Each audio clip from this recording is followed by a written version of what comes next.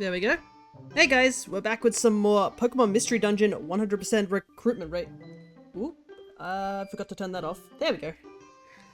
Hello there, Faz. Good to see ya. Just about to start. So, as the title implies, we are going to be going through essentially Silver Trench, which is one of the big dungeons in the games. There's a bunch of them. Some of them reduce your levels, but this is one of the dungeons that doesn't reduce your level, but it is 100 floors, essentially. So we will be tackling this dungeon pretty much all today, because it is a really important one. One, because there's a legendary Pokemon we need at the bottom of it. Two, there are a couple of actual recruits that we need from this dungeon that are not located anywhere else besides this dungeon. And three, this unlocks another dungeon which gets us one extra legendary. But as per usual, we will do our first thing, which is to evolve every single Pokemon that we can evolve at this current time. And I spent quite a bit of time getting some of these to evolve due to the fact that a good handful of these mons were gummy related. And I will admit I did use one of those Wonder Mail generators to generate gummies because it would have taken far too long to do it without gummies. So yeah, let's get evolving and then we will get started. So we should have a decent amount of mons that we can evolve, if the game will let me do that. So I'll try and go through them as quickly as I can, considering I do not know how long Silver Trench is going to take us due to how big of a dungeon it is, and how we don't know how long it's going to take in general. That's probably the biggest concern.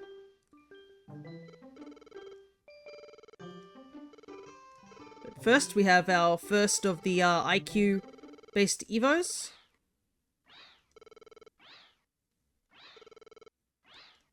Evolve from Golbat to Crobat. Ah, it's so cool. I don't have any of the IQ-based Evos, so that's why being able to see, like, actually have them on screen is such a cool feeling. Because a lot of these are, like, ridiculously hard to get at times. And IQ is really tough. From what I've practiced, it seems like it could take almost, like, more than, like, 30 gummies at a time, if you're not... just to evolve some of these mons, due to how long it just takes. Alrighty, we don't need to evolve Oddish or Poliwhirl, because those are Stone Evos. We need to evolve Slowpoke. So, one Slowpoke we do need to evolve. The other one, we can keep it at the level that we found it, because it needs to be evolved with Link Cable and King's Rock. And those are going to be tough. Those are all going to be essentially Wish Cave related stuff.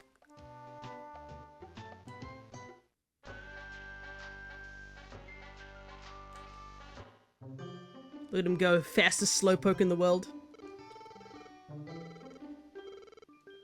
But we have been holding off on Silver Trench for quite a while.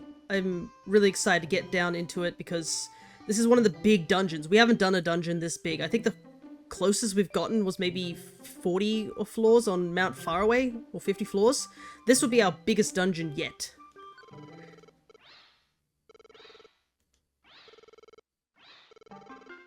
Evolved from Slowpoke to Slowbro. Look at these little arms flailing out as he walks. Some of the animations of this game is so charming. And it's so fun to watch them just speedily go across the screen. Alrighty! Next is Krabby. This is actually one I didn't need to, like, at all train, because apparently it was just ready to go. They're just the right level to evolve at. I'm gonna stop multi-mashing. The only downside is this area is actually really hard to leave.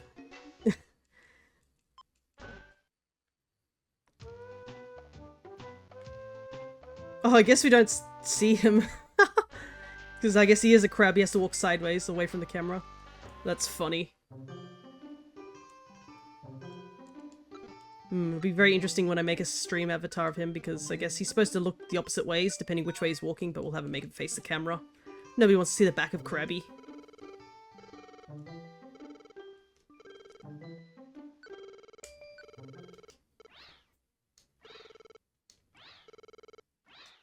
Evolve from Krabby to Kingler. I assume, yep, he does the same thing. Look at him go! He's just a silly little guy, look at him go. So we are getting a lot of the water types out of the way, because we managed to snag a lot of them during our 1 hour run that we did, I think, before the Animal Crossing stream. Coughing. This is one of the ones we got last stream. This area is really annoying of a friend area.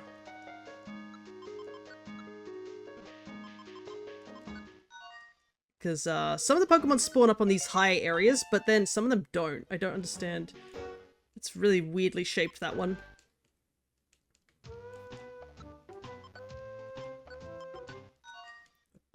Will I do this under 30 minutes this time around? We'll see. I get to evolve Rhyhorn, I believe, which is one I've been holding off on for quite a while due to how long it's been to take to evolve. I think it's like level 42, which was rough. Because Rhyhorn was barely getting any EXP.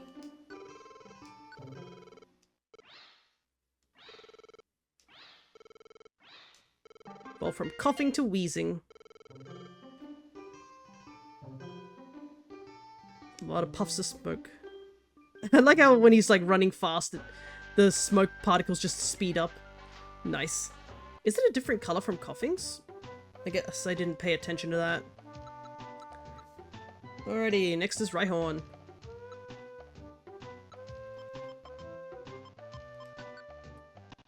I just gotta remember which Rhyhorn it is. It's this one. Yeah, level 43. It took forever. I think this particular friend area is full. Oh no, we still have one more to go in this area. It's probably Kangaskhan, actually, now I think about it. I haven't seen Kangaskhan at all. I think it's probably in Western Cave. There's quite a few Pokemon we can actually snag from Western Cave. It is a big dungeon, though. It's one of the 100 floor dungeons, much like Buried Relic and stuff. But I think I don't know when I want to do Western Cave. Because there is a lot to get there, but Buried Relic also has a good handful of mons to get from there too.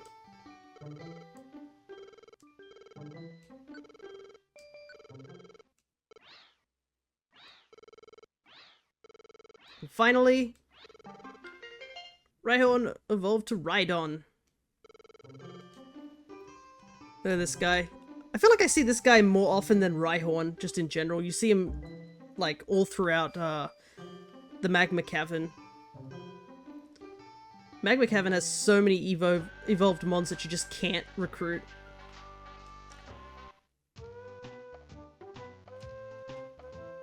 Oh, he's a chunky lad, this one. Already mark these off. It is so nice to see this map that I have for my tracker just slowly fill up blue. It's very satisfying, to say the least. Horsey!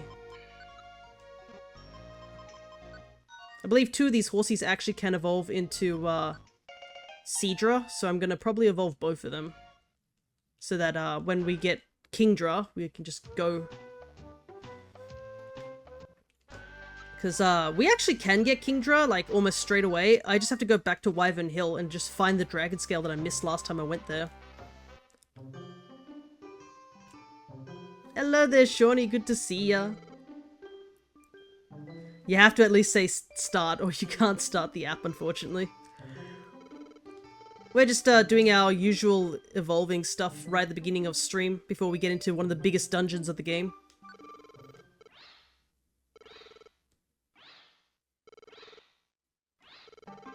We got Horsey to Seadra. That back sprite looks a bit weird. Oh, it's because he's stepping forward, gotcha. Yeah, I did see your post about the,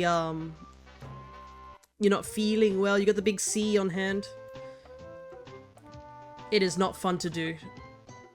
The last time I had it, I actually... Oh goodness, it was quite a while back. I think it was near the beginning of when we were doing our shiny hunting month. I'm nearly 5 years without it. That's pretty impressive, I gotta say. Unfortunately for me, I ended up catching it from my mum, who caught it from probably somebody over at her workplace. And then the second time I caught it from my grandmother, who, I don't know when she caught it. I think, no, she caught it from my cousin, who got it from somewhere. I'll just deny that for now.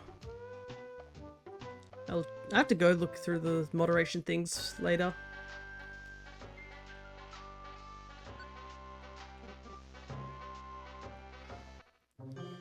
But yeah, still 5 years without getting it. No, it's both words apparently.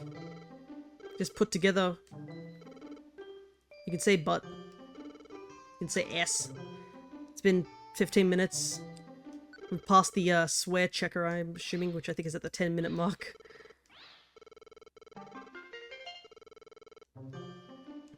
Yeah.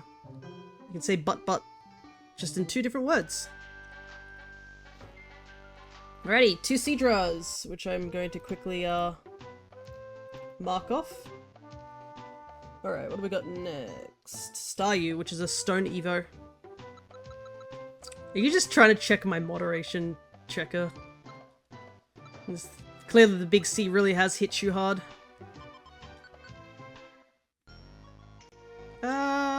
Since this is a stone evo, it doesn't really matter which Staryu we choose. I just will choose this one. I'm alright, but mostly meh, yeah. But the second time I caught it was during, I think I still streamed because I was like, yeah, I'll be fine. And it was a miserable time, I'm not gonna lie. My face was just constantly leaking. I had to wear a mask in front of my own, like microphone just to avoid sneezing all over it. And it would just catch whatever my nose was leaking. But yeah. 2 out of 10, wouldn't recommend doing it. Not a fun experience whatsoever. Alrighty. New Evo. We give over our water stone.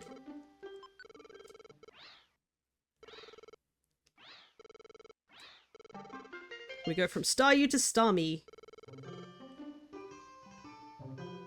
Spin. I have to say, any Pokemon that has a spinning animation is rough to do as a stream avatar. Currently working on some more Pokemon for the stream avatars. I just released a new patch of them, which is a bunch of electric types, essentially. But my goodness, I'm working on Roselia just out of fun. And the spinning animation is rough, like to try and center properly. It took me quite a while. Hello there, 1YY1. Good to see ya. I am doing a, I guess, best way to describe it is a 100% recruitment run. And I'm just currently doing a bunch of Evos that I've been able to grind up and get ready to go.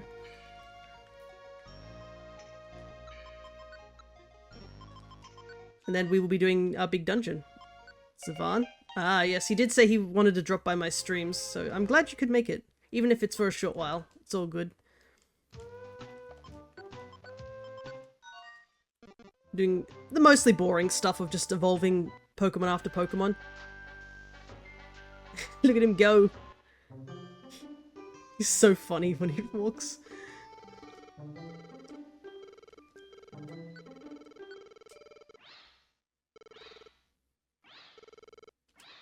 Goes from Kabuto to Kabutops. There we go. Oh wait, does he skate when he runs? Yo, what is that? What a strange walking animation. Look at him go.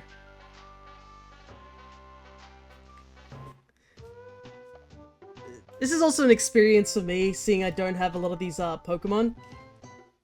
So, being able to see all these idle animations or walking animations is very fun. Alrighty, we're jumping a big giant way over to Johto, and we're gonna do some Johtomons now. I believe there's not too many, it's just that we have a ton of Tyrogue to evolve. And Tyrogue was an interesting one to actually get ready to evolve. So, in order to evolve Tyrogue in these games, it's the same as in the main games, where depending if your attack or defense is higher or lower, that determines what form you get. But you can also eat vitamins in this game, and the vitamins actually give you a guaranteed +3 to each of the, I guess the stat that you choose. So I had to give quite a lot of the defense one, I think iron, just to get it to work, because it seems Tyrogue has a very low defense compared to its attack.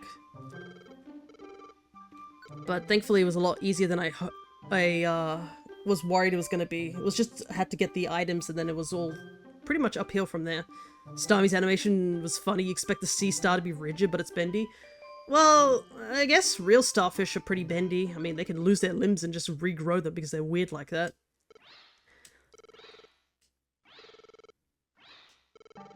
Fall from Pineco to Fortress. This one Evo is the one that messes me up so much. Every time I see this guy, I think, oh yeah, he needs a metal coat. But no, he just evolves. Look at him go! His walking animation is just him spinning, it's so good. Whee!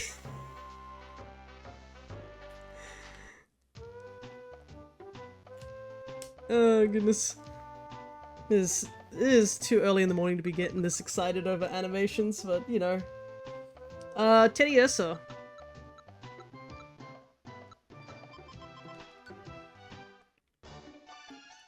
Alrighty. Oh, this place is full. Okay. It is getting exciting seeing all these friend areas like filled with so many Pokemon now.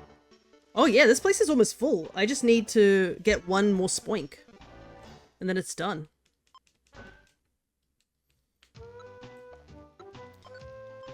For some reason, I just don't have Spoink. I didn't pick it up. Strangely enough, I just didn't pick it up from Solar Cave while we were there.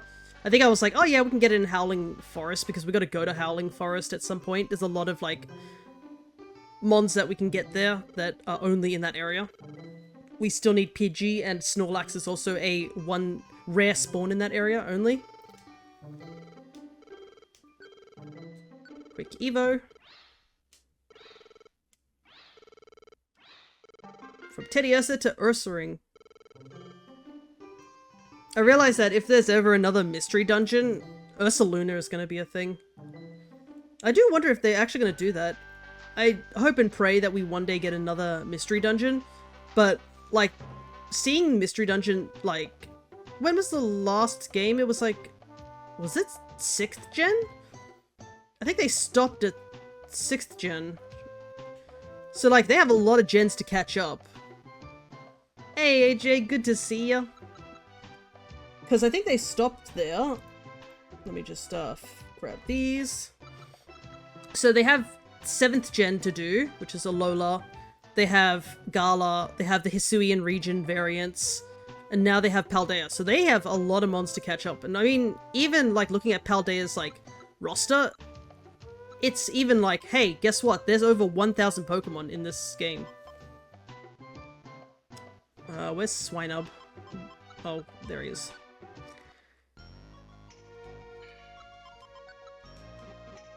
And I don't know how they'll do recruitments in future games if they do have them. But yeah, gonna need to make 2 separate games, a future and past. Isn't that just Explorers?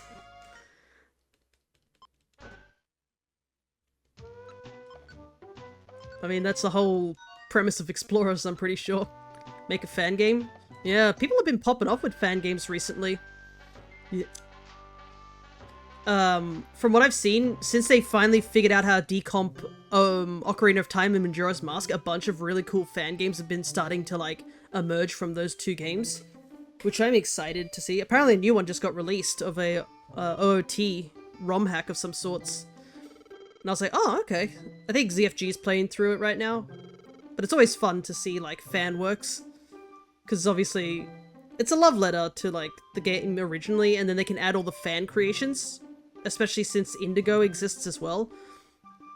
The Indigo ROM hack brought in so much crazy stuff. Like, that guy is working stupidly hard. Apparently he was on a hiatus for a little while, but he's now working on Chapter 3. But, like, he introduced so many new monsters, new enemy types, new items, and I think that really started, like, getting other creators to start working, adding things that normally wouldn't be a thing into their games.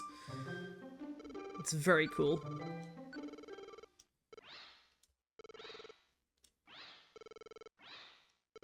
Evolved from swine up to pillow swine. He big. Okay, so this will fill in... This next section for Tyrogue is going to fill in like 3 extra slots. Like, I've been holding off on this one. All these Tyrogues. So if I just grab a random Tyrogue, is it you? Alright. So as you can see here, this Tyrogue has 1 point defense more than his attack. So he has 34 attack and 35 defense. So this guy has higher defense.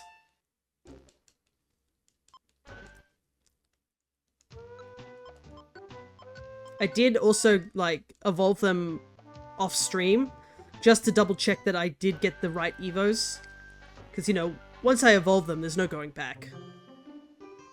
So I had to make sure that I did get the right evolutions, because I need one of each of them.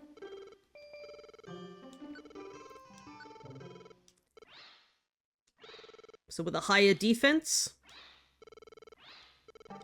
evolves into Hitmonchan.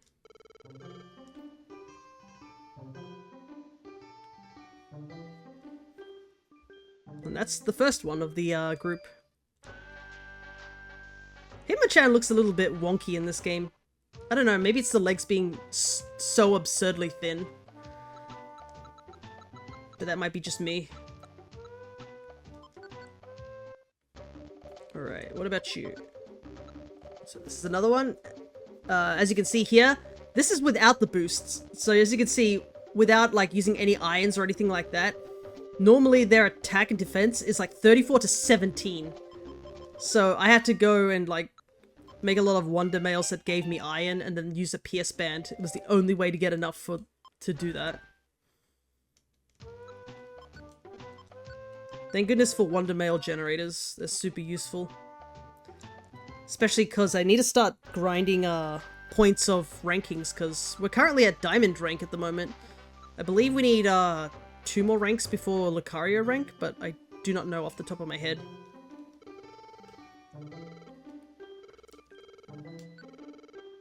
So with a higher attack, so this is what you normally would get if you didn't change any of Tyrogue's stats.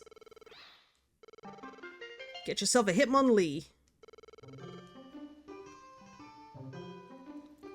Yeah, I don't know, the Hitmon family looks a little wonky in this game. I think Hitmontop's probably the better of the 3, but yeah. Then again, they are very weird Gen 1 looking Pokemons if you think about it. Our big page of all the unknowns we're gonna have. Alrighty.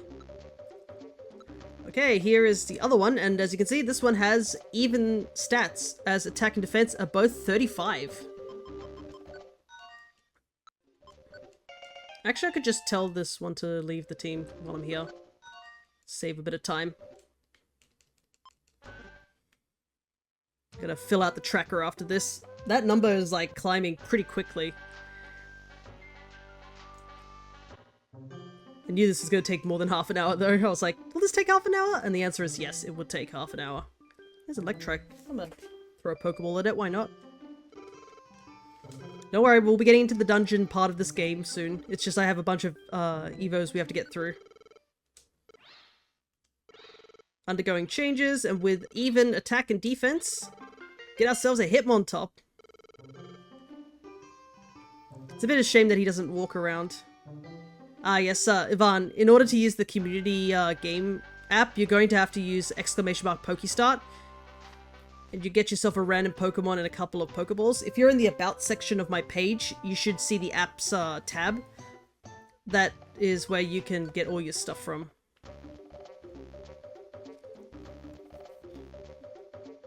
Alrighty, let me just quickly mark this off, because I have all these.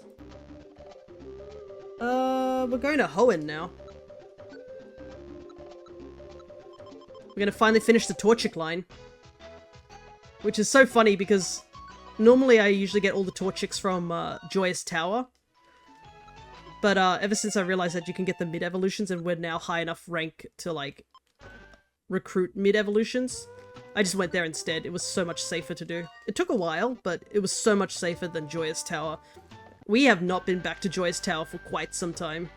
We do have to go back eventually to get some of the really rare catches and stuff like that, but that will be probably a lot later.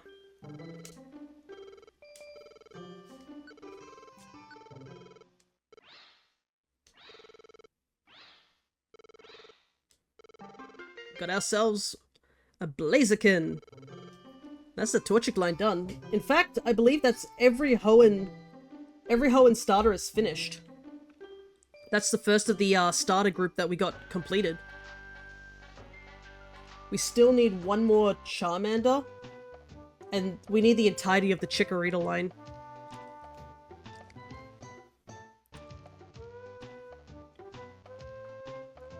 Do a quick hydrate. Everybody should hydrate, especially today for us Aussies. It is crazy hot over here.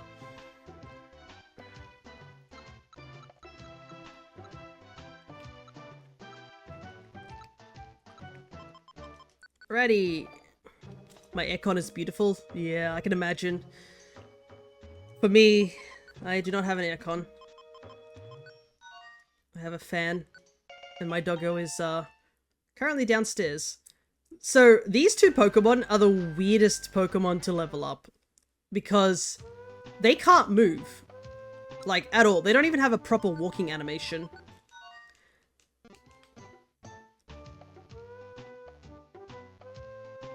It's just their idle animation, like, moving. Like, the game doesn't expect you to be using these, like, for movement. It's the strangest thing. And the thing is that this applies for when they're in your party. Even if you say, let's go together, they can't move. So the only way to move around as them is for them to be the team leader. Thankfully, they evolved pretty early, so you don't really need them for very long. And I just had Lef just do all the taking out of the Team Hydra, and I just stood there in the background. It's so weird. I don't know if Kakuna is the same thing. And I know Metapod isn't, but yeah.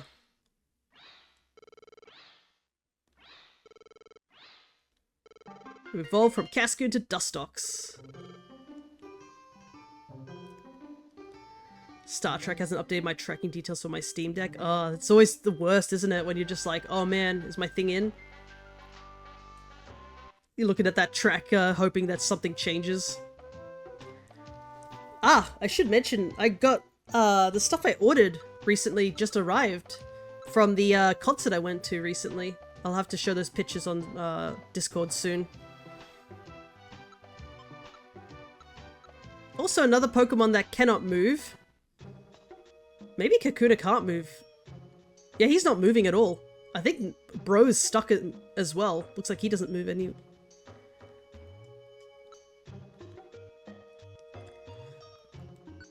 I believe this Silcoon is the one that... Yep. And just like Cascoon, Silcoon does not have any actual animations. Why would he hop? I think the hopping is just his little like idle animation. I don't think he can move. Though, to be honest, we've never run into an actual cat, like a Kakuna, I don't think. Let me see where he can be found, because I have not seen a Kakuna at all. We've only, like, got the Weedles and just evolved them because it was easier. Yeah, he's just in Joyous Tower. Like, you can't find Kakuna anywhere else in the game. The game legitimately expects you to get Weedle and evolve up.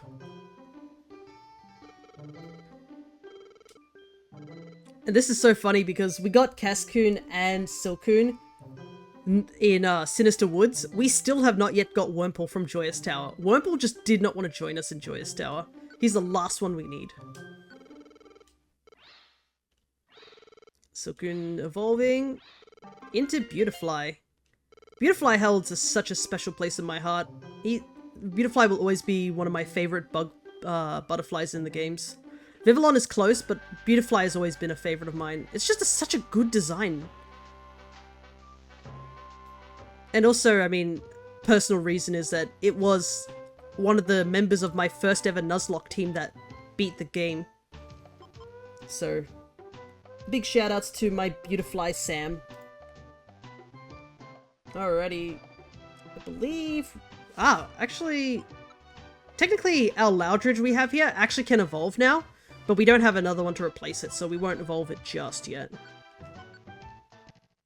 I said, we're coming here.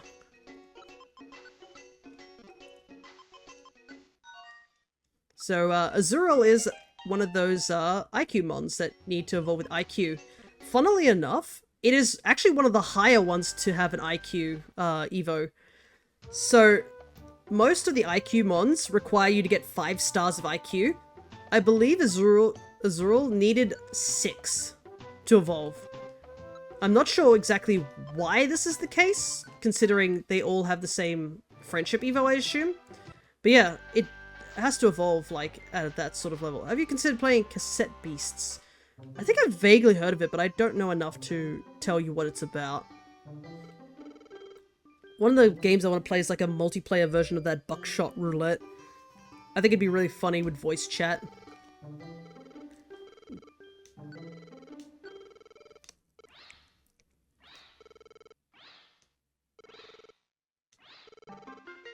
Got ourselves Meryl! Look at that little lad. Meryl is a weird one. Because, you'd think it'd be pretty easy to find, but its only location is literally Wish Cave. And to evolve, like to recruit one, you have to be level 50, so it's just impossible to recruit in Wish Cave. Despite it showing up in, like, the early levels. It's such a weird mon. Alright. Let's go grab the other Azurill. Looking stylish. Yeah. Which Azurill is the one that I want to evolve? It's not you. It's probably this one. I'll probably make this one the Azumarill.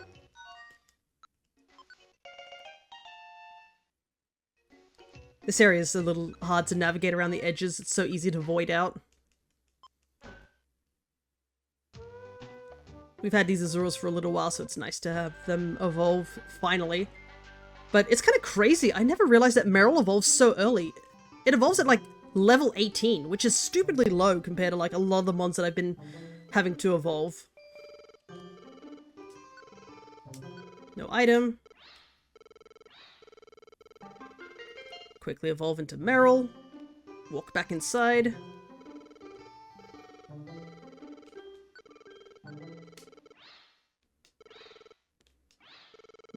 And Meryl evolved into Azumarill. Azumarill looks so scuffed in this game. I don't know why the face on Azumarill doesn't look very cheery. I think it's the lack of a nose, that's probably what it is. But Meryl and Azumarill, the entire line has great shinies. Alrighty. I can quickly mark these off, so it's going to take me a little while because I've got to do some clicking. There's a lot of really big gaps. Anorith! Fossil Pokemon! Another one that takes forever to evolve. I love the friend areas so much. This one's a pretty good one. You can see little sunken treasure chests and their stuff.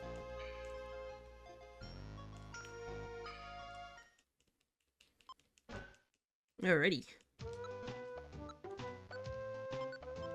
Anorith, the Pokemon that I thought is a water type, but it's not. It always confuses me. Every time I see it, I'm like, yeah, that's a water type. It's not. It's Bug Rock. You'd think it'd be able to walk on water, but it can't.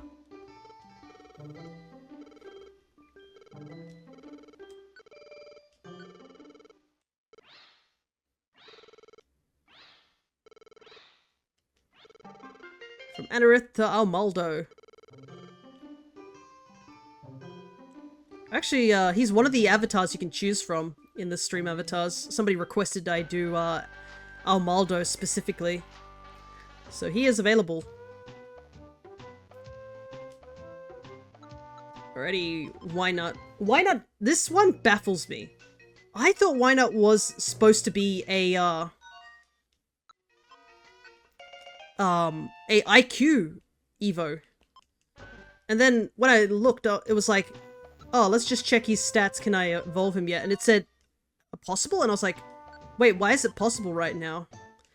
And I double checked in my guide and it's like, no, you evolved at level 15. And I was like, I swore like, Why Not was a friendship evolution, but I guess I was wrong. Another one I thought was a friendship evolution was Feebas. I definitely should have checked that earlier. I wasted a bunch of blue gummies on that one. Feebas needs just needs an item. I don't think you need to like do any IQ skills. It just needs an item, and we can get that item in Western Cave.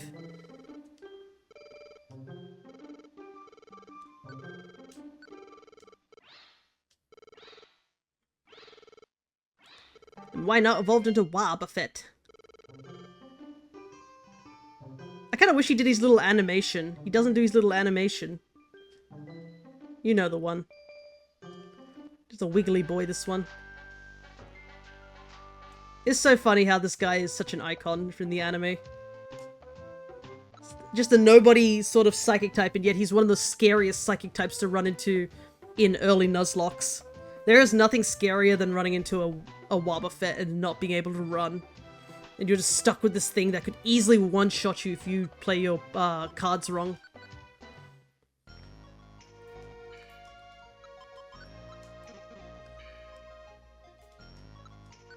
Snowrunt. Here's an interesting thing I learnt about, or was doing with Snowrunt. As I was evolving him, or leveling up, I should say, he was constantly making messages of saying, like, oh, if you stick by me, you'll become richer. And I was like, is that an actual fact for Snowrunt, that it's related to wealth? I wasn't really sure. And when he levels up, he's like, I wonder if I'll make you richer, or I will get richer. And I was like, is that a thing? I just didn't know. I'll have to look more into it, I guess. But he has a good shiny, which is a bit of an unfortunate bit because Glalie shiny and Frostlass's shiny are kind of... they're okay. Not great, but they're okay.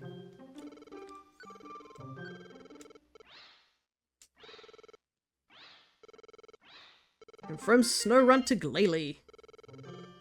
Now one of those shiny Pokemon where it's glistening in the Evo. Let me do a quick clicky click. And I think that's it. That's all we have to evolve for now. But here's the cool thing. Is I get to update this tracker.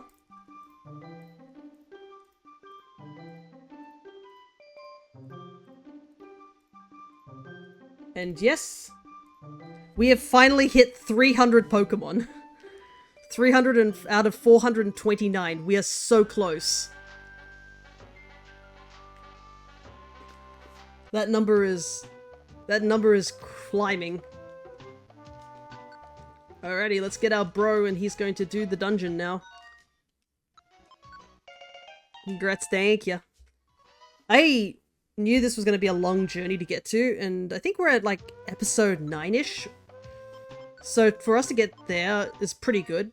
The downside is that we're at the point where a lot of these captures are going to be really hard. Like, we're going to start getting to, like, recruits that are just really tough to get. Alrighty. Got our X-ray specs on. We have our friend Bo on hand. A bunch of items. An escape orb just in case. And dive to get in. Let's go.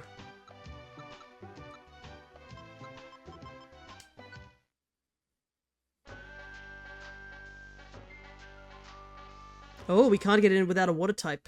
Yikes, that's not good. Oh, actually, there is something I can do. I didn't even know we can't get in without a water type. That might mean we can't recruit Lugia. Oh, that's really bad. I was so excited now that got a bit deflated.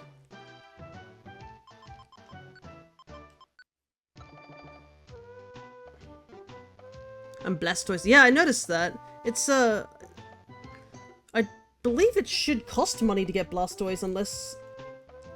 Let me actually double check. I might have gotten the pricings wrong. Because I don't know if you're following yet. So, let me double check everything's correct. Ah, yes, I didn't put prices on them. Let me fix that real quick.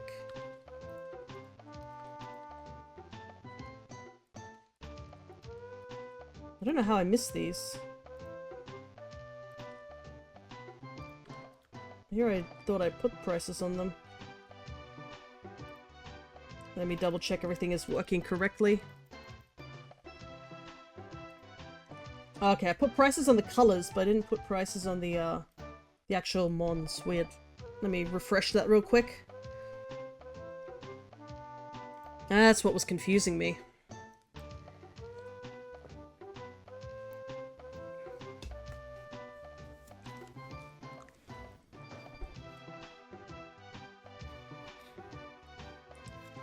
Because it's to encourage. Basically, only the baby Temers should be available to people who haven't followed yet. What to do?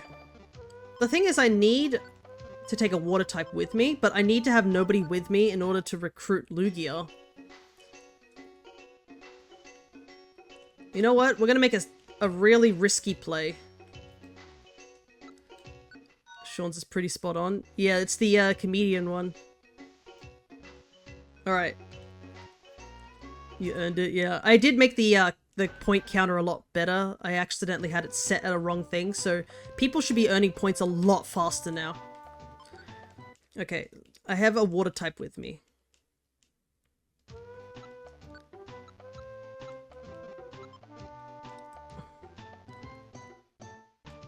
I'm gonna do something stupidly risky. But hopefully it works out. Because we need to have only one Pokemon to recruit. Thank you for the follow. That should net you a good chunk of points and you should be able to get yourself a avatar.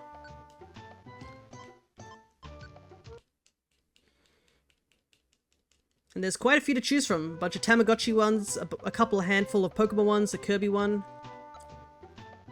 Insufficient points for my fave. Yeah, now the point counts is going to be a lot faster. You should be getting points every minute, which I made a mistake there. So, if you just stick around, it should start going up a lot faster.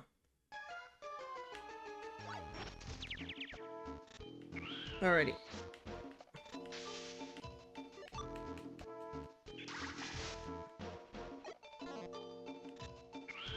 So the plan I have here is that we don't have any revive seeds, so we're gonna hope that Wingull gets KO'd. That's it.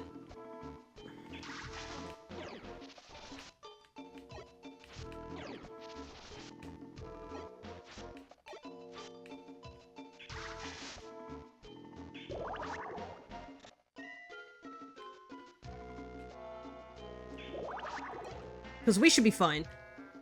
The only thing I would say is very dangerous would be probably when we hit the bottom. We're also gonna not waste too much time on grabbing items. If the items are in the room, we'll grab them, sort of thing. There are 100 floors in this dungeon, so we kind of have to, like, conserve as much of our energy as we can. And there isn't really anything for us to, I guess, get in this dungeon. There's no... Actually, did I just pick up a stamina band? Isn't that good for, yeah.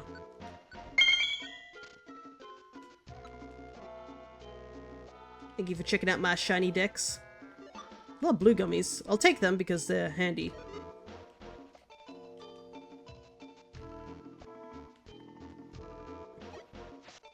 Surprised to find grimy food here too. Might as well eat that. But yeah, these first few floors should be okay. But there isn't anything for us to recruit in these earlier floors, and we kind of don't want to recruit anything right now because of Lugia's size. That's kind of why we let that Wingull get KO'd.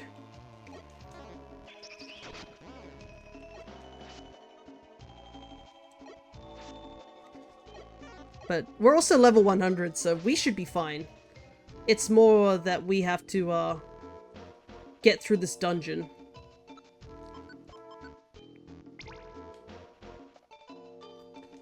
And I will try and eat any gummies that I do find, because Lef is very close to maxed IQ. And if we can get maxed IQ, it'll help us get one of the... I guess... one of the items that we can get in Buried Relic. Which is behind a wall, and the only way to get it is that you need to use either Rock Smash or have a way to walk through walls. And I don't think we have... we have ghost types, but we don't have any ghost types that are really strong. Holy heck, this place is full of blue gummies. If I had more room, I would probably save some more. Oh, that was quick.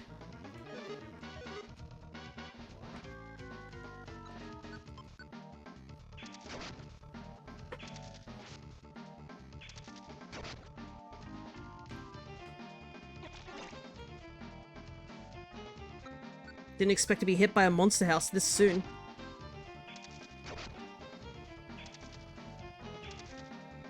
Of course, get 5 when there's only 2 targets there.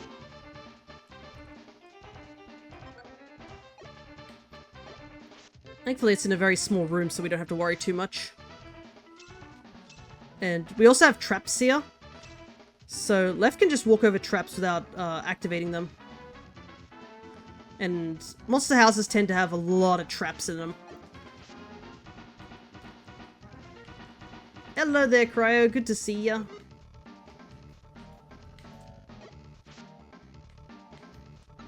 We're just doing the biggest, one of the biggest dungeons we've done, which is Silver Trench. We need to get down to 99 floors, so you've just caught us at the beginning.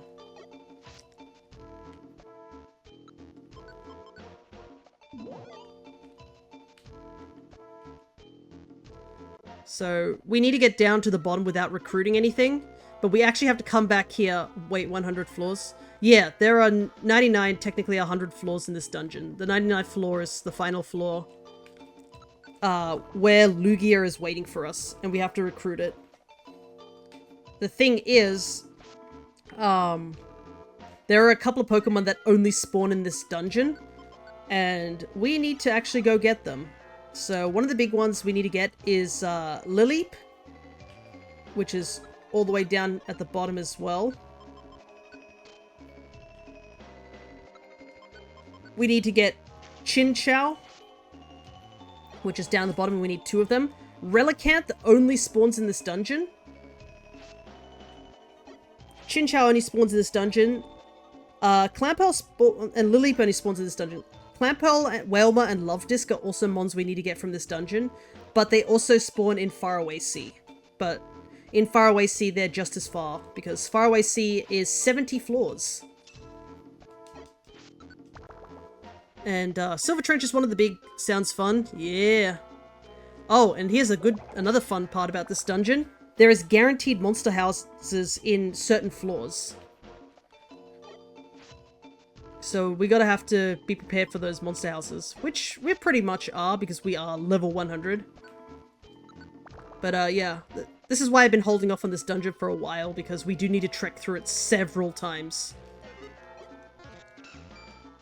Did they lay eggs in this? No, that is in the Explorers games. In the Explorers games, some of the missions actually had, whoa, 2 traps in a row, had rewards where they gave you eggs as a reward, and you would check in with a Chansey who would take care of them.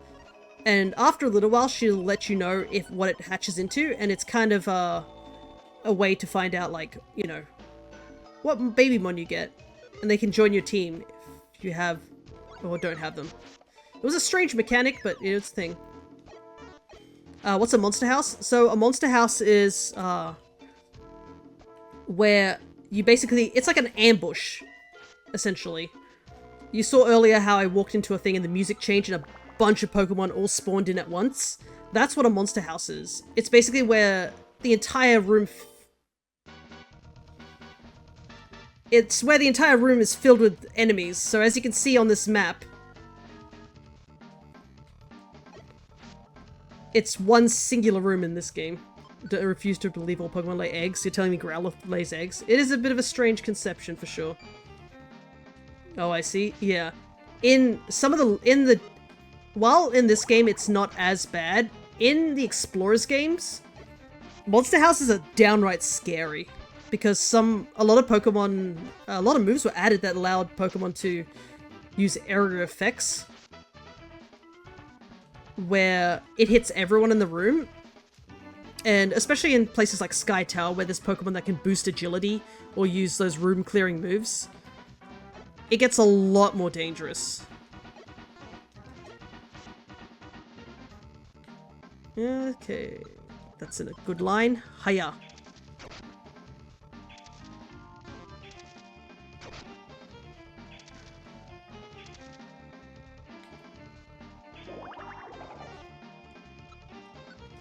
Bullet Seed's so useful for these inner line.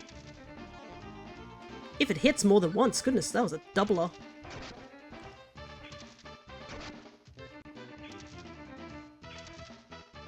Okay, it's too far away, that other Pokemon. Doesn't matter, he's sleeping. Spheal, I want you to join my team, but I can't right now. But yeah, it is a bit weird that some mammal-looking Pokemon do get eggs, but I think it's just they wanted to keep things simple. Alrighty. Nice on the catch of the star. Get yourself some extra points.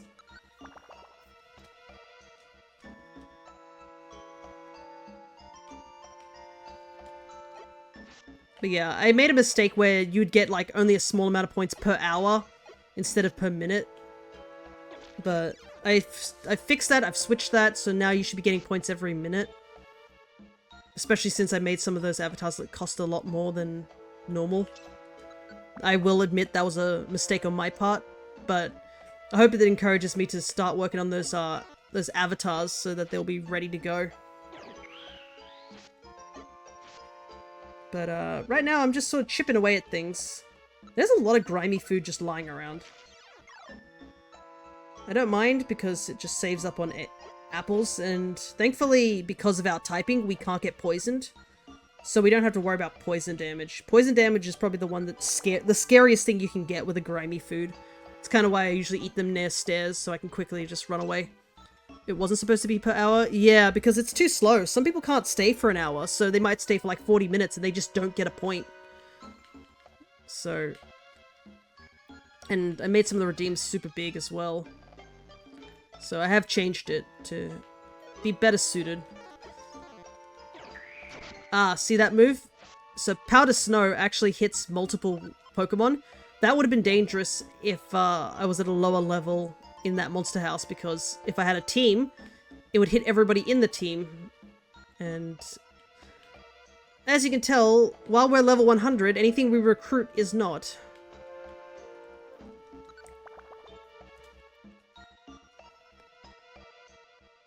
Alrighty.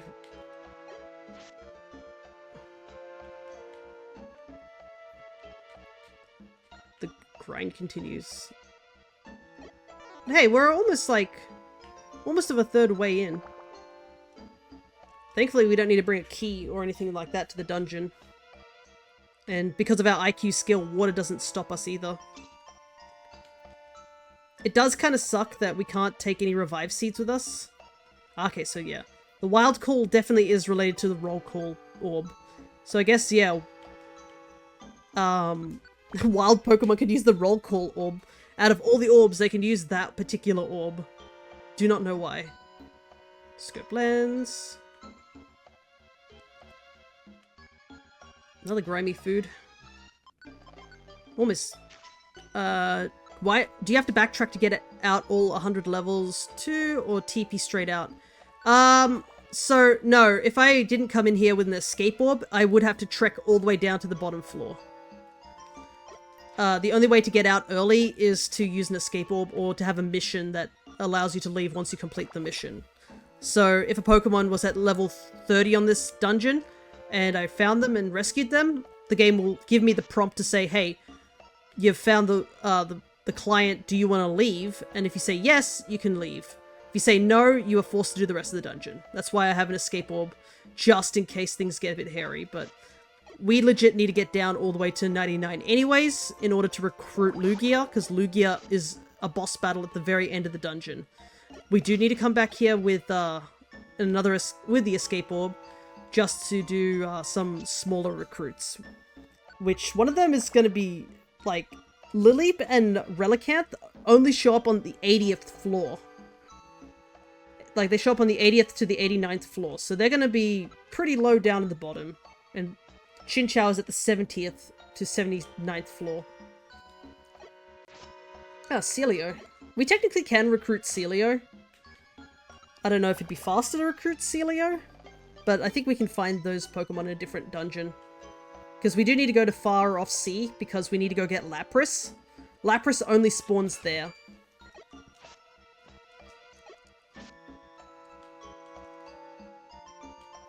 Another blue gummy. Why not? I'll try and save as many blue gummies as I can, though. Give him back. Might give him to Crescent next time she plays Mystery Dungeon, or if anyone wants them, because I don't need them. I thought I needed them, but I don't. Feebas does not evolve via IQ. A lot of these floors have actually been quite short, which is pretty good. We're like actually powering through this pretty well.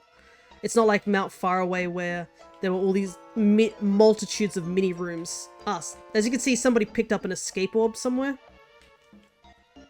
Oh my goodness, there's so many items! I do want to actually take the escape orb because we can use it in other dungeons. Because we're going to need to escape from a lot of dungeons later out. Like Western Cave and Buried Relic. So if I can find escape orbs, I will take them.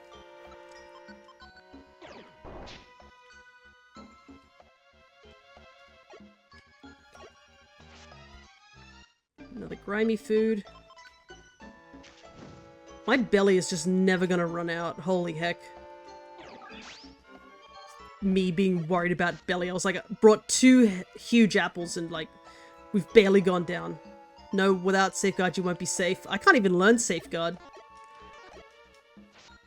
It's just a TM. To me, it's just money.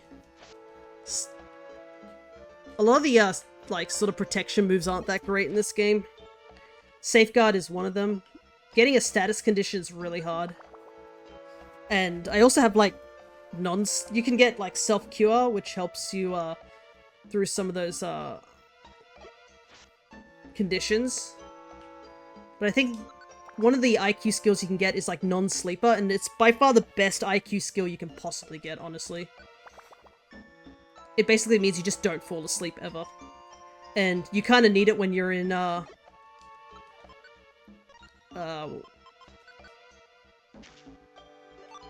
when you're doing the Team Hydro grind, because every Pokemon in the Team Hydro is Poliwags, and the Poliwags basically just constantly use Hypnosis. It's so aggravating.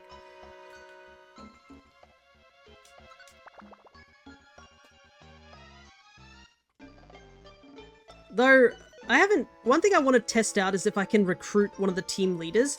The game says that you can recruit somebody as from the teams.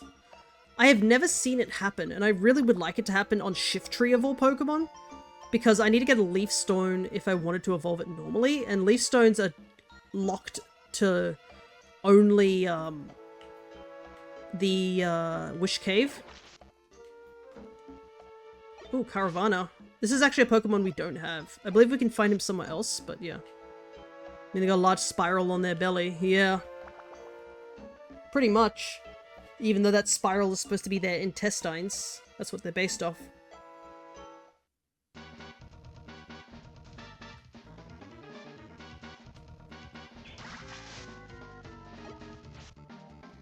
Another monster house. Thank God for sleep powder. Sleep powder is so busted in this game. I'm sorry, what? You didn't know that that's what they're based off? Yeah, Poliwag and its line with the curl around on their stomach, it's actually based off a particular tadpole that exists where they're see-through. So you can actually see their intestines and their swirl. Look it up.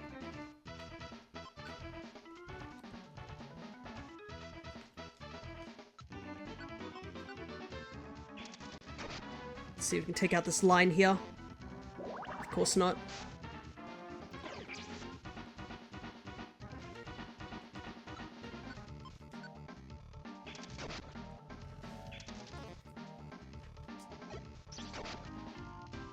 That's great. Yeah, sometimes you find some really strange things that Pokemon uses as like inspiration for their mons.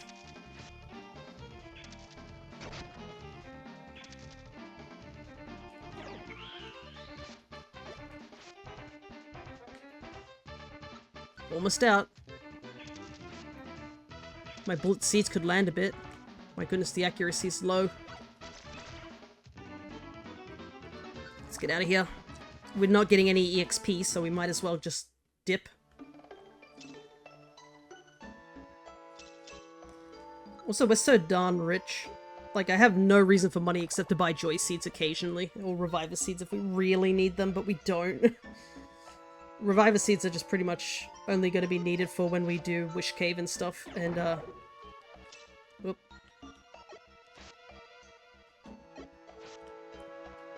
Ah, it's so annoying to see these Pokemon be like, I would like to join your team, and I'm like, I legit can't take you with me right now, dude.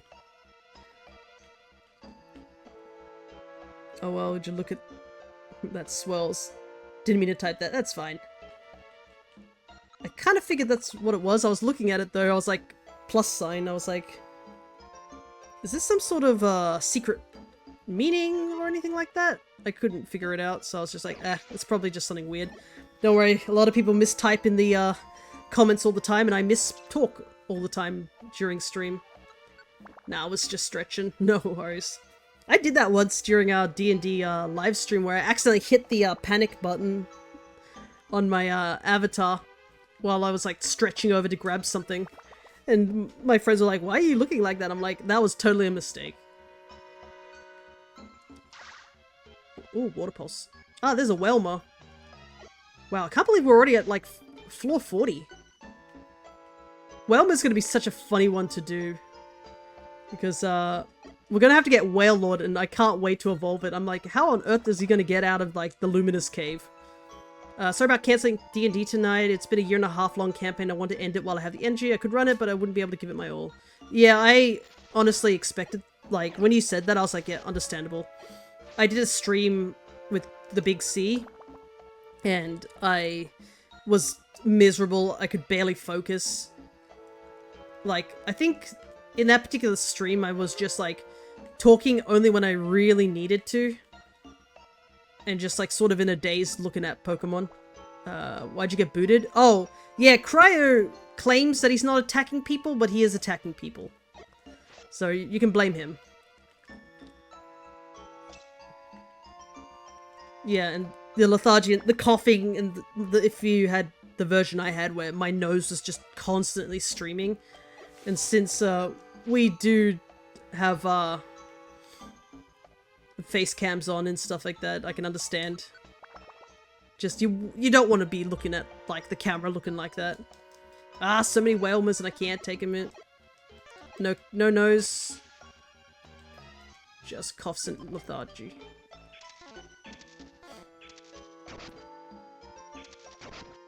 There we go. Goodness. Oops. Went the completely wrong way there. Yeah, especially since it's a big thing, right?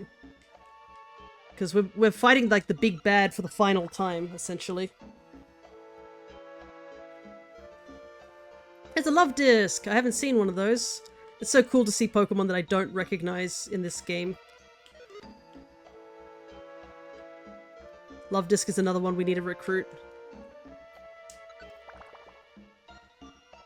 And I don't know what, like, all the plans are gonna happen.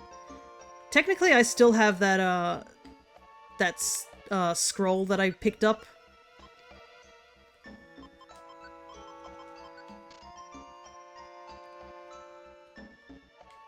You're the brain. Yeah, and plus, you have to be focused because you are technically playing as one enemy. Oh god.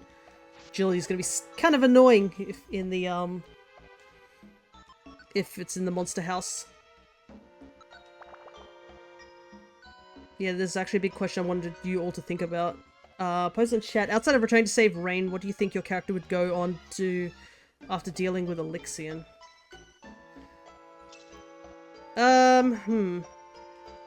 I would use that modify memory, or spell, I think.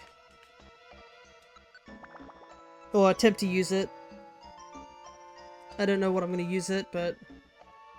I picked it up, might as well use it for something, right? Keep it to yourself, don't censor it? Yeah. I have to actually think about it, really. Like, what would I do? Because I feel like a good chunk of, like, what... You know... What we do after the battle also is determined by what our outcome is. Because I think you mentioned that the boss battle can end in multiple ways. And... Oh, that's annoying. No! I can't move! No, my attack! It's getting wiped, holy heck.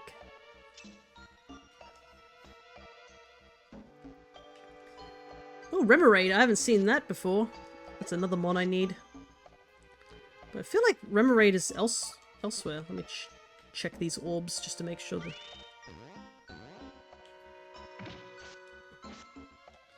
Can you control the avatars on the screen?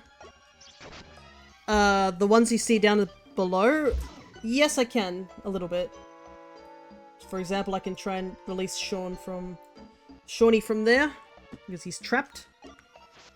But, you guys can technically control it, I believe, using stream avatars. It's like exclamation mark, you just jump, fling, attack, and then your target. You can duel people for points if you want to. Another escape orb. Do I have room for another escape orb, though? Yeah, I'll eat the blue gummy. Escape orbs are super important to me. Especially if we're going to use them for a lot of recruiting. You can use the bombs, stuff like that. Spread the chaos in this area. But yeah, the duel one actually has a functionality. I think it's like you duel, you write exclamation mark duel, then target you want to duel, and then the point amount. Oh, a gimme ghoul. I don't think I've seen that one here before. I'm gonna try and catch it. Oh, thank God I'm somewhat close to the stairs. Oh, Dratini. Neat. I think I can escape this without doing too much fighting.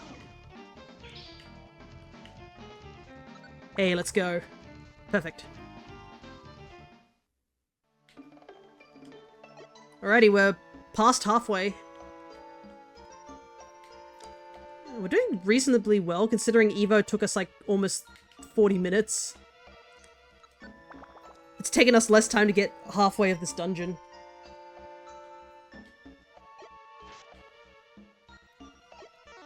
Well, then again, I guess us being level 100 really helps with that. Seeing that we grinded a lot due to trying to evolve some Pokemon. Plus, Lef is just super powerful at this point. Having the ability to use... Oh.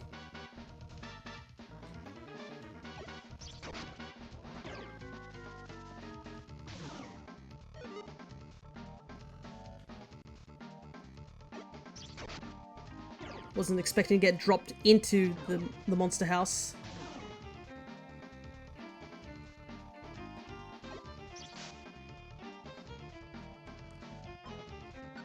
Don't need Dratini, I have that entire line.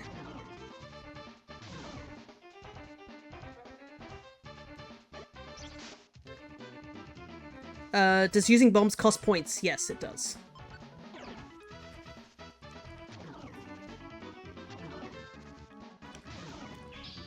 I had to actually put on a point count because some folk were spamming it too much, so I had to put a point count on it so that I wasn't getting overwhelmed by bombs constantly. People ruin fun, yeah. Unfortunately, I can't do that with attacks. Attacking is just a thing, so I just put a cooldown on it so you can't do it as frequently. Oh my god, that scared me. Oh! I saw sheer cold and I freaked out. I was like, oh my god, that could have easily ended the run straight away. Because we don't have any reviver seeds if that had hit us.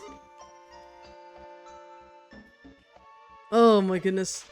We walked up to the stairs and there was a Dugong there and I was like, yeah, we'll just walk up to the stairs, we'll be fine. And then Dugong fired off a sheer cold. Sheer cold is a 100%, well, it's not 100%, it's a one-hit KO. It has a low accuracy, but it will one-shot me no matter what level you are. I think if you're higher level than your target, it has a higher accuracy. So thankfully, because we're so high leveled, it had a less chance of hitting us. But yeah, if it did hit, then we would have been in some serious trouble. Because we don't have any revive seeds on hand. We specifically didn't take any with us to ditch the Wingull.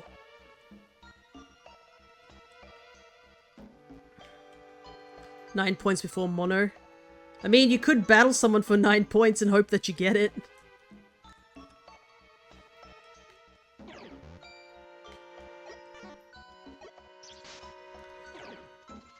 Octillery is an interesting mon. Apparently it's one you can technically recruit if you're level 90 with a friend bow. But I could also lose it, true. How do you check points? Use exclamation mark points. And it should tell you what your point count is. Also, if you want to just do it really quickly, if you look at your stream avatar tab in the about section, you can actually see your points because it uses the same point count. Hey, look what it is! It's Clampearl. I do need this Pokemon, but we can't take it with us. I actually can evolve all forms of Clampearl straight away, too. But yeah, knowing that we have to, like, have a water-type Pokemon with us in order to get into this dungeon does suck a little, so we'll only get what we really need in this dungeon. And then get everything else in the far off sea.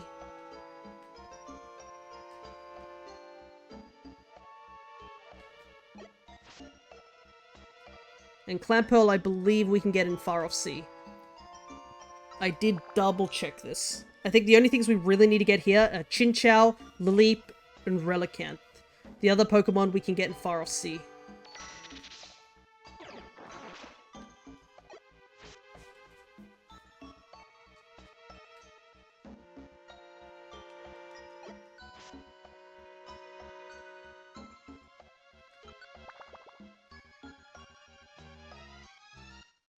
Alright, we're about to hit the funny number.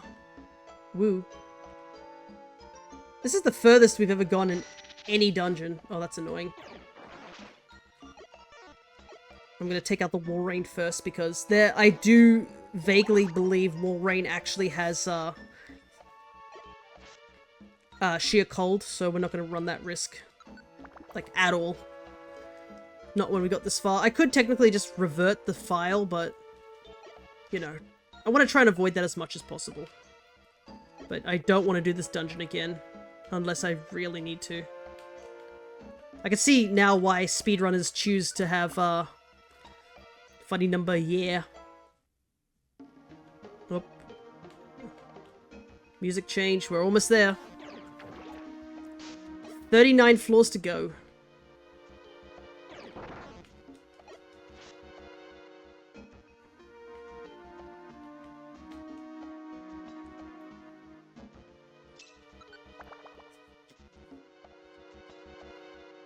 But I can see... Oh, there it is. The Chinchou that we need. We can't even take it. I'm so sorry.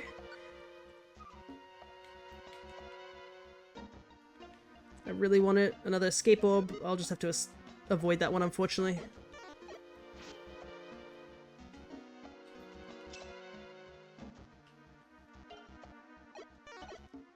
I have a good chunk of escape orbs on hand, and I want to keep some of those blue gummies.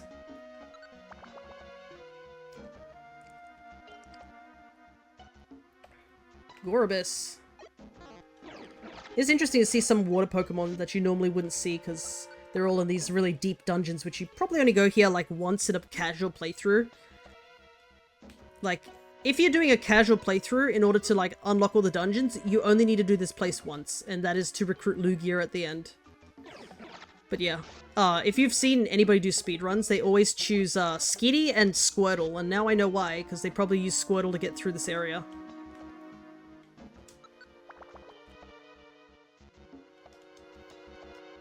Because of the whole, you have to be a water type. And also another reason is that Squirtle can actually learn Dive, so it helps just teaching Dive straight onto the Squirtle, so you don't have to take it with you. Because you do need to have the ability to dive in order to get down here. Just money. Oh, we're actually getting hungry for once. I guess all the grimy food ran out. I guess that means we can pick up this escape orb that we walked over. Nice. Ow! Ow! Gee whiz, that lasted a long, long time considering that the Clamper was dead.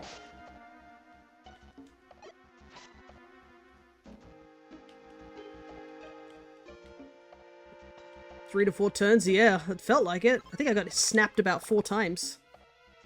Even though Clamper was already taken out. I don't know what I was getting clamped by, but... Alrighty, where are my competitors? Oh no, I'm some distance away from the stairs.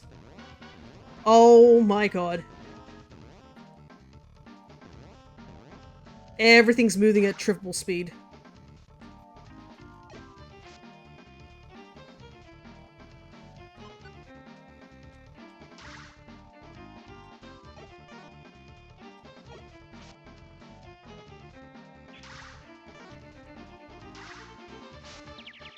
Uh-oh.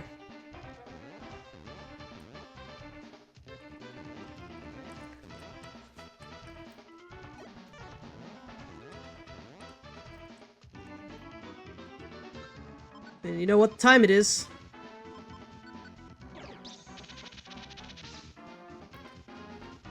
This is why I brought this specifically for a situation like this. GTFO! Oh my god, so many Kingdras. Holy heck. Holy heck. All those Pokemon had agility. Whew, okay. And that's why we brought the we brought the Petrify Orb. It's for if the situation got really tough. I think I could have dealt with it if I hadn't gotten confused.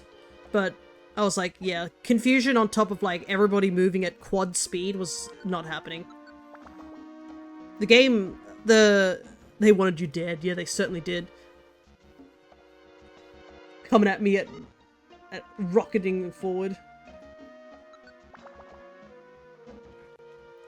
The guidebook that was available way back in the day actually tells you that there are 3 guaranteed monster houses, no, 4. 15th, 35th, 55th, and the 75th floor all have monster houses. And they suggest bringing Petrify Orb, so I was like, yeah, I'll bring one just in case. And the answer was yes, we did need that right at the end. The wrong neighborhood, yeah, pretty much. Oh, it's a Relicanth! I've never seen him in this game. That's so cool. Unfortunately, we can't take him with us this time around. I bet you he's a rare spawn too. Yeah, we're almost there. We only have to use one huge apple. The stamina band. Oh, Lilleep! Oh my god, all these Pokemon that I really want to recruit, but I can't.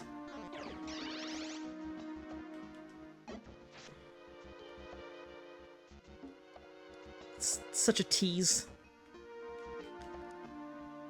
I bet you when I come back here, it's going to be so hard to find them.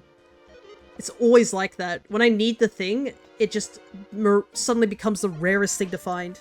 Couldn't find Abra at all into Solar Cave. When I finally got the Abra from, like, Buried Relic, and the 2 Kadabras from Solar Cave, suddenly, Abras everywhere.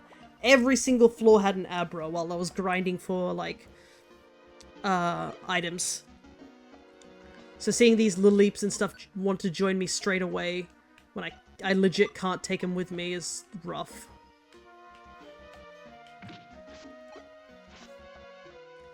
Gotta get the first one. Yeah, we gotta get Lugia first, because Lugia is a size 5. Or size 4.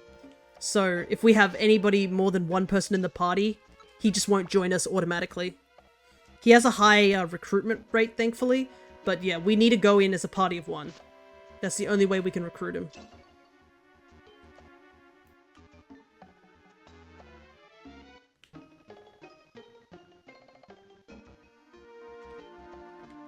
Like real life. Yeah, it'd really be like that. But I play Monster Hunter, I'm aware of this mechanic of RNG. If you want an item, the game suddenly runs dry. Once you've got that item, they give it to you hand over fist. I've seen it so many times when me and Dad are playing Monster Hunter. I'll be needing like 1 plate or something like that, or like 1, what's the word? Mantle?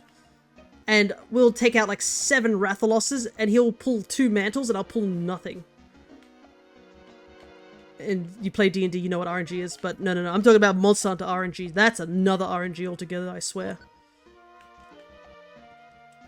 And yeah, I guess D&D when I'm having really bad luck, because it's my luck is very, fickle in those games. It's either really, really good or really, really bad. Like, I have stupidly good stats, like buffs. What you talking about? I've seen you spend 4 hours rolling under 10. Yeah, that's the extreme bad luck. The extreme good luck is when I'm doing Pokemon shiny hunting, where I'll have a day where I just find everything, and then one day we just found absolutely nothing. You were so defeated that night? Yeah. I was. It's a good... And I can't remember... It probably was... I don't know if it was after that particular shiny hunting situation. I think it was before it. But one of our shiny hunting streams we did, we found nothing. Like, absolutely nothing. The only thing we found was 2 Combies. And I was just like, oh my god. That was a rough stream. I think that was the worst we'd ever done, like, in our shiny hunting.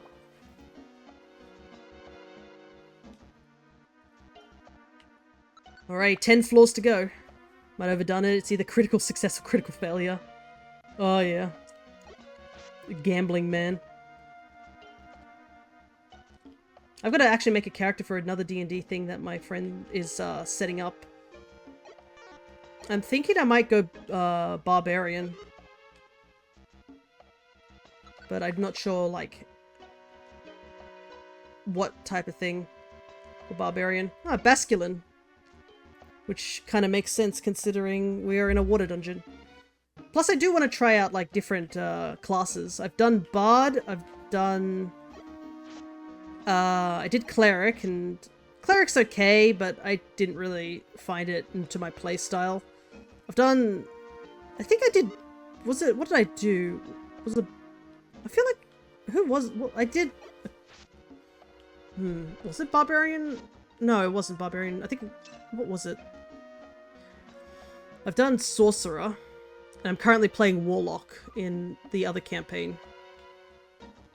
So, I thought, yeah, Barbarian suits the character, because we're actually playing as our avatars for this campaign. Oh, a lantern. Never seen that before. Guess we are right at the bottom of the ocean. Can't get any lower than this.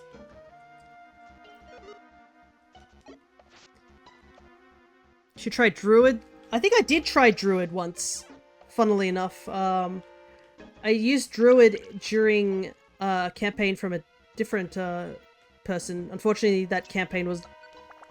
The 2 of the players couldn't play or something like that, and it just fell apart very quickly. And funnily enough, I guess for those who have watched the Alchemist's streams and stuff like that about that D&D campaign and seen my character in that campaign, that particular character, I think, was used as a sort of blueprint from a different character that I had, which was the Druid character I had in that other campaign. Can't hit anything, I'm confused. Thankfully we have, Oh!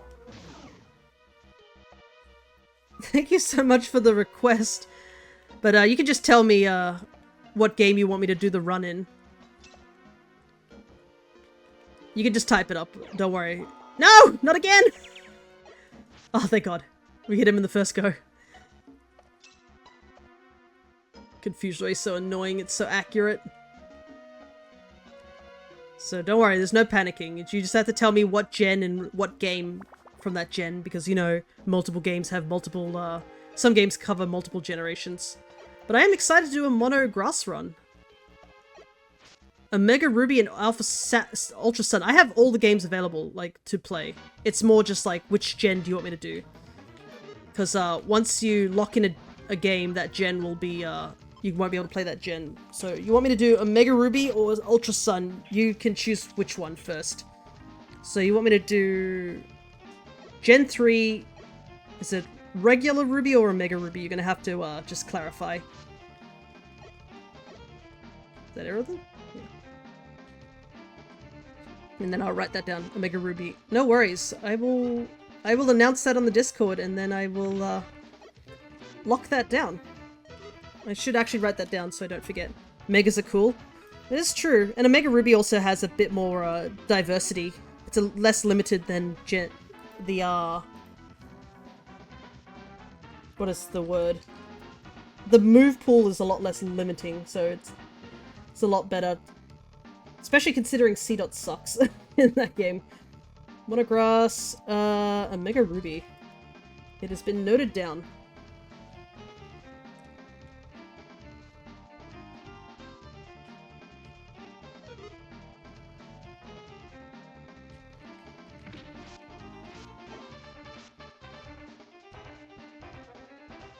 What's up, Cryer? Oh, we're getting hungry again already? I thought I was wearing the stamina thing.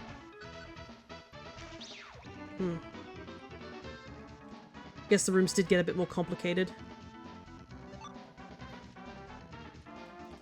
We're almost there, though. It took 300, not 500? Huh. I can double check. Maybe I've made it 300? I might have made it 300. Let me double check. Yeah, it's 300. Is it say something different on the thing? Yeah, okay. I might have mixed it up with the other command. That might be it. Well, I can fix that now. We'll just let you have the freebie as the first one, because no one else has asked for it. Let me double check the other one is correct now that we're here. This is also... I think I lowered it by looks of it. I think because nobody else was asking for it, but now that I've fixed the point system, I can revert them back. Let me double check things. Get to listen to the Monster House theme a little bit. Alright. There we go. 200 close to the Joja. Oh god. Yeah, the Joja run still's there. But, the Mono Grass run will probably start next year. We might make it as one of the first games we'll be playing for Pokemon. I am excited though. I do adore Gen 3. As a Gen 3er myself. And I haven't done a Mono Grass run. I did a Mono Grass run a long time back when I first started streaming in Brilliant Diamond Shining Pearl. And I was like, that was interesting. But I think it was also challenging due to the fact that there is not many Pokemon that you can actually pick up as a grass type in that game. I feel like this game is a little bit more freeing with grass types, but I might have to double check. I think a lot of the grass types are a little later on. Oh my god, not again! We are running into so many monster houses. We're so close! These last few, It has the grass-only fossil? Yes, it does. It does have Laleep. Which, Laleep is actually, I do prefer Laleep out of, Anorith and Laleep. I like the little guy. I used him in one of my Nuzlockes in, Alpha Sapphire. But yeah, we get to use Trico. C-Dot or Lotad. I think we get access to Lotad if we do Omega Ruby. I'll have to double check which one we get access to. But yeah, I do know Crescent is working on a Is It run where they're doing a water and fire only run in Alpha Sapphire. So yeah, I just take the third element. With our powers combined, we'll get through those games. It does suck I don't get to take the Latios on my team. I love Latios so much. It's my favorite legendary. But I guess he's there in spirit to help us fly later on. And I guess we do need to get Ludicolo. I think you can? I don't know, I felt like it was an Alpha Sapphire one, but I hope we can get it. We're almost there. Once we get to floor 98, I'm gonna quickly switch items. Okay, good. Nobody's on the stairs. Get in the stairs! You'll see them with Steven. Alright. Friend bow on. Alright, here we go.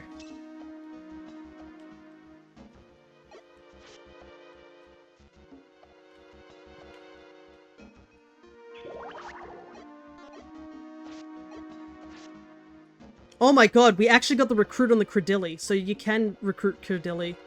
Because he's actually part of Team Constrictor. So technically I could recruit Credilli. Oh my goodness, unfortunately we can't though, I'm gonna get Lugia! Oh, all these cool recruits and I can't take them with me. This is so annoying.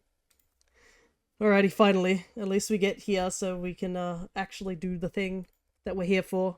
We did it! We made it to the bottom. Why? Why have you come here? This is the Silver Trench. This is my territory. My name is Lugia. I am the guardian of the seas. To protect this sea, I have settled here. If you dare to challenge me, so be it. I will rise to your challenge. Cast aside all thoughts. Unleash every bit of your power. Loads bullet seeds, with your life at stake. Bring it on. Oh, we get the actual, fancy music. Oh.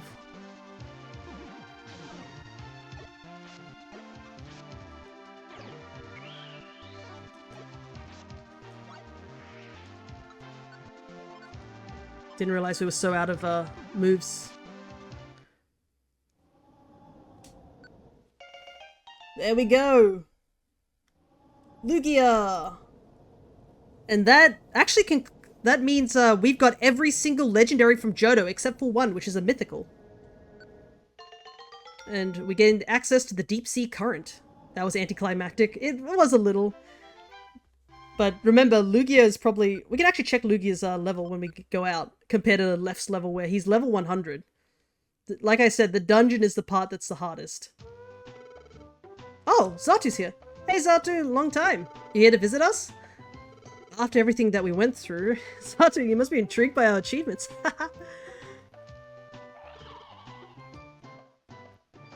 Wrong. Shopping in Pokemon Square is what I came to do. I come here only because it is on the way. This is not very important.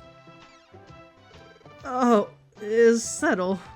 I totally didn't, you know, fight Lugia. Hey Zatu! Oh hey, there you are. Didn't know you would be here. You had me looking, Zatu. What is it? Well, to the northeast of Mount Thunder. There's a gigantic cave. There wasn't anything like that there before, hey? So I figured Zatu would know something. Oh, there's a duel that I just noticed down below. I shall call it the Meteor Cave. Meteor Cave? Zatu, don't you think that's kind of, a bit on the nose? Anyways. Yeah, Tropius. Yeah, and it's even got the shiny variant too, if you would like that. Congratulations on the win, Cryo. It was when Rayquaza destroyed the falling star. Its pieces broken, they scattered across the skies. One tumbled to earth, it fell into a mountain and made the cabin you speak of. Blastoise? Did you explore inside the Meteor Cave? Yeah, just a little. But the place was crawling with these weird things. It freaked me out, I couldn't stay there long. Surprise, surprise, Blastoise kind of cowardly. What's that? Hey, you left! If you were to see that dungeon, you'd be intimidated too. I've never seen anything like it before. There were downright bizarre things in there that I'm not sure were even Pokemon. Zato, do you have any idea what is in that place? I draw a blank. I do not know. However, that cavern, the collision that caused it has to be enormous. If there were things that survived the crash, perhaps of this world they may not be. You mean they came from that falling star? Perhaps that is so. Fia, want to go investigate? The Meteor Cave. Hell yeah, we want to go investigate the Meteor Cave. So this is a smaller dungeon compared to the dungeon that we just went through. So we will get Fia to explore this one for now. So I need to take off the bow. Because we're going to go back to Silver Trench anyway, so we might as well, like... Oh my goodness. Keep the stamina band, because that actually helped us quite a bit in Silver Trench. Take... I need to grab some more. Grab 2 huge apples.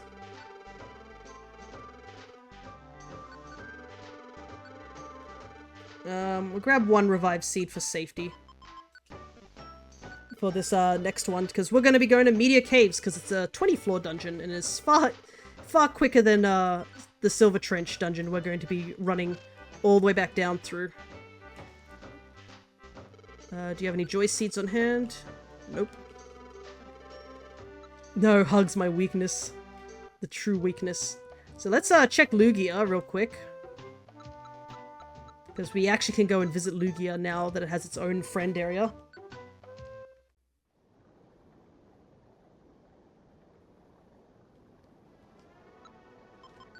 Legend says that this deep, dark place where a current flows is home to the Guardian of the Sea. Yeah, Lugia is only level 30. Obviously, stats are a lot more boosted when we do fight him, but yeah. Comparing to level 100, yeah, he is significantly weaker compared to Lef.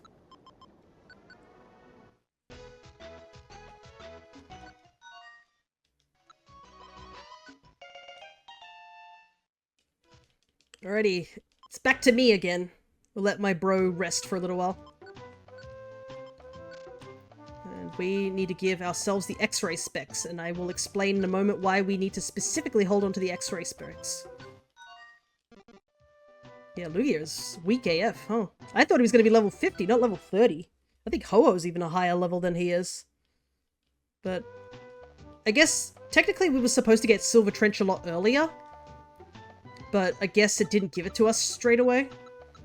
Because we hadn't done a couple of other dungeons. What level are you? Yeah, Ho-Oh's level 50. Lugia's only level 30. Yeah, 70 I would have thought, but... Alright. Let us check out Meteor Cave.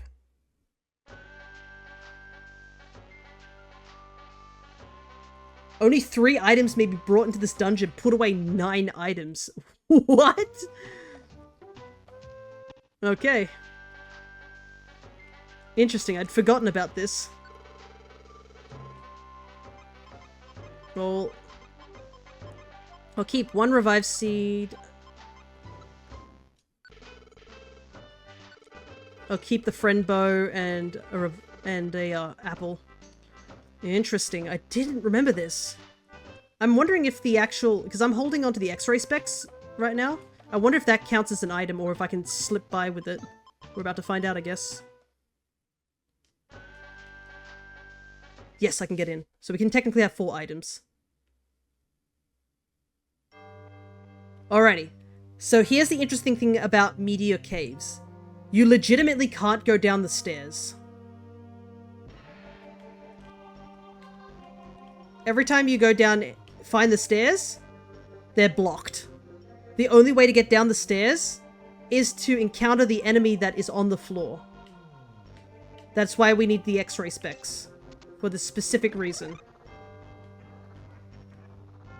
Oh, God. Is he gonna just outrun us? Yeah, he is. Turn around, don't run away. You're wasting time.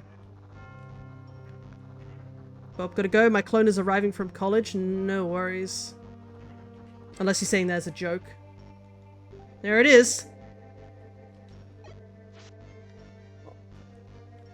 The Oxus was a mirage. A set of stairs appeared. So yeah, this dungeon is 20 floors, but you have to fight a mirage on every floor. And I guess at this point you can guess what the enemy of this dungeon is.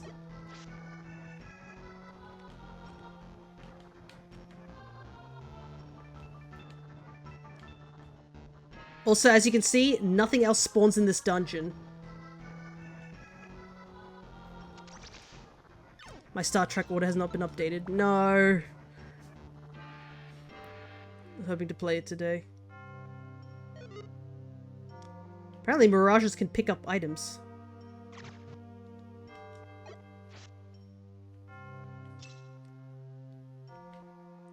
It's always... Aussie posts always never fulfilling. But yeah, there doesn't seem to be any items in this dungeon. It's just money. So... it's a bit dangerous. You gotta make sure that you don't starve to death while you're in here.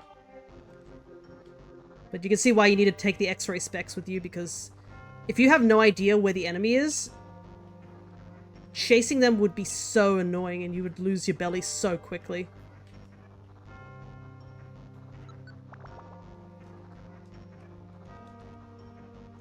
Lols. You joke about that, why, but the thing is that I actually have two cryos that occasionally show up on stream. They both are called cryo. It's just they have slightly different names.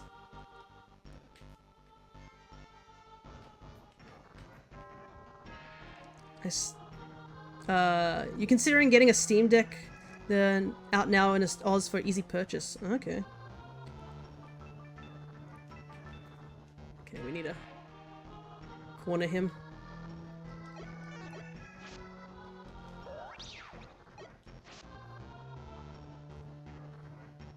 See the real reason for no D&D? Ah, yes, it's not actually him being sick, it's just he actually really wants to play on the Steam Deck. And... can you use it for D&D? Guess it could be. Oh, I can run Foundry on it, neat. Oh my god, there's so much money in this area.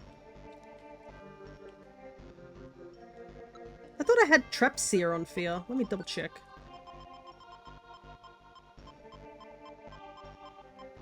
No, I don't. Ugh! I'm still so behind in IQ. Whoa! Okay, so I guess that was the speed form, so that's why he was running at me so fast. No, the money! Man, this dungeon feels a lot longer, and it's only 7 floors. Just because we have to chase after a mirage that's dancing around. Low-key want to stream VR set. I think if it was me, I'm not too big on the VR things. It makes me dizzy. I think it's because my eyes are shaped funny. I do not know why I used that. I should just try to use flamethrower. Ow. Yeah, we're getting hungry already, and I'm only on the 9th floor. That's absurd.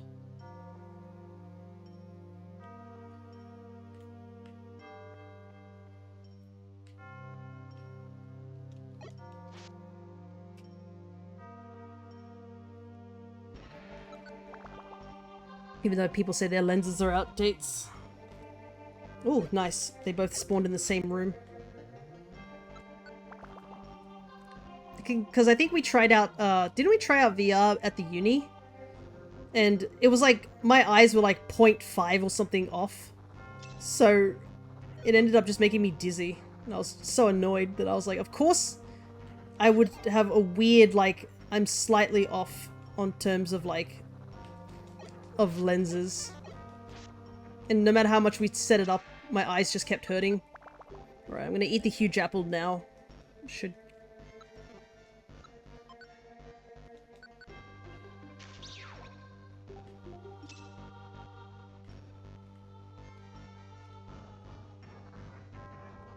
Actually, you know what? I should use that IQ skill that I have. Because this thing's not putting me to sleep at all. I have energy saver. That should help. What do you mean off? IPS is the space between your pupils. Yeah, the IPS between my eyes was like a 0.5 or something, which couldn't be set on the actual lens. It was some stupidly weird number.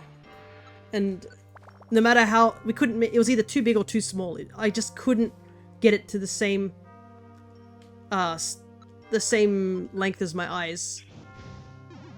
And when we were testing it out in the uni, I just kept feeling like nauseous and dizzy, no matter what setting we had on. Not fun, to say the least.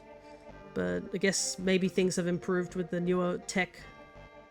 But I guess, yeah, I don't know. I've never really tried VR games in general because of it. And I feel like I don't really need to. I get immersed in games without the VR.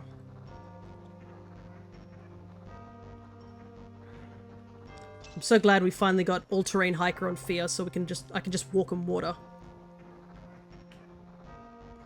It saves a lot of time. Where is he?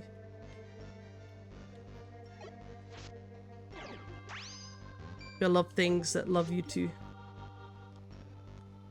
Oh no, your dad tested positive as well. Well, I guess if you're in close proximity, because you mentioned it was from your mum that you'd gotten sick from. And yeah, family tends to fall very quickly once a family member has got it. Looks like another speed Deoxys in the distance. Because yeah, he is flying across the map.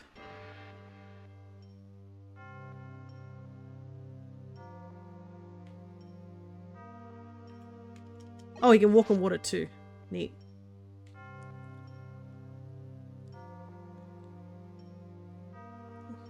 This dungeon is huge compared to Silver Trench. I used to love eating bread, but it would make my tummy upset, so I chose other carbs not and live a happier life. I don't know how that's got to do with the big C, but I guess you do you, bro. My sister's 30th birthday we all went to. Okay. Like, was she feeling unwell prior to going to the birthday and just still went? Or like... because I know that's a common thing where people will be like, oh, it's just a slight cold, I'll be okay to head over to this thing. And then it's like, nope, it's actually way worse. Because, I know that kind of happened with the birthday party we went to. Oh, it's because the VR makes me dizzy. Oh, okay, it's the same argument I put there. Yeah, I don't know, like, any games off the top of my head that are like, oh, I would like to try that out because it's VR. You know what I mean? A lot of the games that are often with VR are often horror games, and I'm, like, not interested in playing horror games. I enjoy, like, some of the lore from different horror games, but actually playing horror games is not my cup of tea. Want to try Half-Life Alyx? Ah, okay. That's that, is it a spin-off? I don't know how to say.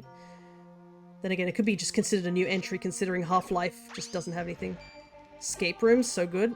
Oh, yeah. I think another one is like that Keep Talking and Nobody Explodes, which is that bomb defusal game. That's an interesting one, too, for heaps of rhythm games. Bro, I can barely do rhythm games just sitting down still. I'm gonna pass out if I do things like Beat Saber. I need, like, full concentration when I'm doing rhythm games. Me and my Project Diva.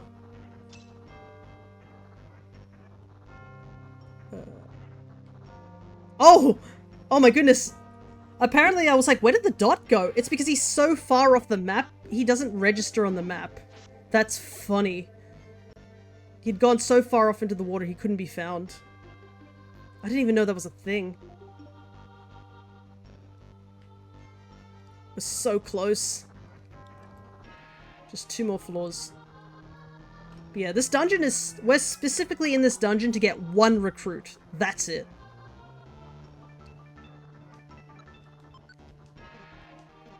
Down, but I gotta save up for the VR set, yeah. The truest things. Gotta save up money to get to play games. Yeah, good luck trying to make any of the food grimy. I have literally nothing on hand. You literally left me go into this dungeon with like one item. Alrighty. Here we go.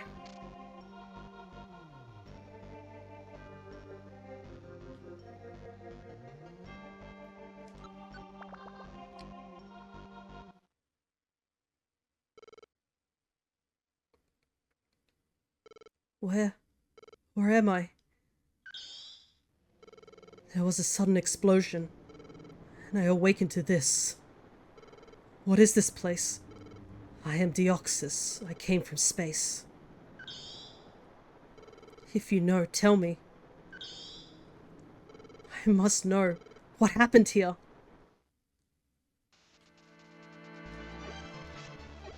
Luckily, Deoxys is pretty weak in terms of, hit points. We didn't get it, really? Start again. Gotta roll that RNG. Love your voice acting. Where is it at that in D&D? Well, unfortunately for one D&D thing is I'm playing a character that doesn't have much emotion. And then in another one I'm just getting screwed over by Gleck. I guess it's because our D&D doesn't do too much in story. Oh! I forgot it had Pursuit just one-shot me. Wow, Deoxys does not want to join us. Deoxys, does he not join us the first time? Man does not want to join us. Join our team. But yeah, I do like to do a little bit of voice acting in the things that I play. Come on. Come on, bro, just join me.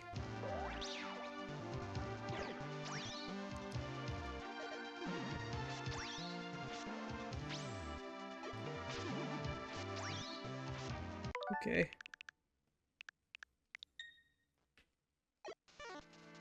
Gotta do this over and over again. The Lugia one was so much easier. There we go. That took a while. Man put up quite a fight just to join us. But yeah, I guess if you want to listen to voice acting, just go over to any of my streams. I just think it's fun to just pretend like what the different characters sound like. Anyways. We got Deoxys! And I can actually... I forgot to put up for the Lugia. We got the friend area, enclosed island. Do a British Wobbuffet. Oh, that's when you make that joke, but I think in this game there's a section where there was a whiner and a Wobbuffet show up, and they are talking to you, and every single time the Wobbuffet would say his catchphrase, I would just go Wobbuffet. And the funny thing is that I watched my friend Crescent play the game, and they did the exact same thing. It's just a universal thing to do. Whenever you see Wobbuffet, you're just like, Wobbuffet. It's so good. Same brains think alike. Alrighty. So we got ourselves Deoxys. There's only 4 more legendaries to get in the Hoenn region. Check out Deoxys.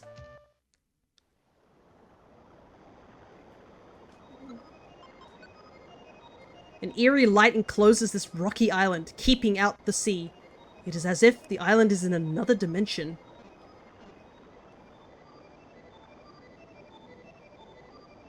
Oh, that's so cool. The music actually ripples through your headphones.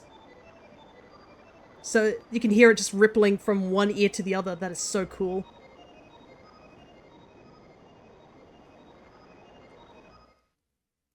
Alrighty.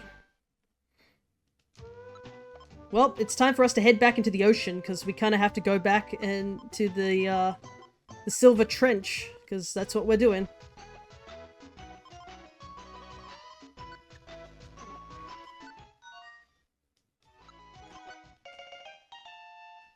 Off we go.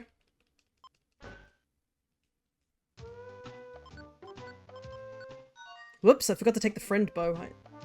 I kind of need that. Dude, I know you make a joke about that, but like, I actually don't know how to do accents totally off the top of my head.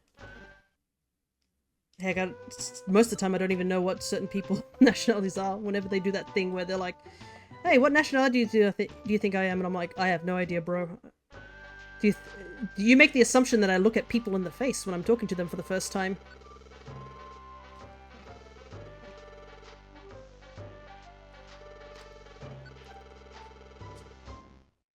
Alright, I don't really need the X-ray specs. I can put that away. The stamina band actually was a lot more helpful during the dungeon for the Stormy. Okay.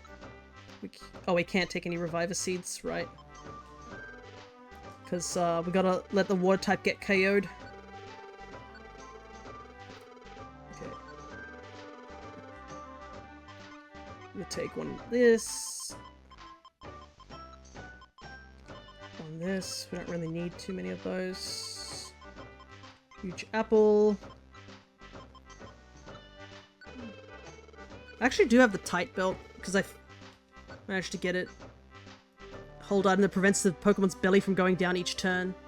Oh, okay, that just totally stops you from losing belly. Interesting. And we wouldn't need the apples. I managed to pick one of those up and I was like, oh, I wonder how useful this is. I didn't realize it was that useful. Like, that's kind of crazy useful.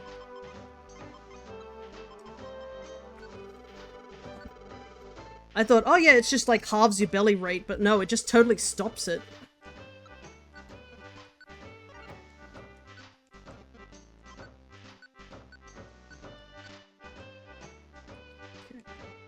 I need dive. I forgot to pick that up as well.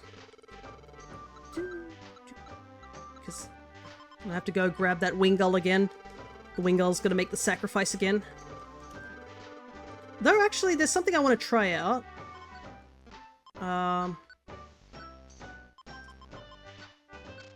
Give the friend bow. This is something I'm curious about. Because apparently you can recruit the team members that are in this area. And I'm just curious if I can recruit...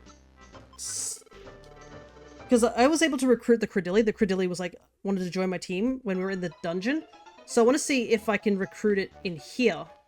Because the game says you can.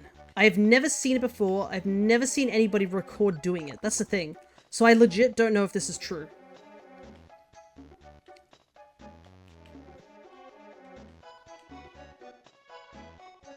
It's like a myth or something. Here's a question. How the F do these dudes build buildings? Most of them don't have thumbs. Well, they ask the people who do have thumbs.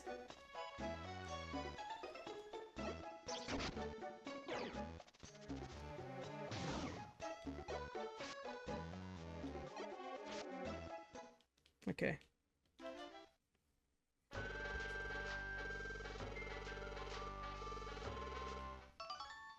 Alright, I do get a ginseng for doing that for the first time. I only have like a couple more of these dungeons to do. I'll try that one more time. Slight interlude before we go back into Silver Trench again.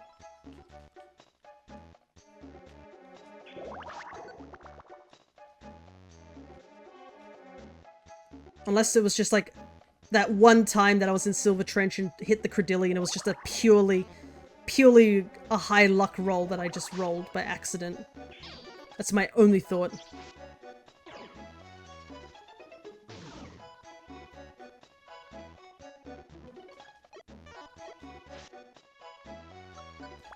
Because the game and like many sources say you can recruit from this dungeon, but I've just never seen it.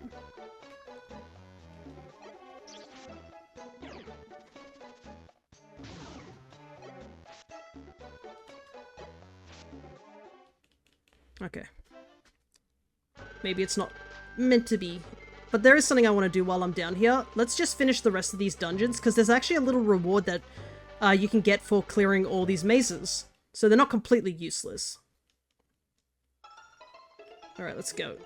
So, for those, I guess, who don't know what this is supposed to be like a training area where you go to different mazes and they're of certain types only, depending on what the maze has. It's not that useful for EXP grinding. That's kind of what it implies itself to be. There's only one dungeon in this particular like set of lists, which is Team Hydro, which gives you the most EXP. Everything else doesn't really give you much EXP to talk of. It's, unless I guess you're very low leveled. I believe they fixed this in the remake where they just make it the dungeon a 1-floor dungeon and they just send enemy after you and you just gotta KO as many enemies as you can in the given time. And then you get like a big EXP jump. So they did improve it a little bit in the remake, but yeah, in the original, these didn't really give you much. But Team Hydro I have been using because it's one of the fastest ways to get like 1,000 EXP each time. And if you have linked moves, you actually get boosted EXP if you kill something with a linked move. So I've been doing Team Hydra over and over again because these dungeons are only 3 floors. So you're basically doing 3-floor dungeon over and over again for about 3,000 EXP each run. So it's by far the fastest way to get EXP for EXP grinding. Plus, every time you finish a dungeon, I guess, or a maze, you reset the shop in the Keck shop. That's in town.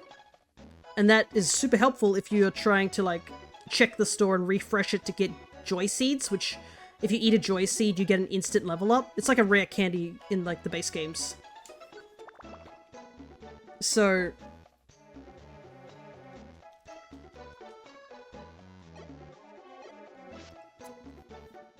they're very valuable to have on hand. And if you use a PS band, you can use a joy seed on 2 Pokemon at a time. That's what I did for a lot of the 2 pseudo-legendaries that we had to evolve, which was, I believe, Tyranitar and Dragonite. I had to use joy seeds for those. So whilst I was grinding everything else, I would check the shop every so often to get a joy seed. But yeah, you can see here there's the 4 teams. You have Team Shift Tree, which is obviously the Shift Tree that's in the story mode. The other 3 teams, which is Rumble Rock, Hydro, and Constrictor. The team leaders are the 3 that decide to go into Magma Cave to try and rescue Alakazam's team during the story mode near the end. So it's kind of nice that you get to fight them. And technically you can recruit them, but like I said, I have legitimately never seen it happen. I almost was tempted to test it a lot longer, but I mean, I think it'd be a lot faster for me to, you know, play the game and go get recruits elsewheres, rather than just grind the same boring level over and over again. I can do that off stream if I really wanted to. Oops, I went one too far.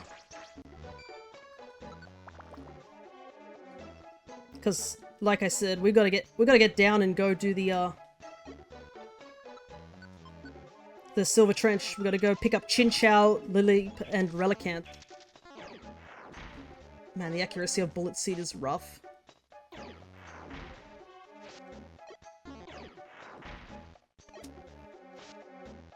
Alrighty. I wonder if I can find Shift Tree elsewhere, because if that's the case, then I could possibly recruit it like I did, or the Credilli almost joined my party over when we were at the sea. The only downside is, like, do I want to risk trying to go for Credilli, or do I just want to get 2 Leap? Because the Leap stops spawning when Credilli starts spawning. So, I have to make the commitment if I choose. Unless you guys find it more entertaining for me to try and go for Credilli. I mean, if we do get Credilli, then that saves a lot of grinding.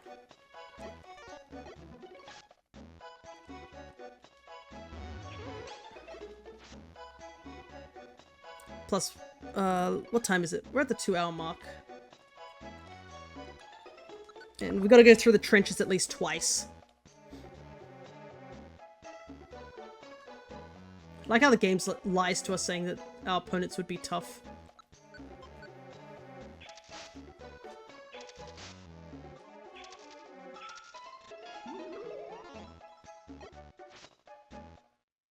Alrighty.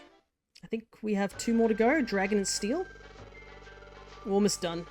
I've been wanting to complete this, and I've been slowly chipping away at it off stream. Oh no, we have 3 more. So I do want to complete this on stream because you actually do get a small reward for doing this. And it wouldn't make sense if that reward just showed up and you guys are like, hey, when did you get that? And I'll be like, oh, I got it off stream. Wouldn't be as fun.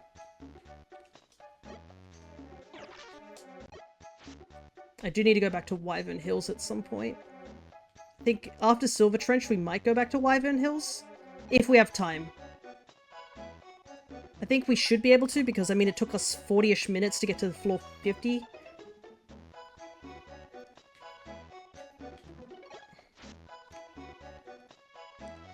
So I think we'll easily get the Silver Trench done and still have a little bit of time left in stream. So I do want to go back to Wyvern Hills and recruit a bunch of Pokemon there. I believe we need to get we need to get all Bagon. I don't think 2 more Bagon because we did pick up a Shelgon by accident in Mount Freeze.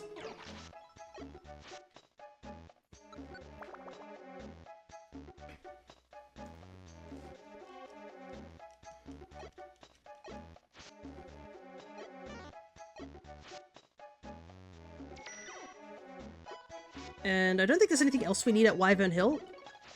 I think everything else we've got. It's literally just Bagon and the Dragon Scale that's on the lower floors. Power through this. Go, go, go.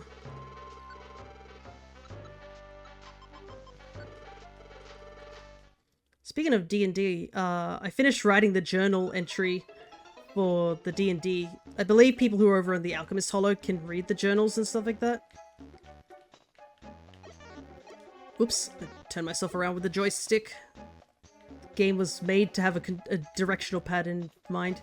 So, in our Alchemist Hollows, the Ravnica D&D campaign, it's a lot more story-focused, where we're more role-playing characters rather than getting into combat, unlike our other campaign.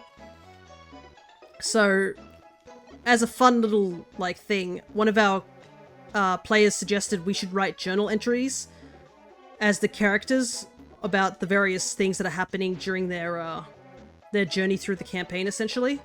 So we can see their thoughts and feelings. Obviously the other characters can't act like they've read the journals because the journals are supposed to be private.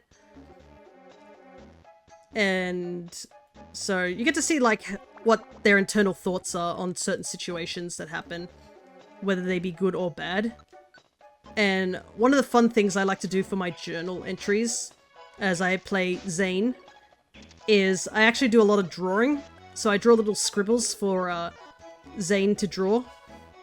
He draws little pictures of all the different things that basically like of a new experience or exciting.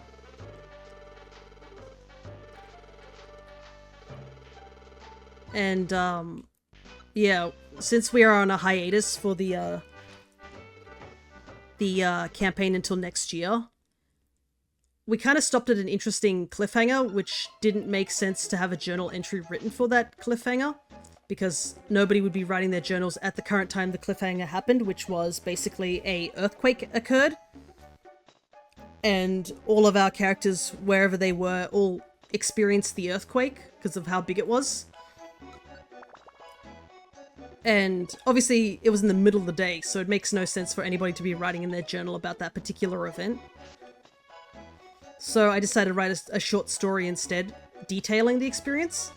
And it seems the other players in the campaign really enjoyed it, which I always am. I'm always happy to do a little bit of creative writing from time to time.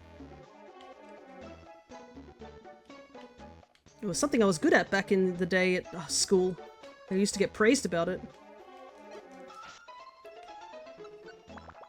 Plus it's fun. Sometimes it's a lot faster to write than it is to draw, and sometimes it's a lot faster to draw and get the point across than write. It's good to have, like, be able to use both mediums from time to time. Alrighty, this is the final one.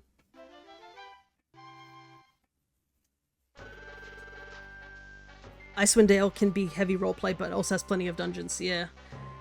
You've shown your worth. Without doubt, you've grown more powerful from your training. Wait. What? What? Did you maybe conquer all the training courses? That's amazing. Congratulations. I promised you a reward for completing the training courses. So, here it is. My Bonsly doll. Isn't it smashing, hey? And we received a Bonsly doll. It's been placed outside your rescue team base. I got a ginseng. Don't let up on your training. Keep bettering yourself. May you never lose your drive. Yes, Well, you have to double check with your on the in the about section of the actual app, you can see what your inventory is. When you start the thing, you get 5 Pokeballs. But after every attempted catch, you do get a little bit of money, so you can buy stronger balls or like more Pokeballs.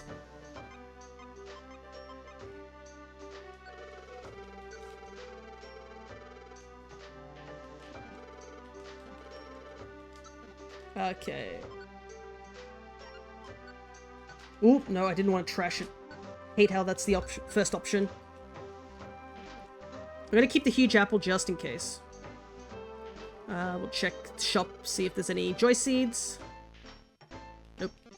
Okay, let's go grab that Wingull and head back into the Silver Trench. Ah, yes, here's the doll. There he is. Just a little Bonsly doll, which is really interesting because this is, I believe this is the first appearance of a Gen 4 Mon. Because these games were made back in Gen 3, so a couple of the figurines that you can get in this area are Gen 4 Mons that haven't been introduced yet. And I think a lot of them you actually get to see in the particular movie that's actually advertised at the back of the strategy guide, which is Lucario and the Mystery of Mew. That's why a lot of the Pokemon dolls are based off Pokemon that are from that movie, which is, I believe, Mime Jr., Weavile, Bonsly, and Munchlax shows up in the game as an actual Mon, and Lucario being the big goal in this game. Which even Alakazam says is the highest rank is to be Lucario rank. And an interesting fact is that in the DX version of this game, they made it that you can actually recruit Lucario and Riolu. It's very hard to find them because they only are in the friend houses in those games. But they are totally recruitable, and they're like one of the few Gen 5 Mons you can get that aren't linked to an evolution of a previous Mon. Anything that has a previous evolution, say for example, Roselia, I believe Budew and Roserade are a part of the game. And Murkrow, Honchkrow is part of the game, sort of thing. That's kind of how it works. But Lucario and Riolu, who don't have any sort of Evos whatsoever, are basically allowed in the game.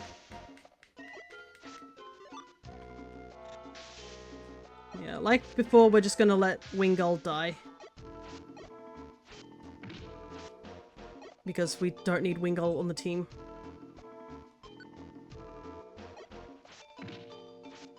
Okay. Now we have a full empty roster, and now we can start heading down to the bottom floors. So there are Pokemon here that I could get, which is like Carvanha and stuff like that, but we have to ignore them. We currently only want Pokemon that we can only get in this area. Are you kidding me? It's only the 3rd floor! Oh my god. Supersonic. Hit by a monster house straight away.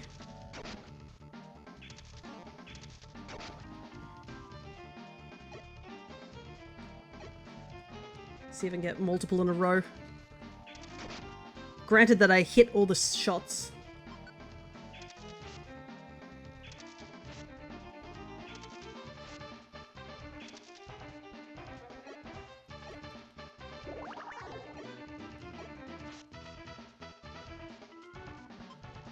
But yeah, we gotta go all the way down to floor 70 before we recruit stuff. But yeah, you can see how high our recruitment rate is. Like, we are not wearing anything that gives us a recruit boost. Yeah, I'm still at 100 belly. Yeah, the tight belt basically makes it that you don't need to eat ever. Holy heck. That's stupidly busted. You can see why somebody recommended you take it to Joyous Tower with you. Basically frees up any apple slot you needed. Especially when you gotta, like, climb to some of the higher levels. Specifically for, like, Chansey and stuff. So I'll be holding on to that. Though, we are technically, also high enough level to, fight the shopkeeper of the game. Because, Kecleon can only be recruited with being max level and having the friend bow on hand. And I definitely do want to do that at some point. Because, I mean, we could just go to Wish Cave and have Kecleon join because of Jirachi's wish. But you know what? I think we ought to do it the old-fashioned way, where we just approach him and just fight him with our fists.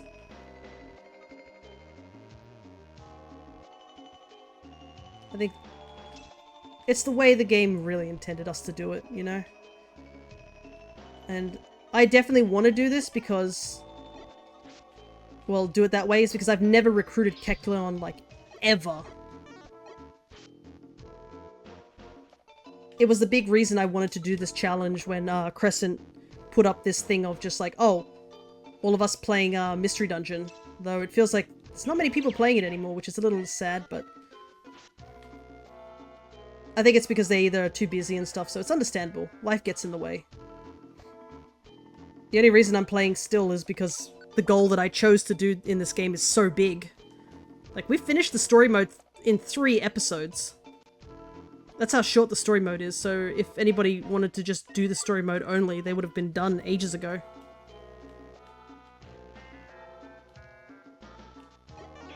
I just want to do this because, it's sort of a love letter to this one game that I played as a child.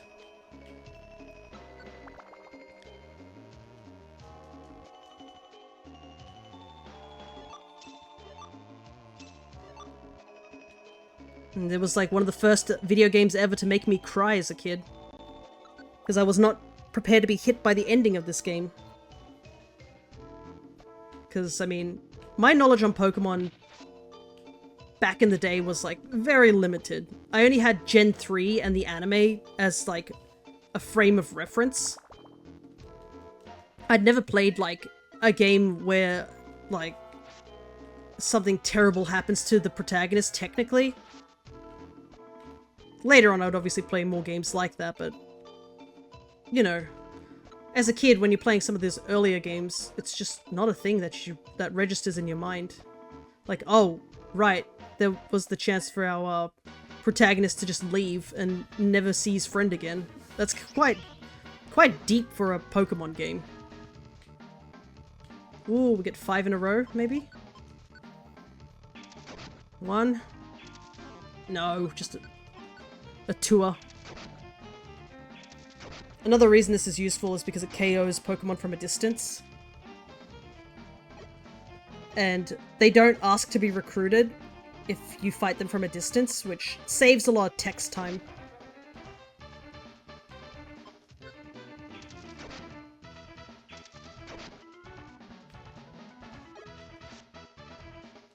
Oh my goodness. All that fighting and it's a dead end.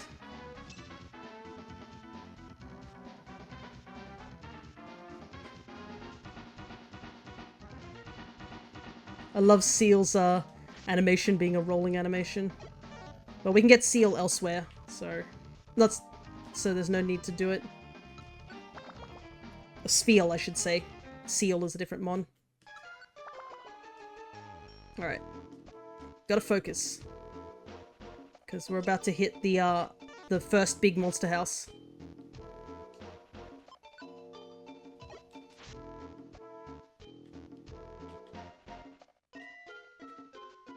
It's kind of crazy how some Pokemon are like almost always want to be your friend. And others are just like, you have to like KO them so many times just to get them to join your team.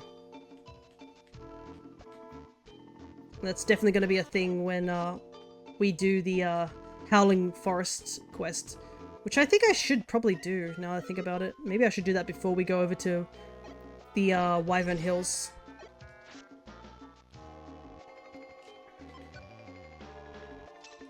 Because there's a quest that's been sitting on my quest box for a long time. And I want to get rid of it so I have an empty box, so when I do the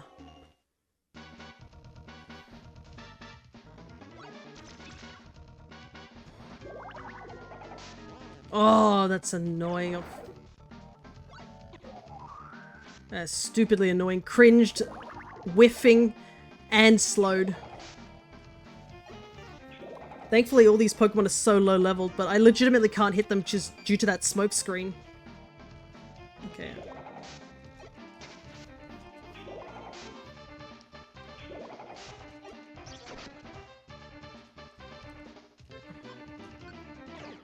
These monster houses are testing me. Every status condition possible.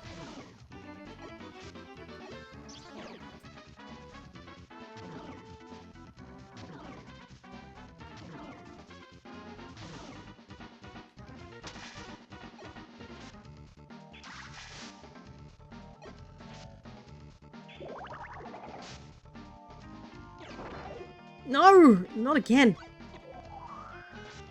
I'm cringing again! What the heck? I've never been hit by, like, this many status conditions all at once. It's... Okay, I'm back at normal speed at least. Oh my god, look at that group all huddled after me. Holy heck. Alright, we made it.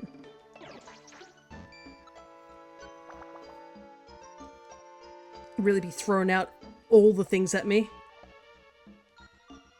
Alrighty. We escaped that nonsense. Oh my god, so many traps in that room, holy heck. Don't need Krabby.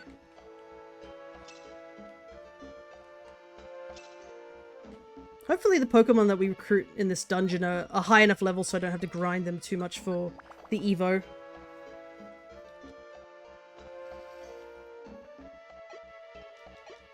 What do I want to go for first, though? That's the thing.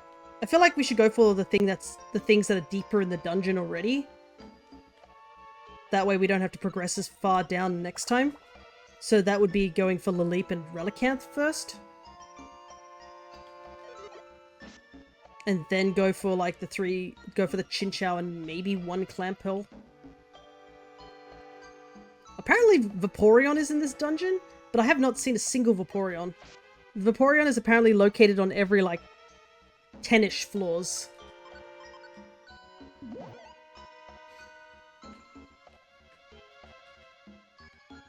It's apparently located on floor 20, 30, 50, 60, 70, and 80, and I've just not seen it.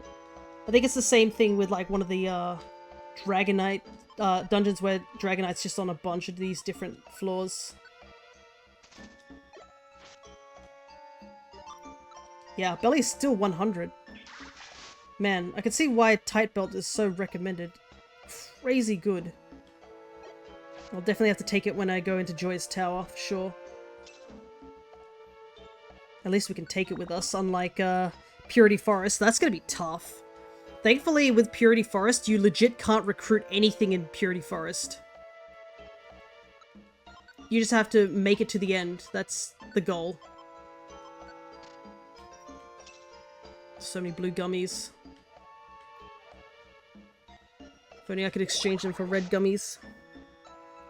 It's pretty useful for me. Try and get that Bergmite. I don't think I have Bergmite.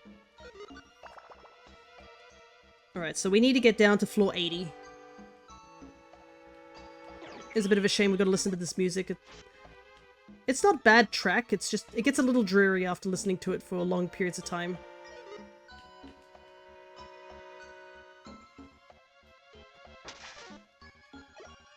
Somehow it feels like the monster house is a little bit of a break in the song's monotony.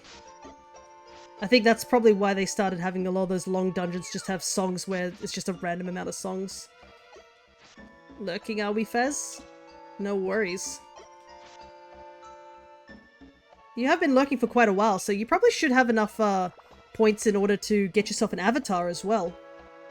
Because I know I believe you're following, so you should be able to pick up an avatar that you might like more than the basic one that you have right now.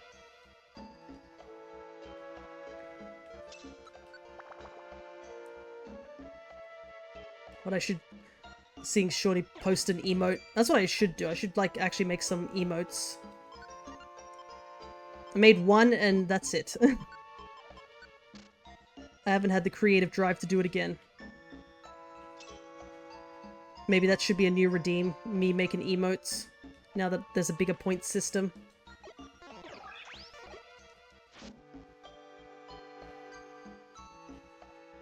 Oh, an avatar? Yeah, the stream avatars. Because when you spawn in, you get given the baby avatars, which is available to everyone. All the other ones cost points to use. So and they don't unlock until you are following. Just to give an incentive to follow as well.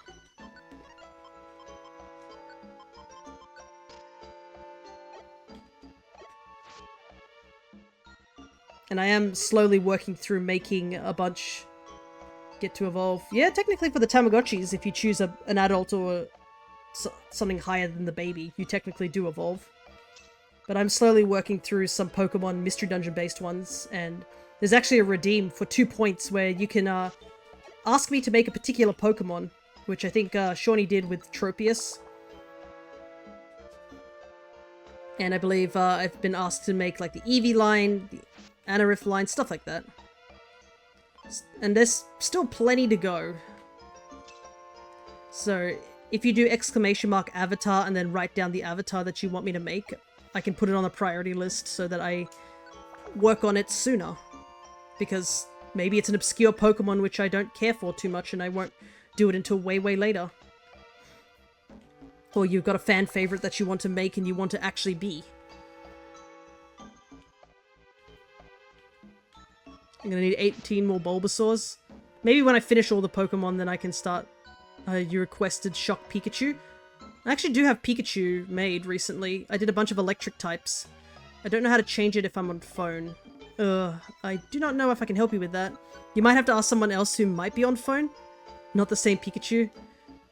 I mean, when you get the hurt animation, technically it does the same face.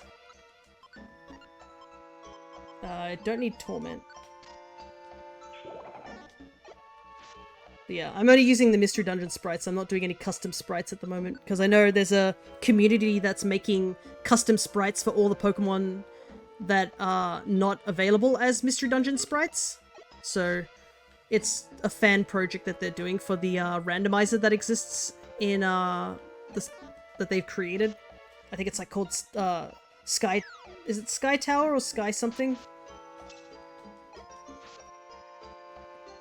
It's a really cool randomizer. I did try it once, and it was hard, to say the least. We died 100 times before we got to the end of the story mode in Explorers. It was very rough. The bosses were the easiest thing in that game. Bosses were, like, just wiped out compared to, like, just the dungeon themselves. The dungeon themselves were some of the most dangerous things I've ever been through, because I randomized abilities and movesets and stuff like that, and never again. If I'm gonna do another one of those, I'm not gonna randomize abilities and movesets. You just couldn't live for more than like a couple of minutes as you just get constantly wiped out. I should check where Caravana is, because I actually don't know. Because that isn't a mon that I need.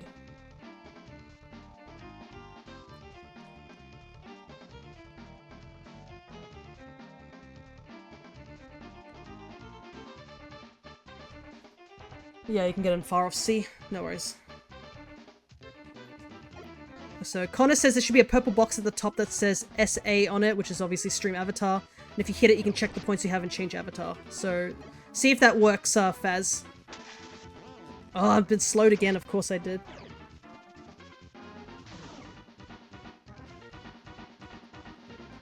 At top of chat.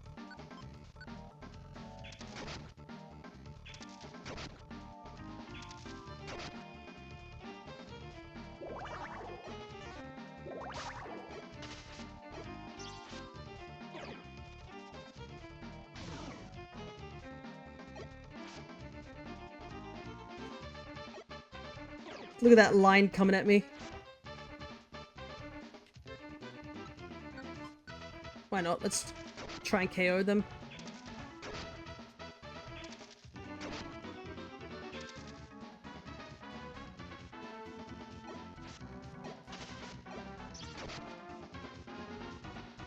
Ah, Cedra wants to join my team.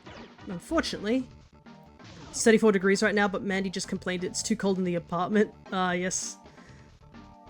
Yeah, in our household they don't want us to put the aircon on very often. They want us to use fans instead. In the Asian terms of money out.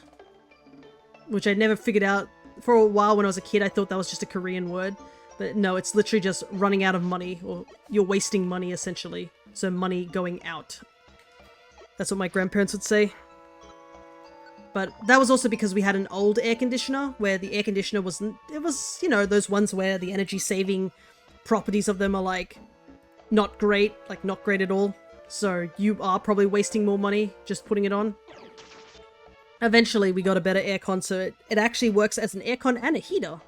So if the temperature got really, really bad and the fans weren't doing justice, then we would use them.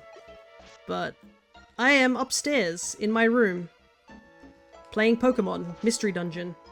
I only have a fan to support me, and I have my blinds closed to try and prevent as much heat coming in. But it's rough. I can start to feel the sweating.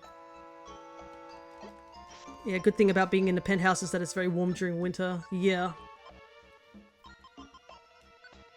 I'll take that gold ribbon. I don't need it, but, you know. Extra money, I guess.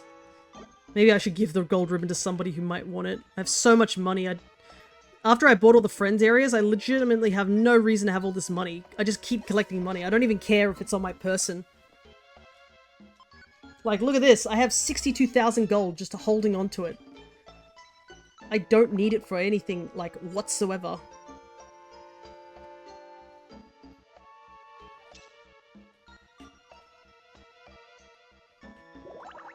If Joy Seeds, like, was something that I could just buy on the fly, instead of having to wait for the shop to rotate, I would have so many Joy Seeds. Like, it's like 3,000 to buy just a Joy Seed. So, I would have... Let's see. Just to get rid of that, so 6,003. It'd be like 20 of them? I'm doing maths while I'm trying to focus on a game. Become spring, summer, and autumn, its ass. Yeah. It's good in one season, and one season alone. You only get to use it once. Okay. We're actually getting pretty lucky with some of these room spawns. Being...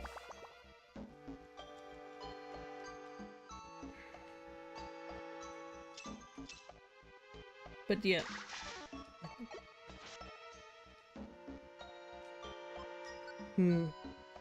Whalema and I think Love Disc are quite far. No, not Love Disc. Well, they're both at level 40-ish, so... Yeah, I think I'll pick up an extra Clamp Pearl when we get the Chin Chow, because Clamp Pearl is actually at a similar level in Far Off Sea, where it's super deep into the dungeon, because Far Off Sea is like 70 floors.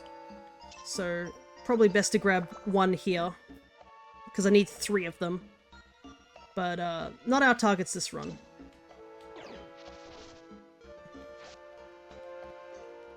Can't move. Man, that rap lasted quite a while.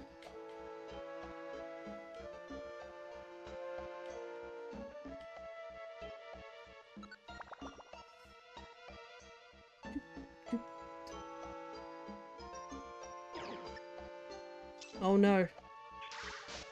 Why do you still have Splash? Still no update? Oh god, that's awful. I know the feeling of just sitting there waiting for something. And I'm always like worried that the thing that I wanted came early and it's been like stuck at the post office too. Because that happened once where I was like, where's this thing that I ordered? And I found out that I was like, oh, I got there was a piece of paper that was like shredded on the ground from the rain, and it said that the item had been like left in the post office, and I was like, oh my god, this has been there for a week. And I didn't know because this thing was just in the rain, hidden in my garden. Get the stream elements down from there. Normally I don't care, yeah. And not only that, you can't leave for a little while whilst you're sick. Or it's not really convenient to go and go do that whilst you're sick.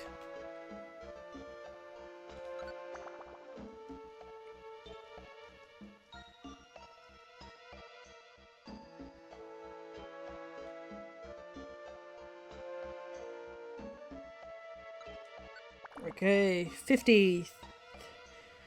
30 more floors to go. This has been not too bad. I thought this was gonna like take more of my focus, but It's... Oh my god, look, there's a Vaporeon. Rare Vaporeon sighting. By Vaporeon.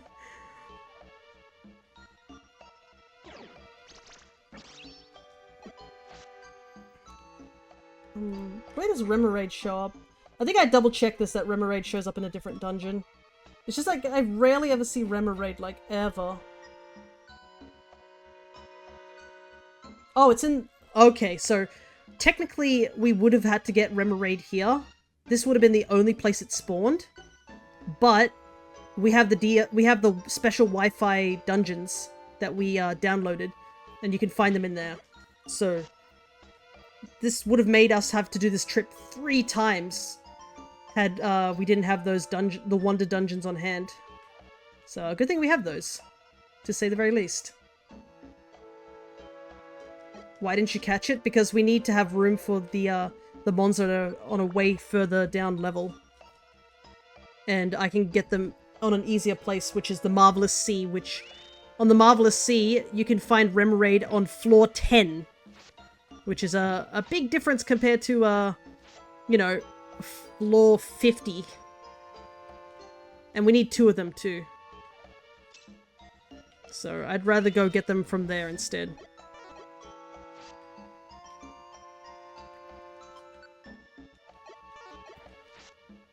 But yeah, the reason we're not taking a lot of things is because we need to get Pokemon that are only exclusively in this dungeon, so we don't have to do this dungeon over and over again.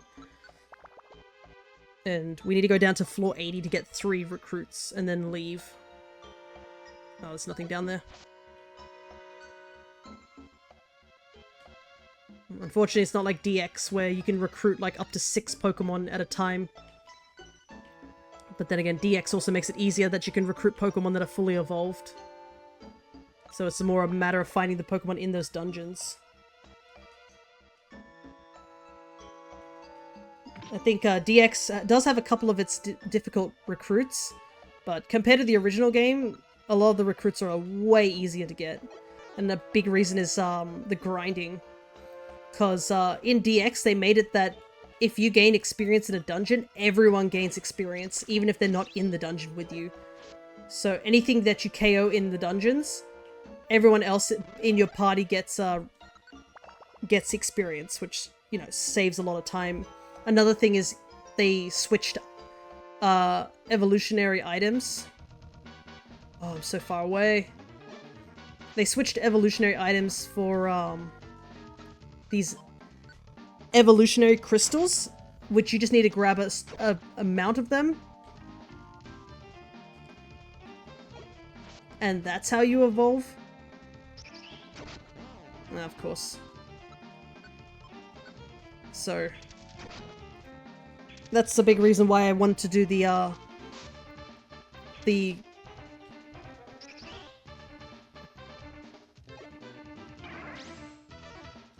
100% recruitment in this game, because one, it's a smaller roster, and it's nostalgic, and because it was brought onto the Switch.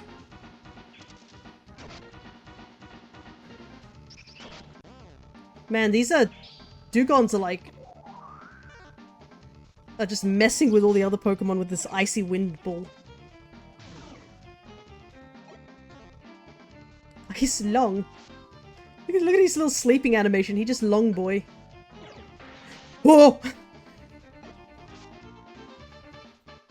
I made it one joke and then Dugon took that so personally. Man threw out another Sheer Cold. Just stop. I don't want to see Sheer Cold ever. It gives me anxiety every time I see a one-hit KO move.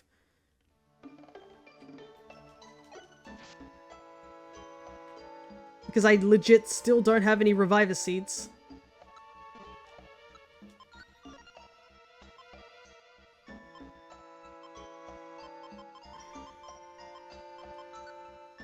Okay, so I am losing belly, but I'm like, so little belly at the moment. Like, barely anything's gone down.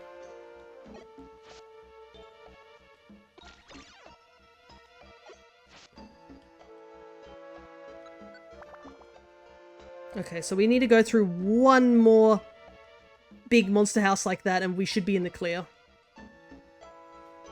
Hello there, existence of enigmas.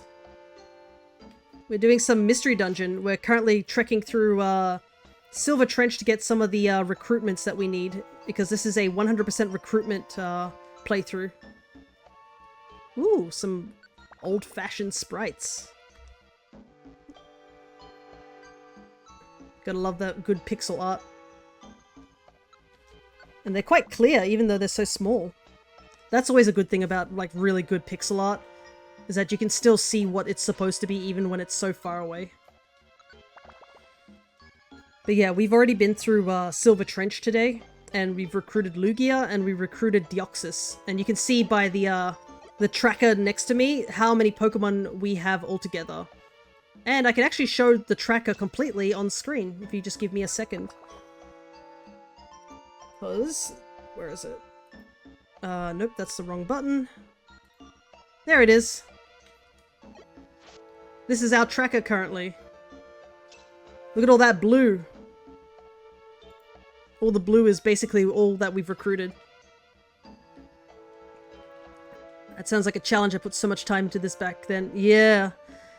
It's, this particular game was, part of a coalition over on the Alchemist's channel, which is a friend of mine, where all of us were playing the Rescue Team games, and because it was re-released. And obviously it's a big part of everybody's childhood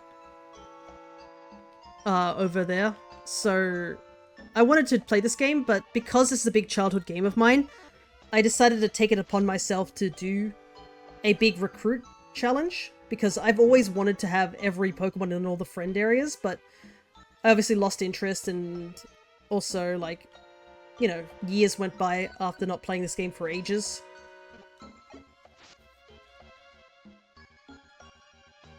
And I guess the release on the Nintendo Switch Virtual Console was what, you know, brought me back into this game.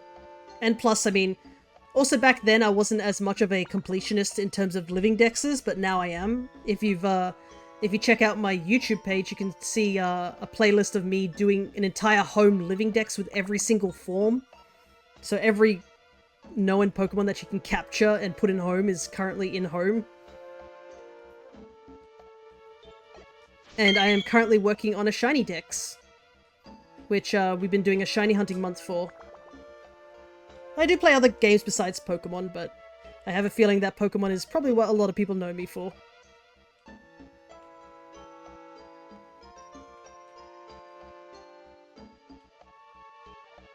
Oh, nope. The door was there. But yeah, thank you for dropping by regardless. If you're only just here for a short while, or if you have... I do not have that many hours in Persona 5. Out here spreading misinformation. I don't even think I could play Persona 5. They got stealth sections in it. I despise stealth sections.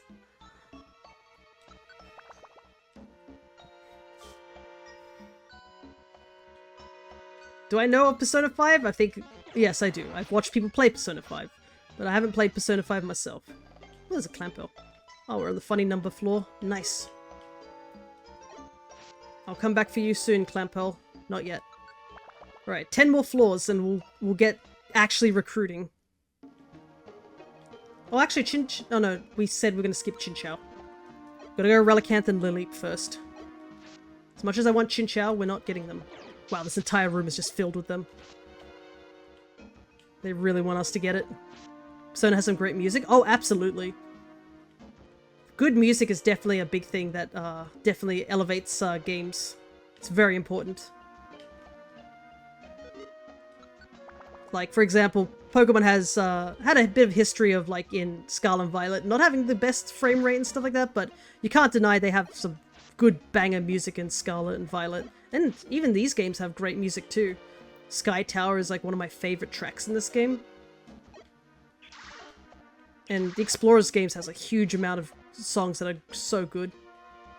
Another escape orb. I really like this Persona 5 Striker's ending song. Ah, interesting. I don't need this extra Oranberry. We have so many blue gummies, I can't wait to take these all back.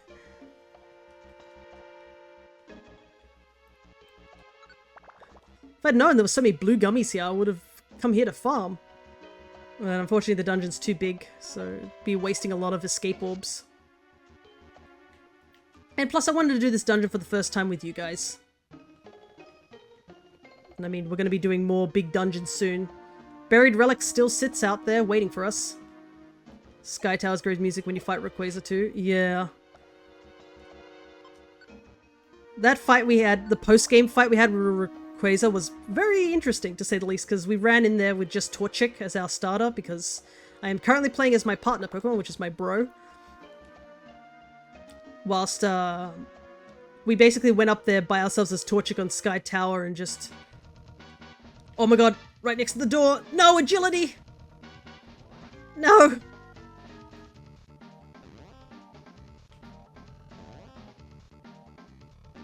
I was so close.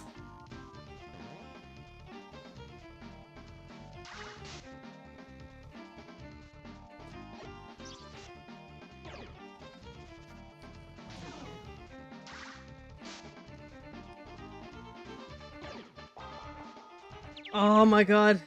Not again. No! The confusion as well.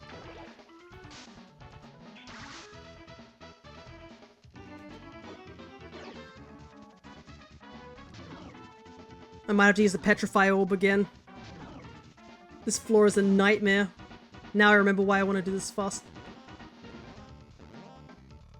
Help me. No! Stop!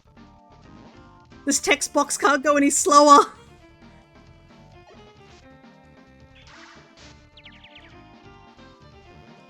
No! Stop! Ah! Let me out! I can't move! Oh, thank god, it's my turn. Finally.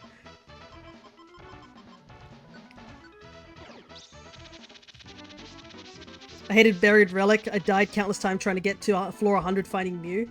You don't need to get to floor 100. Mew spawns in randomly between floors 36 to 98. And you have to have the music box on hand in order to have it spawn in. That might have been it. Because I believe it doesn't spawn if you don't have the music box. Okay, we made it. Holy heck, that was awful.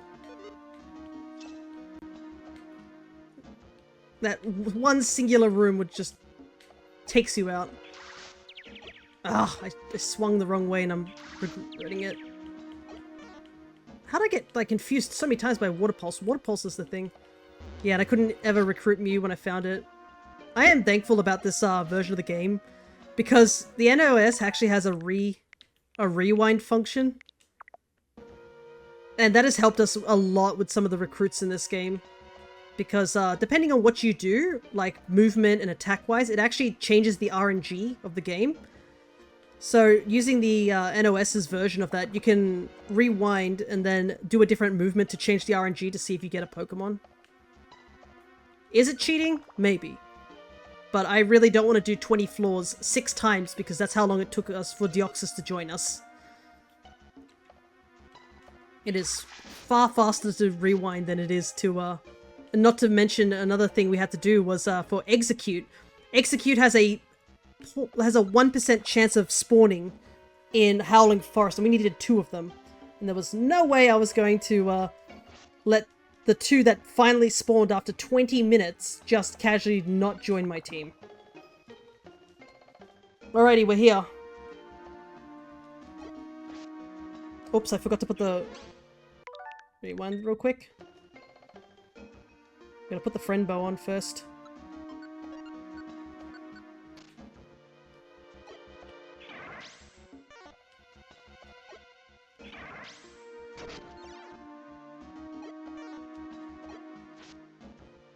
Let's try that again. Nope. See, now that I am wanting to recruit them, suddenly they're like, oh, I don't want to join you. It's always like that, isn't it?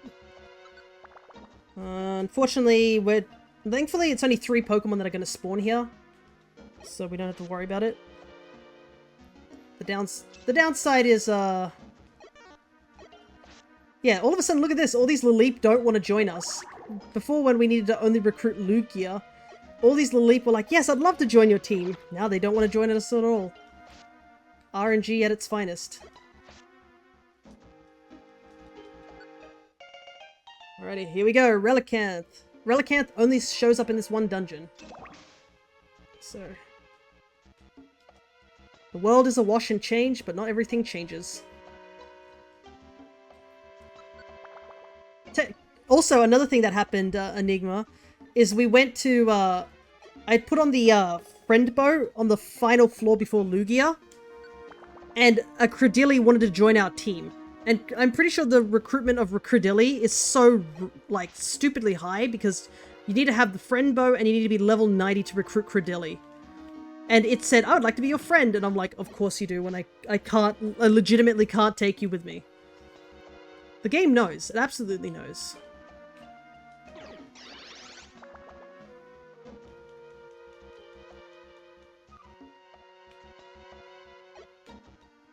That sucks. It certainly did. Having to say no to that was rough. I was just staring at it like, oh my god. And it makes me wonder if I should just get a leap and then just hope for the RNG. And see if I can get Credilli, because that would be an interesting capture. Seems like it knows sometimes, huh? Oh yeah. I'm pretty sure it does. Monster Hunter ass RNG, I swear. Come on, Lileep. You wanted to join me so many times when I was down here last time. Why aren't you joining me now?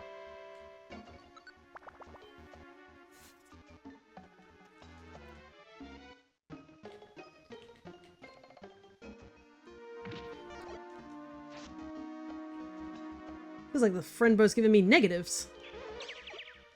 Oh boy. Here we go again. Because you turned them down too many times? Maybe. Maybe they told his friends. Hey, there's this guy who's been going around in the Silver Trench. He'll probably say no, so don't bother. Oh, I gotta be careful. I don't want the Relicanth to get knocked out, because I don't have a revive seed on me.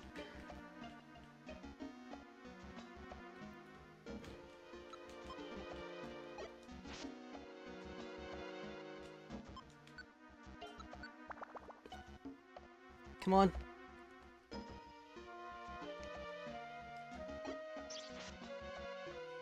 Bro, don't even ask me to turn you down. Yeah. Alrighty. Now we need just one more Lily. Or technically, I could get a Credilli and then that would be it. Yeah, we got him finally. It only took us 8 floors. What level are you? Oh, wait. Oh, no. Actually, let's just go get a Laleep now. It's level 40. It all automatically evolves. No reason to waste about Credilli. A bit of a shame we can't take a Credilli. But if I get another Laleep, I'll just take it.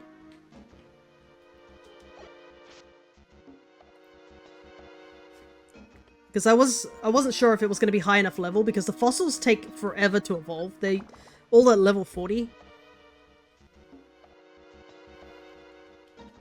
Alright, this is the last floor of Laleep, so... Do I find Laleep first, or do I find the stairs first? I see the stairs.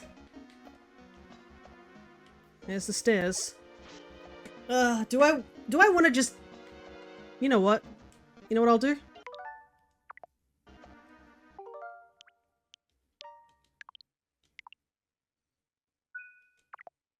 Let's do it. Let's try and recruit Credilli. Why not? It'd be funny.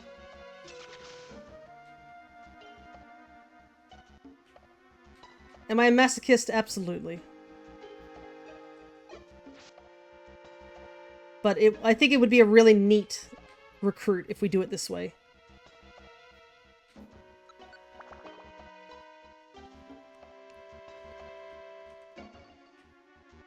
Actually, what does Laleep say? I've returned from 100 million years ago. Nice, dude. Watch it be that, like, no Credilli starts spawning again, because I've said this.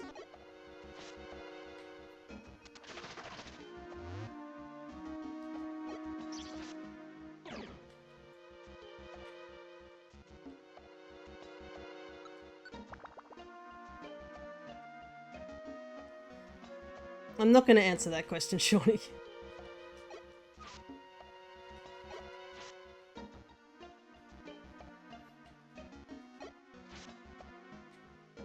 Gotta asking the hard-hitting questions. Uh-huh. Asking the questions that people want answers for. Yes, as a 30-year-old. As you know, the pee-pee poo-poo joke is funny when you're a kid, and then it's not when you're a teenager, and then it's funny again when you're an adult. That's how it works, right?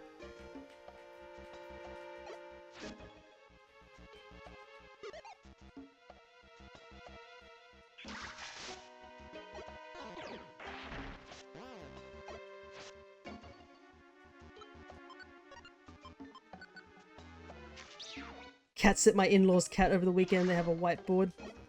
Oh, you bet your ass you know what I wrote. A whiteboard! Of course. Oh, goodness. I know, I often write... I don't really write stuff on whiteboards if people have, whiteboards. I often just draw a picture of a Kirby on whiteboards. That's how my dad knows that I've been there. He'll just find a random picture of a Kirby and he was like, yep. There it is.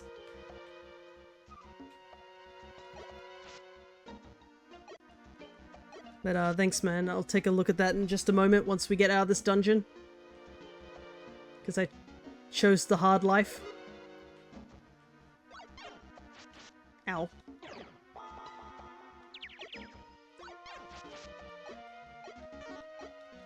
Can I recruit something when I'm confused?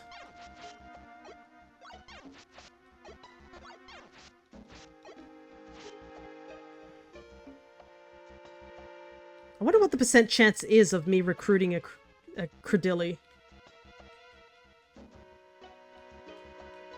We do have this save spot, so we can go back. So it's not anything too serious. And I will make sure to evolve the Credilli straight away. Not the Credilli, the Laleep straight away if we don't get Credilli.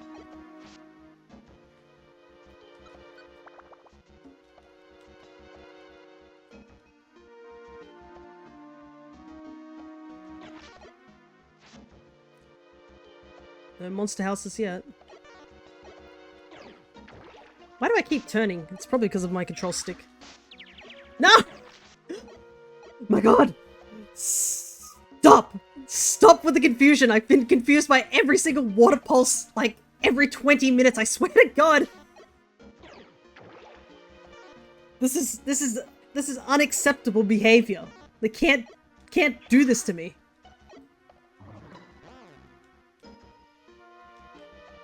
Like, how many times have I been confused in this dungeon alone? I'm pretty sure I've been confused, like, 7 times. And I'm gonna come back here again.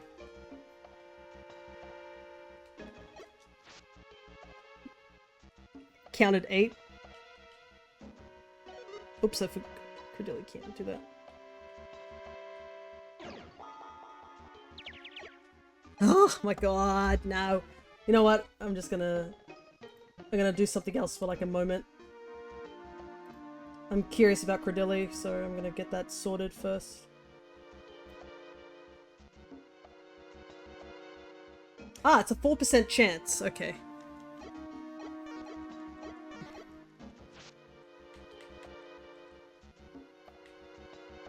Okay, there was a Credilli, I think, somewhere here. So it is possible, it's just like, it's rather low. And I'm double check that I do have the friend bow on. Yep.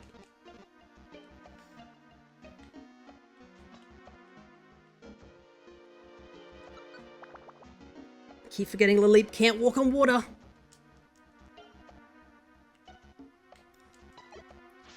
A monster house would be nice. More chances of Credilli. How much belly do we have? Plenty, still. Another gold ribbon. Neat.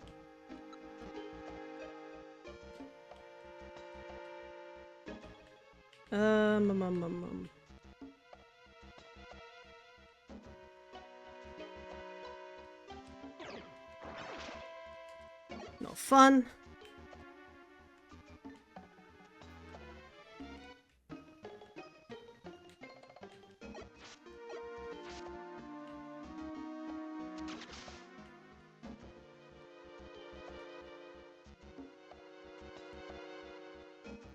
I'm definitely gonna, regardless of whether I get this Credilli or not, I'm definitely gonna put that on the reel. I'll be like, wow, that did so much damage. Oh my god, we gotta get off this floor. 85 damage because I got the minus defense. Oh my god. It's like the first huge amount of damage I've taken this entire dungeon.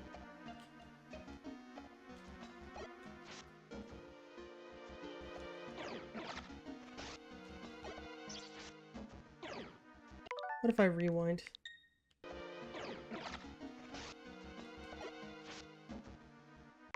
gonna just do this a couple of times.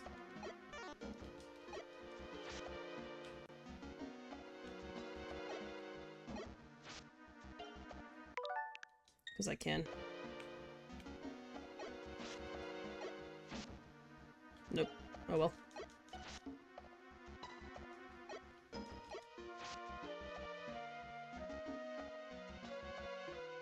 No dice.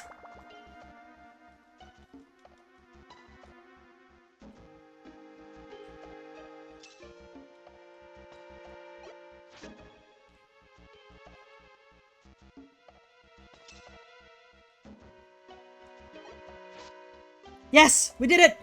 Yes, let's go!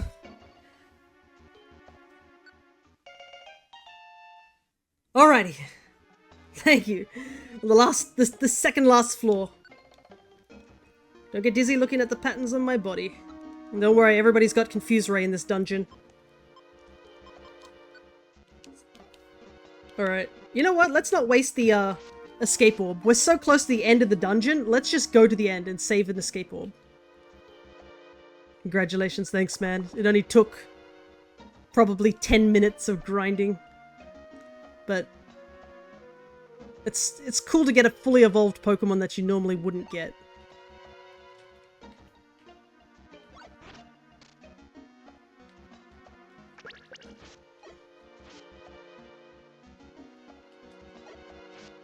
Because I don't think you can't recruit anything else at this point. Alrighty. We made it. End of dungeon.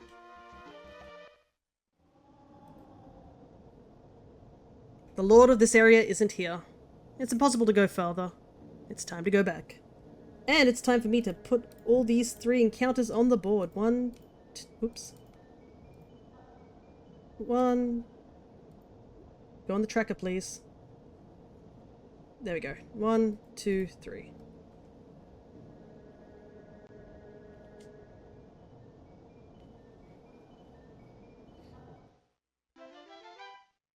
Now we have to do it again. But at least I get to empty out all my inventory because I have so many blue gummies. And I can brag about actually recruiting Credilli rather than actually evolving it.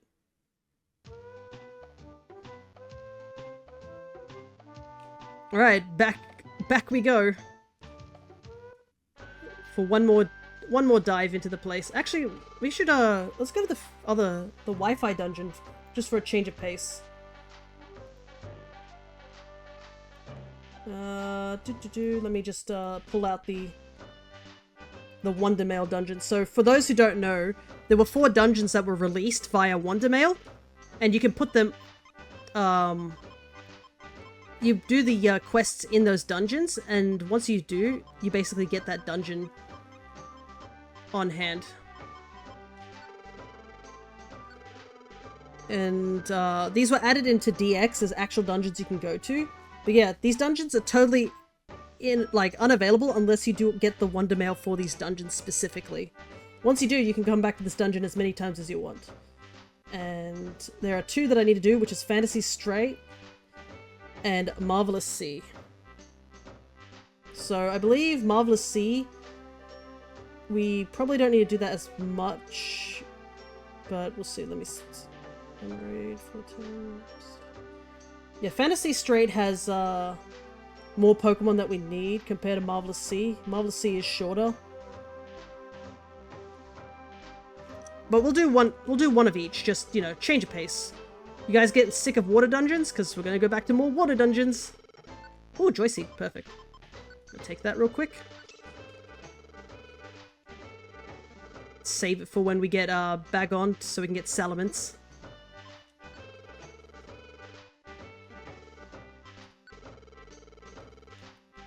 Look, there's just... We just have to agree, there are a lot of water mons.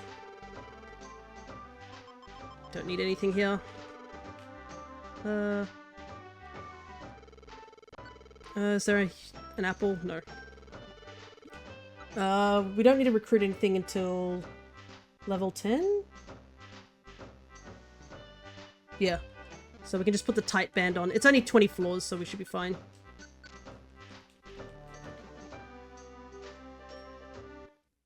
Alrighty, back to the water dungeons. So we need to go to Marvelous Sea.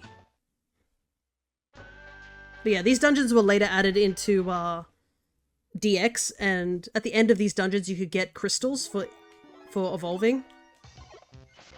Oh, it's Lapis Cave music. No! I'm confused again. We've already just ended this dungeon. I'm gonna get so sick of confusion so quickly. Everything's got confusion one way or another.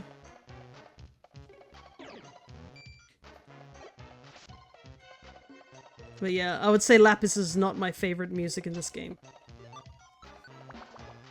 It's just the aggressive horns over and over again that kind of make it a bit nauseating to listen to if you listen to it too long. I think they slightly improved it in DX, but yeah, in the original games, Lapis Cave was not a fan favorite.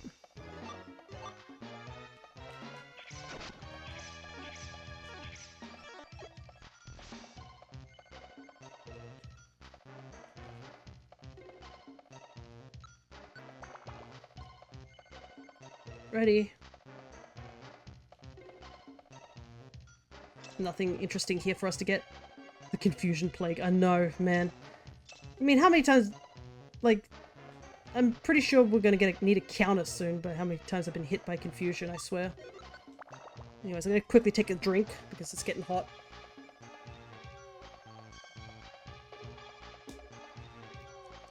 And unfortunately my drink has gone warmish, which is a little gross. Because I got a bit of like an iced chai tea. Well, it's not really iced, it's just cold. Came out of the fridge. But it's now room temperature, which isn't great. I mean, it's cooler than just sitting here and not taking a drink, but still. Australia's being hit by a bit of a heat wave. I'm just worried about my plants outside. I hope they're doing okay. Because I know a bunch of them need to be repotted, and getting hit by a heat wave really doesn't help them. Need to water yours? Yeah. I watered mine over the weekend, and I'm planning on watering them this afternoon when it gets cooler, so the sun doesn't blare on them. Windy on the balcony. Yeah, it gets windy at night, which is really good for these past few days, because the temp has been really good for sleeping at night. It's just during the day, which has really been hot. So we at least have the blessing of being able to sleep at night. I wonder where artillery can be found out of curiosity. Far off sea. So technically we can recruit it. Even in Silver Trench we could, but you know what? I'd just rather get the 2 Remoraid's and get going. We did the funny thing with Credilli once, and I think that's enough. I only did it because I managed to get it to ask at least. But yeah, we're just gonna pick up Remoraid and get going. I've got other dungeons to do. We've got 2 hours left of stream. I've got to get to Howling. And I want to do Wyvern Hills. Because a big reason why I want to get as many recruits as possible, because I can grind the levels off stream. And the more recruits I get during stream, I actually have more things to do off stream. No! No! Okay. No! God damn it!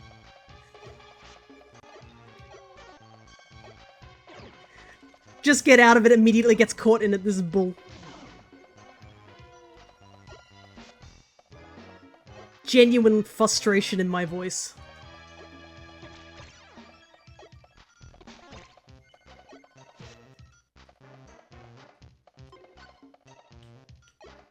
my goodness. The water types have every status that can't be blocked. Because I think the only way you can have, like, stop confusion would be to have own tempo, which is just an ability. I don't think there's an IQ skill that can do that. Self-cure is probably the closest thing you'll get, which is just, oh, it helps you get out of the status faster.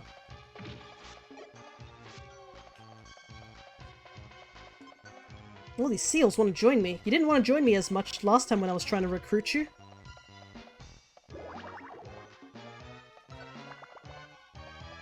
Almost there.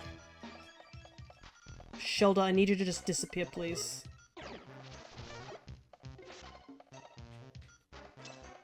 I bet you Shelda is over in the other area too that we gotta go to. So I want to grab 2 Remoraid's from here and 1 Spheal. I believe both of them show up at floor 10. And I don't think there's anything else I need in this dungeon. And then we're gonna go to the other dungeon to go get Caravana, I believe. Yeah, Caravana is on level 30. I think Caravana is also, no, what floor does Caravana show up in Silver Trench?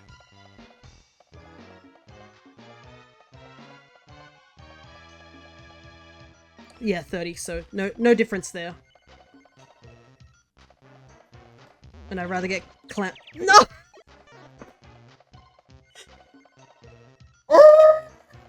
What? Come on! I'm gonna... Oh. Why is my bro so goddamn unlucky?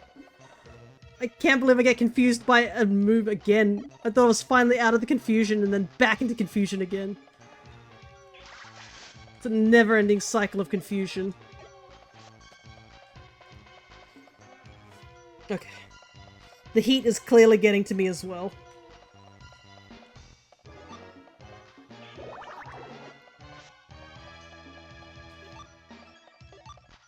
Okay. Just gotta relax a little. Can't believe confusion with its, what, 20% chance of... Not even... I think it's lower than that. It's probably 10% chance of confuses me on first hit. The audacity of this game.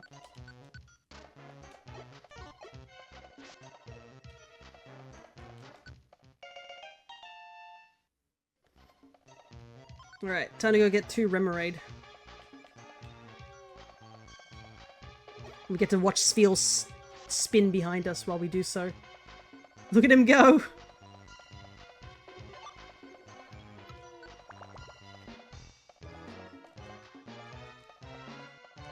Watch it be that we just barely find Remoraid in this dungeon.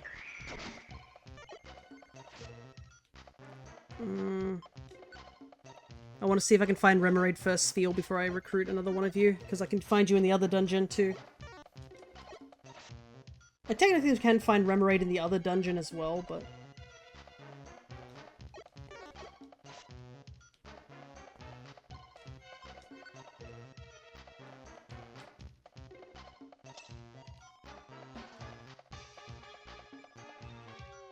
Because I need 2 Caravanas. 2 Spheals, 2 Caravanas, and 2 Remoraids, so that's 6. So, I think no matter how we get it, we just need to only have 1 recruit in the other dungeon.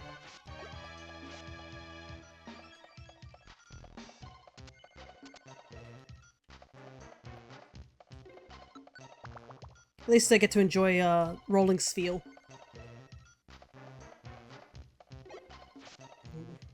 Let's hope Remoraid isn't too rare of a encounter, because my belly won't be able to last too long if I'm just running around.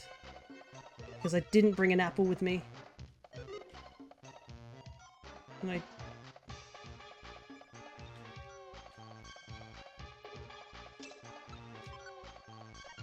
I should have actually brought the X-ray specs.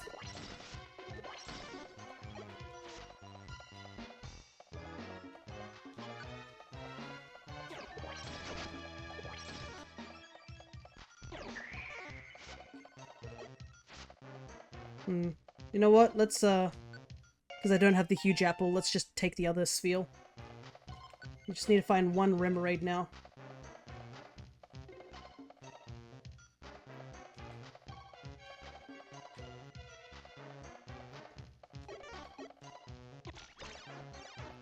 Because we already have one sphere, so we don't need another one.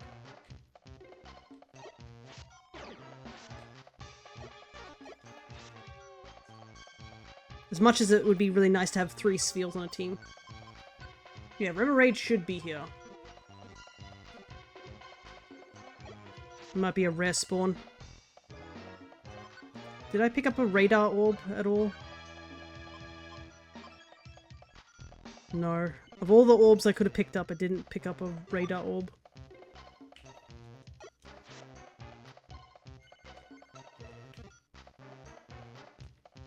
Because that would have been really handy.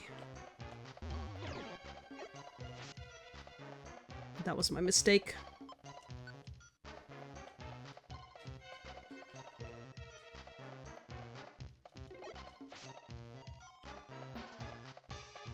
Ooh, free escape orb, but...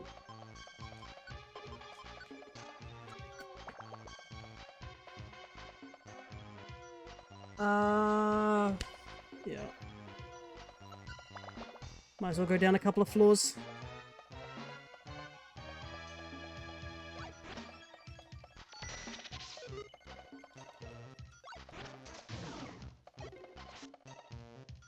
Oh, I guess that helped. Maybe I shouldn't have gone down a floor. Anorith are now spawning. Let me see. Maybe I can rewind before I go down the floor because... Let me see. Yeah. Let's stay here.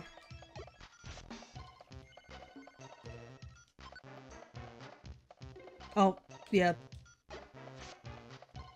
The Remoraid was literally right there. If I just hadn't gone down.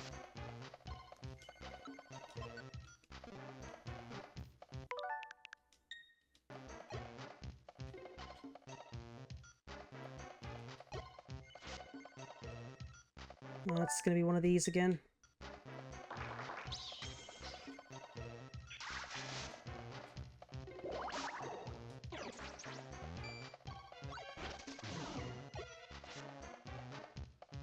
Where he's gonna not join us for the longest time.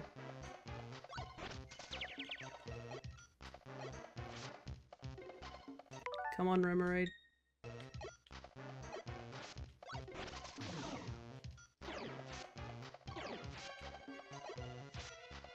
There we go. Thank God for the rewind function. Saves us a ton of time, to say the very least. Alright, let's get out of here.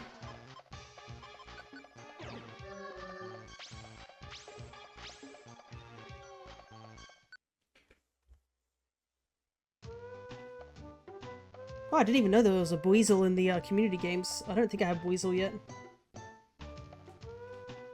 That's actually something else we need to pay attention to, is the quest board over here. Because occasionally if there's a quest that's over in a place that has 100 floors, you can get a star-related quest. So the ranking is star rank. Not only does that give you a ton of points, you actually need to do a couple of star-ranked quests in order to get a particular, I guess, achievement, to say the least.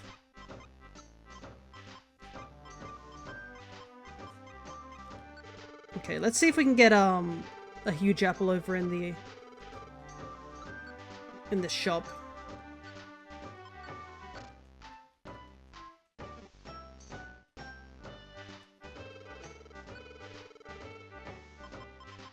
Yeah, let's just have one of these as a backup, so we don't make the same mistake as we just did. Probably should save the game because I didn't save.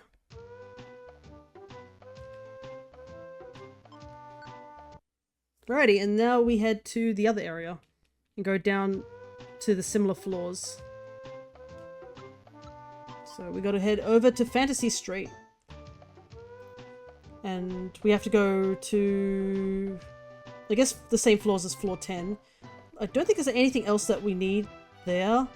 It's literally just the one Remoraid and the 2 Carvana, and Carvana is on level 30, so once we find the Remoraid, we just gotta run all the way down to the rest of the floors.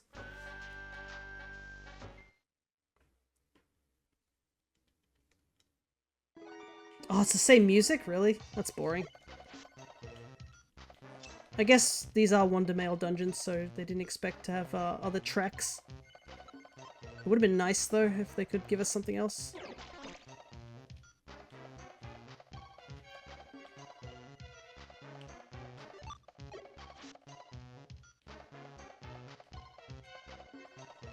What on earth is that dungeon?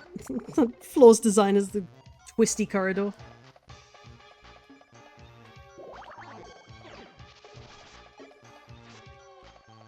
But yeah, after we've done this, I guess we'll head back to Silver Trench.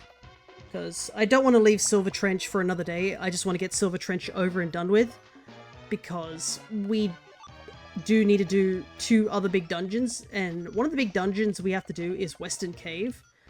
And Western Cave has an unfortunate thing, which is you have to fight Mewtwo twice.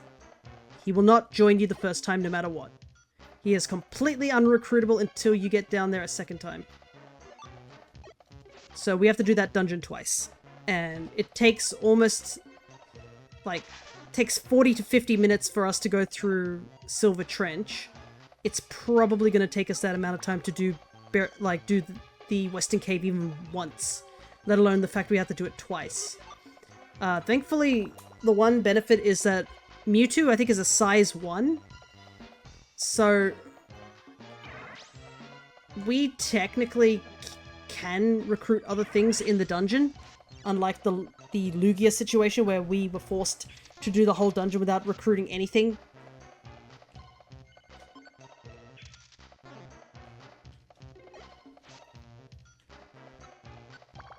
So we have that as our advantage, but yeah, there is a ton of mons that we need to get in Western Cave.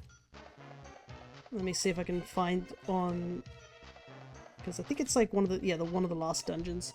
There's quite a few Pokemon that only spawn in Western Cave, like Meowth, Ekans, Snubbull, we don't have any of those, Tauros, Igglybuff. Like, there's a ton of Pokemon that we need to just pick up in Western Cave. Igglybuff is a big one because we can't evolve. We can't get Jigglypuff.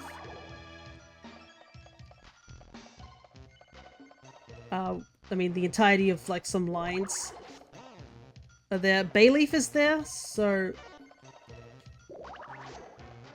if we're able to get our hands on a Bayleaf, that saves the amount of time we have to be in Joyous Tower, getting Chikorita and leveling up Chikorita. So if we can get 2 Bayleafs, that just saves a ton of time. We need to get Miltank. That's another one we haven't gotten there. I believe Skarmory is another one. Skarmory only shows up in Wish Caves, so getting it at Western Cave is much better. Though it's kind of interesting because I believe speedrunners, I don't know if it's in Wish Cave or Western Cave, whichever one comes first, I think, they go and get Skarmory straight away because it's a really good Pokemon to use in a speedrun strategy for 100% recruitment.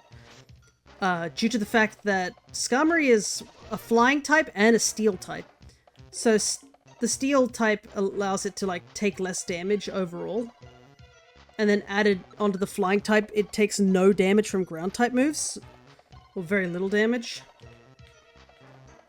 So it's super handy.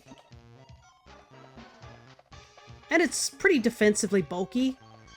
So it can survive quite a lot of stuff thrown at it.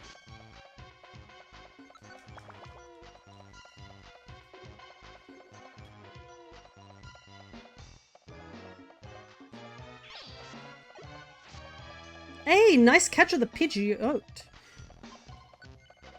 Got a fully evolved Pokemon. Nice, with just a Pokeball by the looks of it. It's always cool when you get one of those with, like, a really high, probably hard to catch Pokemon and just a regular Pokeball. I believe in the app it's only just a percentage roll. And it tells you, like, the percentage for each of those Pokeballs. It's not like... I think the Pokeball's like a 30% or something. It's pretty low. But it's the cheapest ball.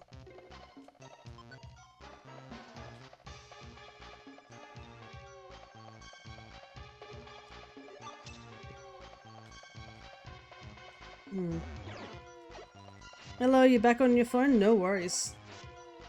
I don't know when you left is the question. Do you remember what you did last? And I can quickly give a summary.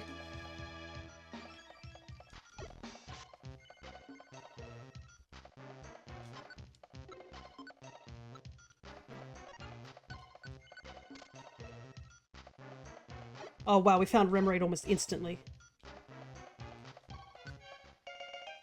Probably should have come here first. What level are you? Oh, you can evolve straight away too. Perfect. I guess I'll evolve you when we leave this area. Said my clone was coming back from college. Ah, yes you did. Oh yeah, Remoraid is a much more common spawn here. Oops.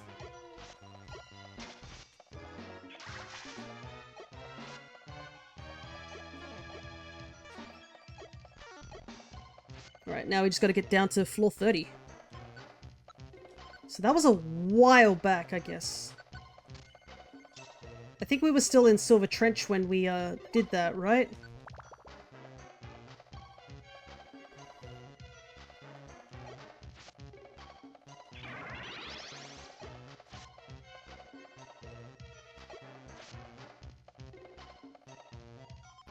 But we managed to get the Relicanth, the Laleep, and we actually got a Credilli because last time we were down there with the Lugia thing, we got asked by a Credilli to join our team and we couldn't take it.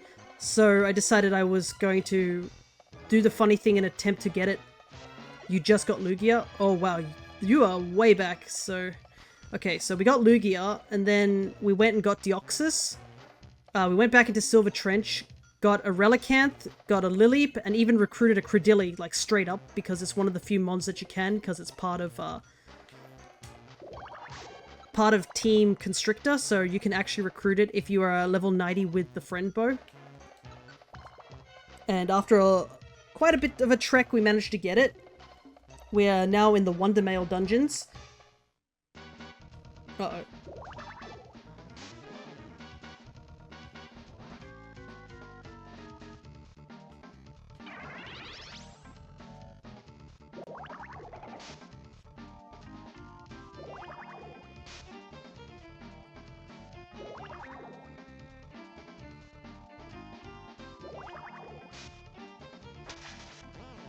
Oh, that's bad.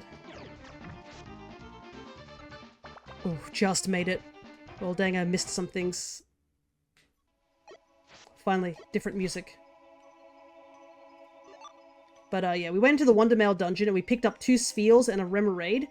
And we're now in another Wonder Mail dungeon where we're going to pick up 1 Remoraid and 2 Caravana.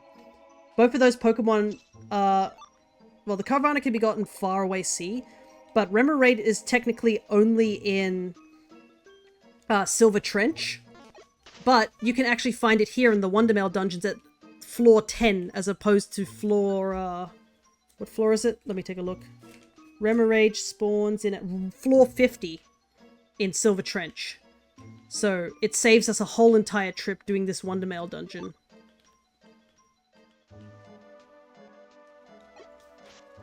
And Caravana shows up on level 30 in Silver Trench, but we want to save Silver Trench for like the mons we can only catch there, which is when we go back in, we'll be getting 2 Chinchou. So don't worry, you get to experience Silver Trench again with the rest of us because we'll be doing it again. Yeah, wow, I really should have come here for Remoraid. Remoraid is much more common of a spawn here. No. Don't worry, Shawnee. It'll be the last time we do Silver Trench. Oh my god, no.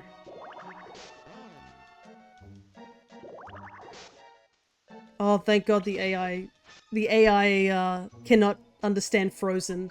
That could have been so dangerous if Sphere went for another Powdered Snow, but I think it was looking at me. And because I was frozen, it was like, oh, I guess I have to wait until my target defrosts. So it didn't attack Remoraid. So lucky on that part. I don't want to go get another Remoraid. And I don't think I can because I think we're out of the floor that Remoraid spawns in on now. But yeah, we were discussing just now about how we're going to have to do Western Cave at some point, and we're going to have to do it a couple of times. We probably are going to be, like, repeating Western Cave a couple of times at the I think the plan might be go through Western Cave completely and take 3 recruits, whatever they are. Then do it again and only take 2 recruits and get Mewtwo at the end. And then pick up everything else on the subsequent trips, because a lot of the recruits are early floors. Once you get like really far down into Western Cave, pretty much everything is like fully evolved mons that we can't take with us. You said Western Cave and my mind went to an Old West. Yeah, Mewtwo's down there with a cowboy hat and a pistol. He's just waiting for us. He's gonna pop us when we go down there. And then we're gonna pull out Bullet Seed or a flamethrower and we're just gonna pummel him. We'll probably take I don't know if we'll take Torchic. Torchic doesn't have the... I do want to take Torchic because, I mean, Fear is kind of supposed to be the main mon of this thing, but it's my bro that's carrying us. So I think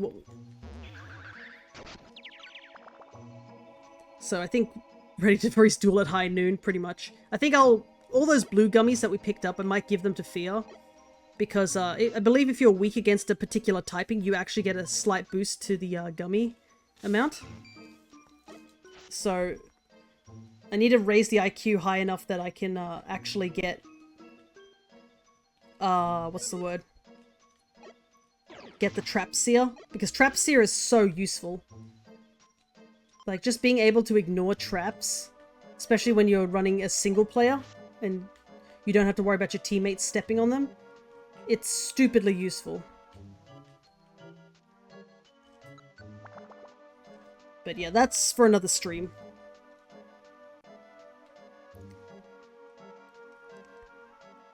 I want to get Silver Trench completed today.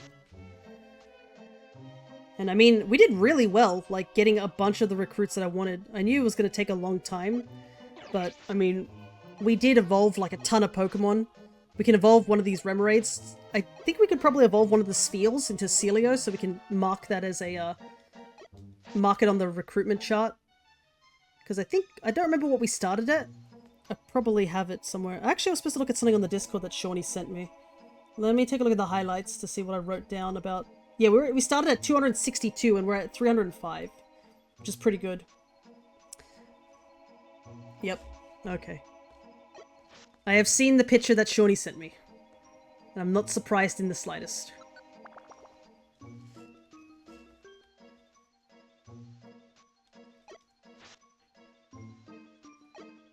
A good old horrible penmanship. Yes, you have to write it in like floral language or something like that.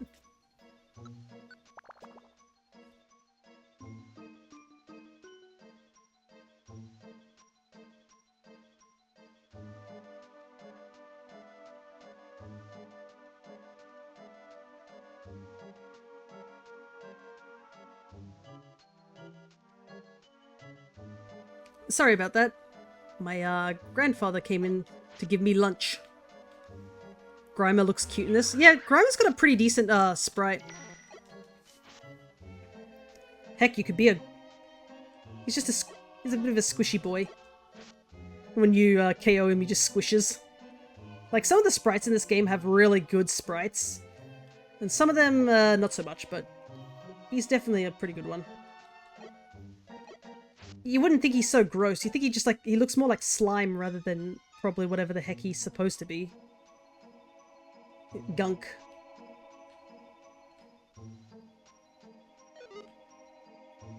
He's got a cute little gas face. Well, if you want me to make him into a stream avatar, I definitely can if you do that redeem. And we'll have to eventually do it at some point, but yeah. Alrighty, Cryo. It's, as Cryo showed just there, it's exclamation mark avatar and then write down the Pokemon that you wish to redeem. Okay, I need to also get rid of some stuff here, because we got the Relicanth, we got the Laleep. I'm gonna write Trico down. But yeah, you just write exclamation mark avatar and then the Pokemon that you want. So put the Trico line down as request. It costs only 2 points, so it's pretty easy. I like how you specifically say that.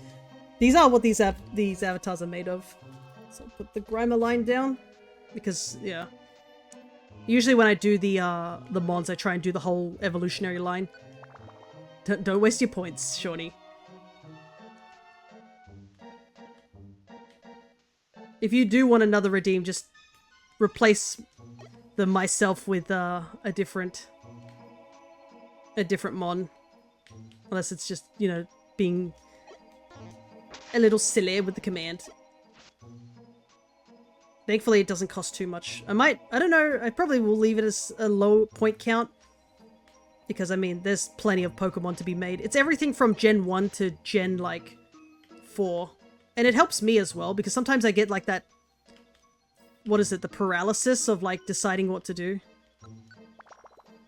Anyways, I'm gonna... What have we got? 2 more floors. I think after we get the Caravanas, I'm gonna quickly eat a little bit, and then we will head over to Silver Trench. I've been given fried rice.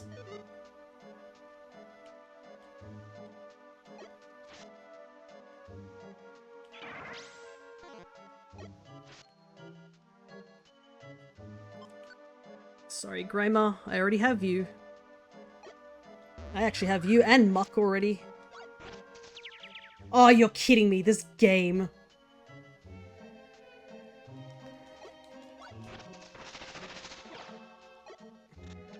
This game goes out of its way to make me confused. Like, the guy had a seed to confuse me. That's so nonsense.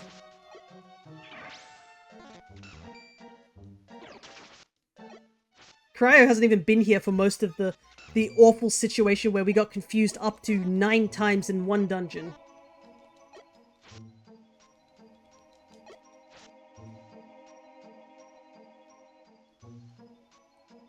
No.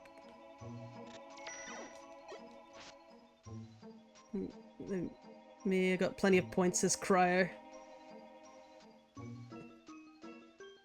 Sorry, what? It's related to, I think, Shawnee's waiting for a delivery. And... Oh, I should take this radar orb for the later floors. And there has just been no update on it, unfortunately. If you're talking about everything, the 9 confusions, yeah.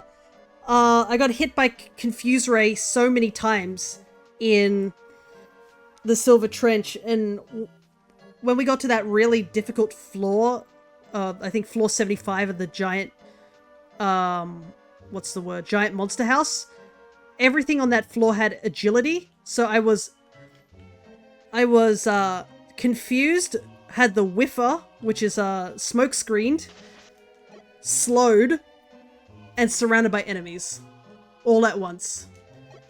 And we had to use the Petrify Orb twice, on the first run and the second run.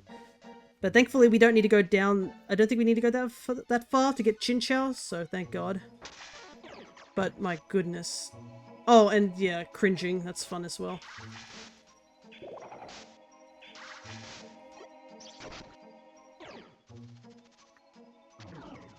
But yeah, Shawnee's getting a Steam Deck. And unfortunately, I believe he said it was supposed to arrive today, but Australian Post is not known for its conveniency.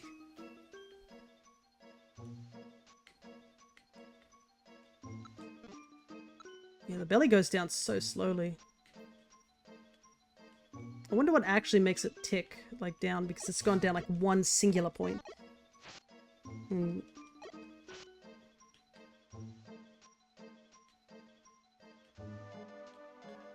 Oh, I forgot there was a Litwick. I was supposed to try and catch it. Whoopsie. I was distracted by the, distracted by everything that happened. All the abusing of my, redeems. Right, since we're here, let's use the radar orb. So we can see all the enemies, because we need 2 Caravanas. And they only spawn on this floor.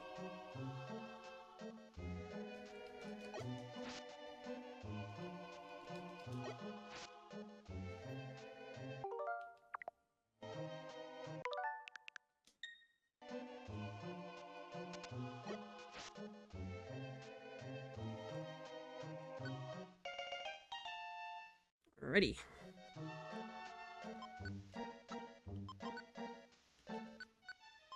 Okay. Looks like these Caravanas are not high enough level to evolve, but that's okay.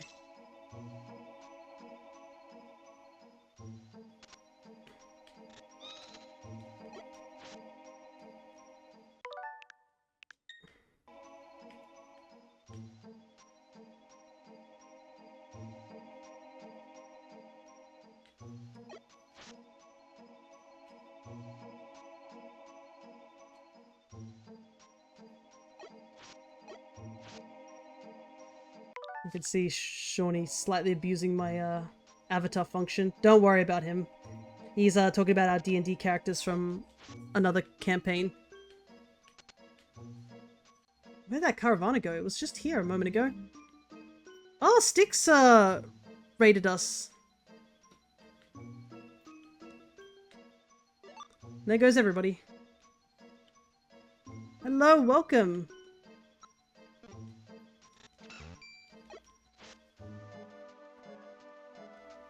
We gotta grab Styx, who's flown all the way up here. What games were you playing? Let me grab people out of the boxes. What we're currently doing is Pokemon Mystery Dungeon 100% Recruitment.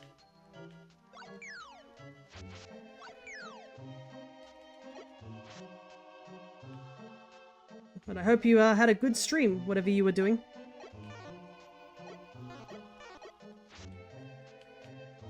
There's the Carvana. Man, I couldn't find it for so long.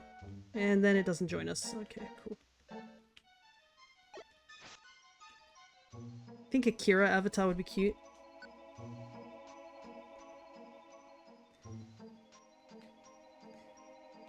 Unfortunately, I would have to make my own sprites. I do want to make the plushes at some point. I'll have to do an art stream at some point. Maybe that's what we need a real redeem for, is whether I do art or not. You're playing Kingdom Battle. Ah, yes. Fan favorite of yours, I believe. Complete the philosophy challenges before the ultimate ones. Nice. I'm still a little sad that I didn't record those VODs, because we did actually do all the ultimate challenges in that game. I only have recordings for Sparks of Hope. But we did all the challenges in that and the DK DLC as well. Alrighty, we're done here. I need to mark down Caravana. Where are you? There we go. I believe this is the last floor, so I think we can go. What about the Rayman? Yeah, I did do the Rayman DLC and the other 2 DLCs that came with Sparks of Hope. This is Kingdom Battle, so this was the first game.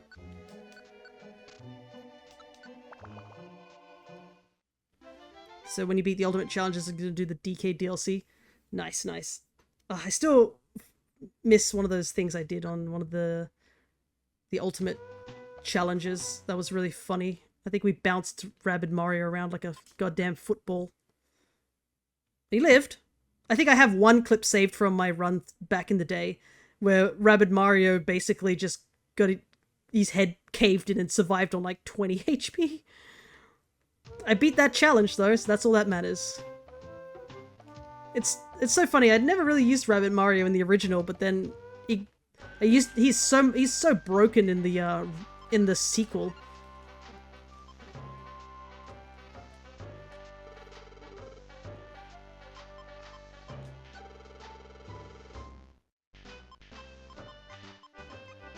I played Kingdom Battle, never stopped it. Never stopped at Bowser. Oh, okay. Because, yeah, a good chunk of the stuff is all the ultimate challenges. And the DK DLC is not too bad as well. It's broken in both games, yeah. I just didn't delete Never. Oh, okay. Gotcha, I don't know where the Never came from, but... Okay, we need to take... We got Dive. We need...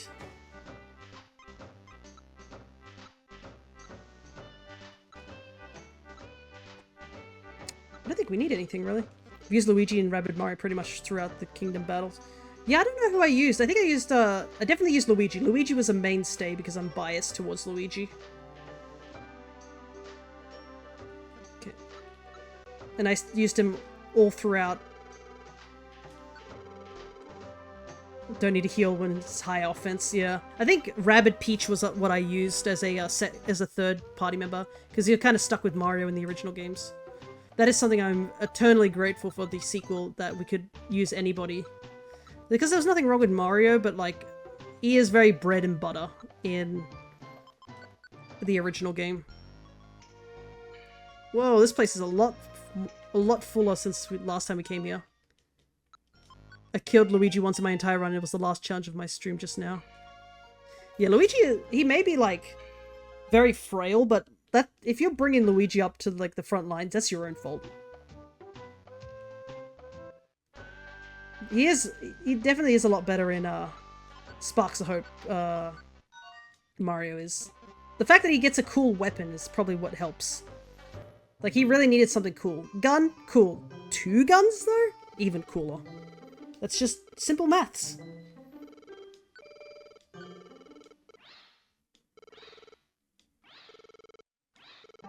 And we evolved the Remoraid into Octillery.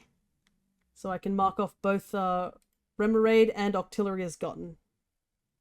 Let's put our tracker up. And back to the Silver Trench. After I take a bit of an eating break, because I want to get some food into me.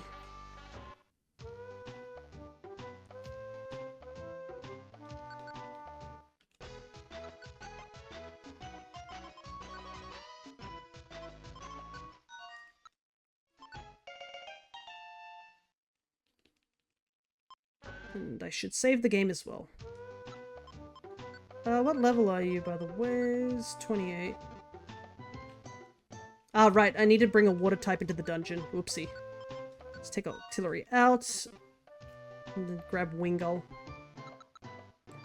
Wingull, unfortunately, being the easiest mon to take to the dungeon because he's low-leveled and rather frail.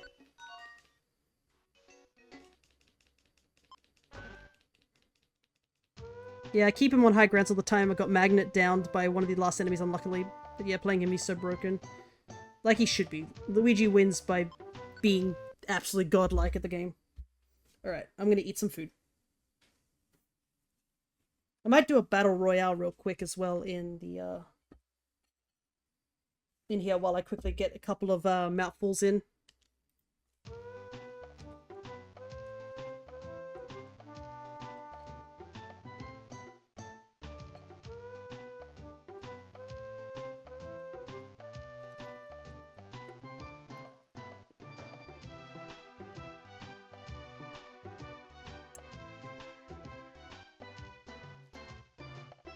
Don't mind me being very quiet, I'm just eating.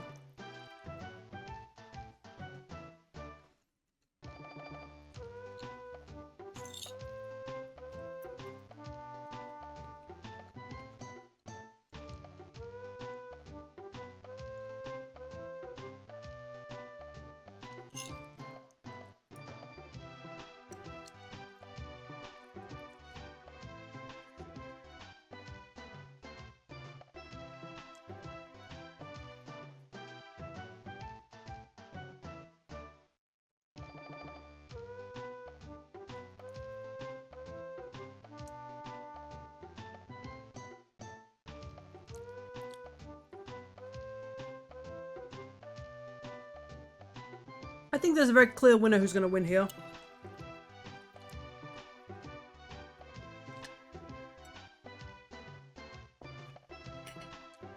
There we go, Shawnee takes the win. And he gets 50 points for that. What did I do? Absolutely nothing. Congratulations.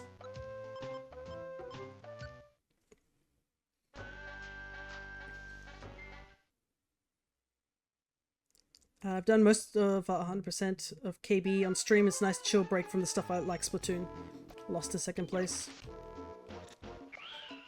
I plan to replay DK DLC after the Ultimate Challenges. Go back to Sparks of Hope, but I find They're the better game now, but both are amazing.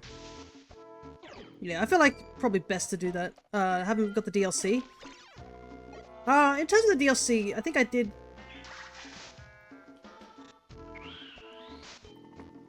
Shawnee, goodness. I wish I could put a counter on like that. I haven't actually made Kangaskhan. I do have a Cubone avatar because that was actually requested by Jaxie back in the day. But I can put Kangaskhan on the list. You just have to give me a moment to do that. It would be super cute, but like, I don't want to do any editing because it's already like a huge task to do over 400 Pokemon. I want to actually get the actual Pokemon out there before I go doing edits. I will mention that one of the interesting things... Yeah, I'm going to make it Kangaskhan because I don't have Kangaskhan as an actual avatar. Hello to everyone else. But, what is it?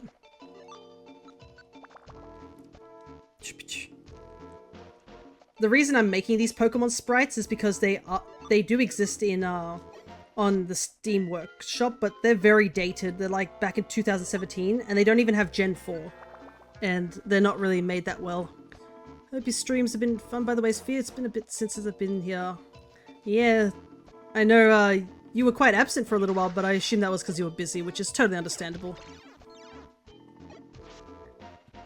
But it is nice to catch up every once in a while. I need... Come on, Wingull. Wingull's actually putting in the work.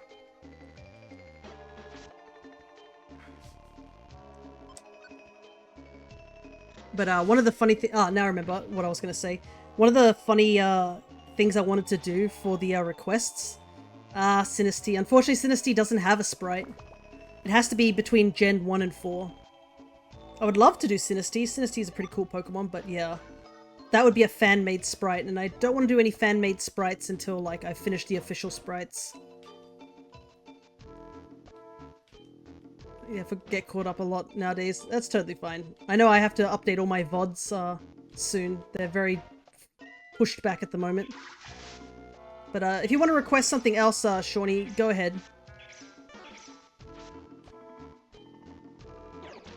Come on, Wingull. There we go.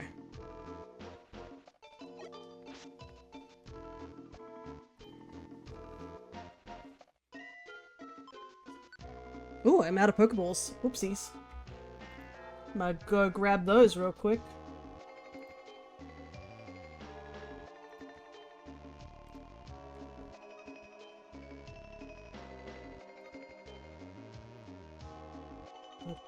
I have plenty of money to do so. But...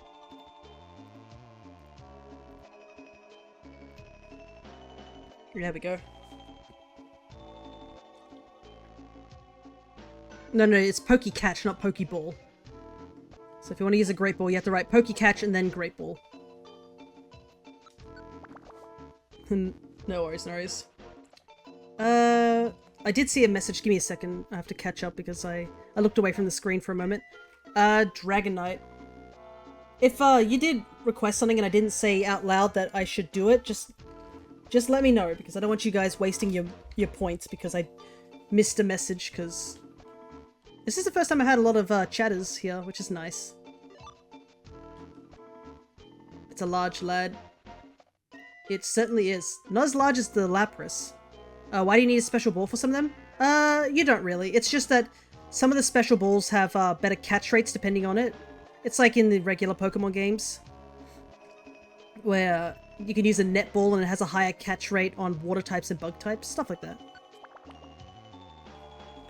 And this particular community app has some really unique Pokeballs. Benefit of working from home is sick, yeah. You can listen to me stream on the side, which I am grateful for. So thank you to all the people who have joined, even in this hot weather, at least if you're in Oz. Considering all I'm doing is just trekking through the same dungeon all day. Well, we have reached the last hour of the stream.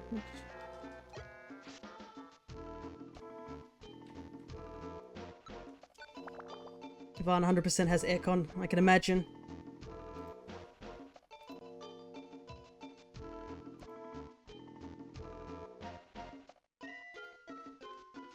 I saw that I had a message. I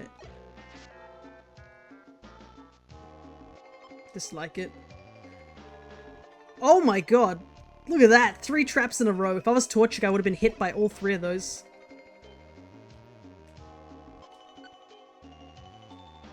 That is awful.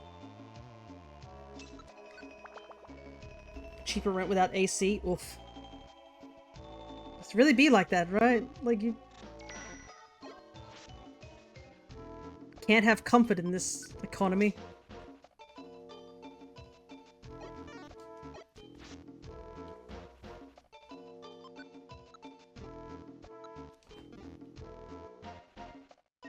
Alrighty, what floor do I need to get to? 70, so we've got a long ways to go. Did I introduce you to the Mr. Crossy voice actor at the wedding, by the way, Sphere? I don't think you did. Because, unless I didn't remember. I don't know if you legitimately came up to me and like, hey, this is the guy who voiced for our little short game, unfortunately.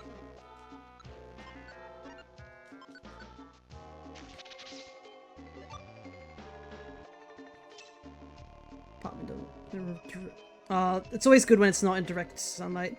I'll be lucky now. Was very nice to raid you. No worries. Thank you for raiding and thank you for just dropping by, just even for a short time, even if you're going to be lurking for the rest of the hour. If you got to take a break from streaming, because usually that's what happens to me too. I'm just exhausted by the end of the stream. You go do that.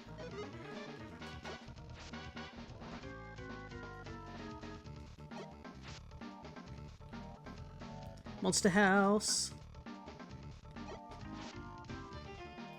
I have to say, seeing these monster houses is really nostalgic in terms of my randomizer, because the randomizer I had would throw these monster houses so frequently at me. I don't know why, if it was just a thing that was programmed into it, but it would like hit me with all these monster houses so commonly.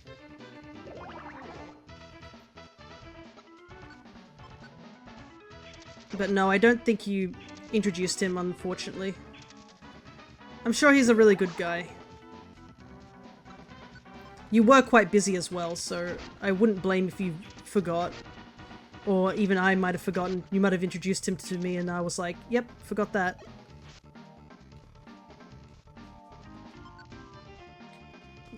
It's so crazy to think that that wedding that we went to was such a... Headless Chook at the wedding, yeah. Especially because you had to do a lot of stuff. You had to actually, you know, go and do the thing that you're supposed to do at weddings. And then there was all those photo things and stuff like that. We didn't get to talk very much in the wedding. It was only after, like, after all the dinner was sorted that we actually even got a chance to, like, just chill. And play, like, a couple of party games.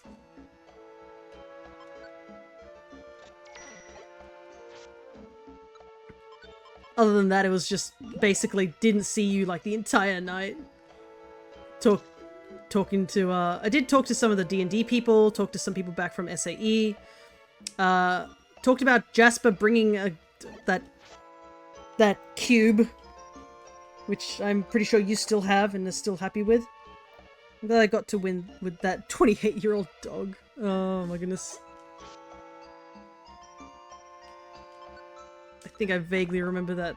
There were some definitely not safe for work images out of that particular batch of things. Oh, this is an actual monster house.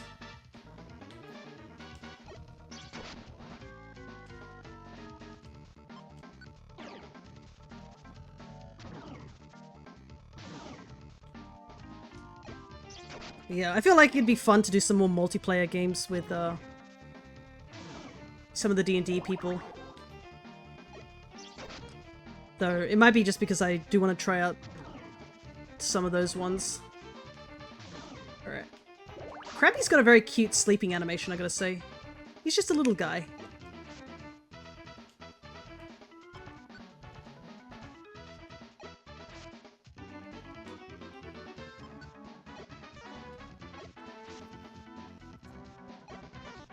Actually, Krabby is really small in this game.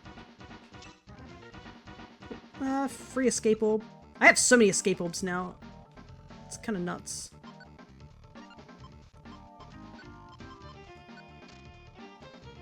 It's so funny how many escape orbs they give you in this dungeon. They're like, bro, you need to get out of here.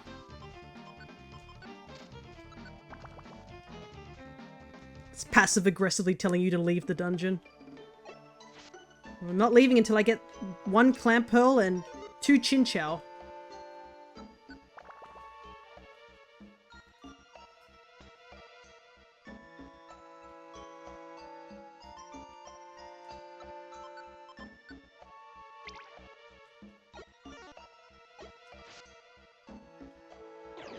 Because I don't want to come back here again. Because I do need to do Far Off Sea multiple times, so anything I can catch in Far Off Sea, we're going to be going there instead. Because I need to go there for Lapras, which is a big mon. So I have to go there for just Lapras itself, I believe. I'm not leaving home until I get the 2 anglerfish and the clam. Pretty much. Especially, it is exciting to get these mons too, because I didn't have either of these mons when I played. Plus, if we can get the clam pearls early, we can evolve them too, because we got the other 2 items that we need for it. But I don't think we'll get to evolving clam pearl today. Because, I don't know. I said I want to do Wyvern to get the dragon scale. And get some Bagons there. I think that's far more important. Bagon is also like the last pseudo-legendary that we need. Wait, they need items? Clampel's Evo does. So Clampel needs the Deep Sea Scale and the Deep Sea Tooth, which you can get in a different dungeon, which we collected. And you also need the Link Cable because they're technically trade evolutions. So yeah, costly, but doable compared to like 2 Pokemon where we need the King's Rock, which the King's Rock, Leaf Stone, and the upgrade are all located in Wish Cave. You didn't know? Yeah. Clampel's a bit of an odd mon, to say the least. It's really difficult to get in...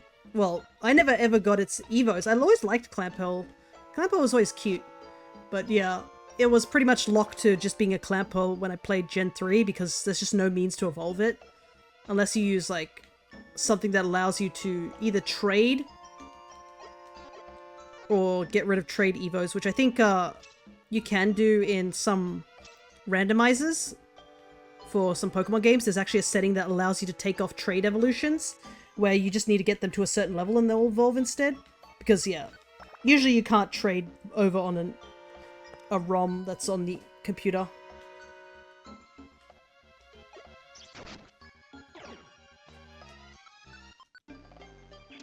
But yeah, it's one of those unique ones. It's kind of why it took me forever to get a shiny Gorobus. Because basically, I had a shiny Clamperl, but I couldn't do anything. I just had to hold on to this Clamperl until somebody else played Shining Pearl and Brilliant Diamond with me so I could trade it. And it took quite a while before that happened. Another thing I'm excited for with the Steam Deck, emulation, gonna emulate Simpsons Hit and Run. I've heard there's somebody out there who's like recreating Simpsons Hit and Run so that it's more in the art style of the games, I think it was. Have you seen that particular devlog, Shawnee? Yeah, dude, you previously worked on it. Yeah, it's really interesting. And, like, the amount of effort he's going into is such a fun thing. And people do like those games, so I think it did pretty well from what I've heard. I can't remember what console it was on originally. I don't think it was Wii. Was it GameCube or... Because if it was GameCube, there's a good reason why I wouldn't have played it, because I missed out on every GameCube game that exists, unfortunately, as a did not own a GameCube era. Well, I'm off. Gotta go to work tomorrow. No worries. Thank you for sticking around as much as you did, Cryo. Don't worry. I'm sure we'll get the Clamperl and the lanterns that we need. But for now, take care. PS2 and Xbox. Okay, even more reason I wouldn't have had it. But thank you so much for also your submissions of the avatar things. So that gives me some tasks to do when I get a chance to do them. I've got something else I want to get done first before I start working on those stream avatars, but...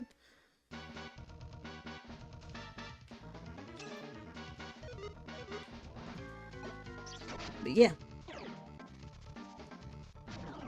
The amount that I have here, so that's 3, 5, 6, 7, 8, 9. So that's 9. That should be almost a whole batch, except for one mon.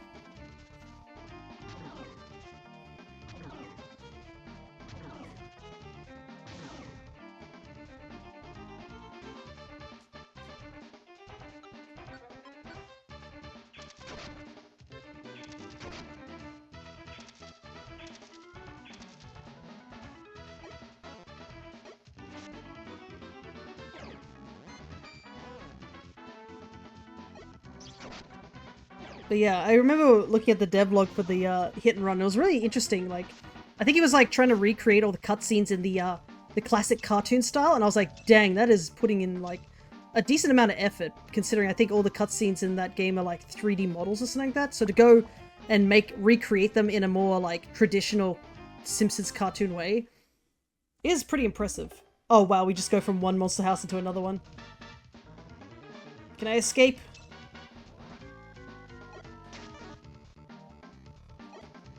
I'm so close.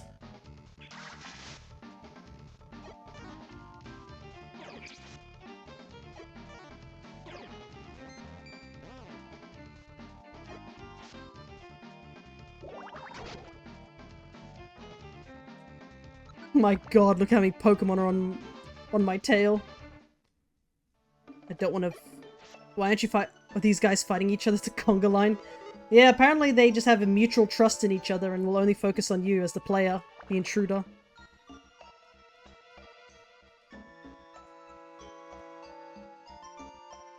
It would be interesting if they had random attacking each other, because it's kind of interesting. They added that in, I think, X and Y, and maybe... Yeah, I think it was an X and Y. That's the stupid zombie lore I hate. Zombies don't attack each other. Yeah, where's the zombie hierarchy?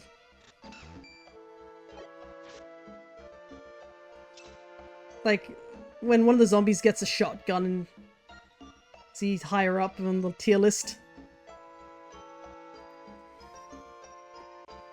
Creatures attack each other in Monster Hunter. They do. Some, not so much as others. Like, some of the small monsters also are just, like, constantly out for blood. Despite they literally will get one shot. They're like, yeah, let me go fight that hunter who's, like, decked out in, like, G-rank gear. And also, like, sometimes bigger monsters accidentally interfering with each other. That's always cool. But yeah, in the Pokemon games, they actually added that mechanic in Sun and Moon and X and Y. So in X and Y, in those games, you could get horde encounters. And there was a rare encounter you could get in one of the games where it was a horde of Zangoose. Oh, that's a rare recruit. I didn't even have the friend bow on, so... That was just a pure 10% chance, that one. But they made it that you can get a Zangoose and maybe like one Seviper, or all Sevipers and one Zangoose. In Pokemon lore, Zangoose and Seviper are mortal enemies and will attack each other on sight. And in the Pokemon games, if that happens, in those hordes, they actually do attack each other in the hordes. And they don't stop attacking each other until they KO each other, which is very scary when you're shiny hunting. Because you need to KO every single Pokemon. And if the shiny happens to be the one that, like, is by itself in the pack, there's a good chance it's not surviving. Whelmer! Whelmer's an interesting blue color in this game. It's almost like a purpley blue. Because I'm pretty sure Whelmer is a much deeper blue. Unfortunately, we're not here for Whelmer. Their shiny is purple. Yeah, it's got a really nice shiny. A big pinky purple shiny. But just the color palette in this game, he seems to be a more on the purpley side. Like, as opposed to that really dark navy blue that Whelmer is before it evolves into Wailord, where it becomes the lighter one. Got a Wailord shiny in Pokemon Go. I did see the progression of that, I believe. Because you had it on your, as your partner Pokemon for a while, so I was watching it like go from pink whale to bigger pink whale. I haven't played in ages. I know, because you stopped giving me gifts. I play like from time to time to get some of the smaller Pokemon. It's fine, it's fine. I've gotten all the postcards I need. I'm literally only one Vivillon away from completing the entirety of the shiny Vivillon deck. So, it's totally fine. I believe the last one we have to go is Savannah. I think BRB making work calls? No worries. But yeah, it's kind of crazy that I'm really close to getting all those Vivillons. And it's exciting too. I've always wanted to have a shiny of every or just have a shiny of every Vivillon. At first it was like, oh, I'd like to have all the Vivillon patterns, but now it's like, oh, I actually want all these Vivillons as shinies as well, because they'll be under my own trainer ID. All these love discs are like, I'd like to join your team. I bet you won't when I come back to get you. Always be like that, don't it?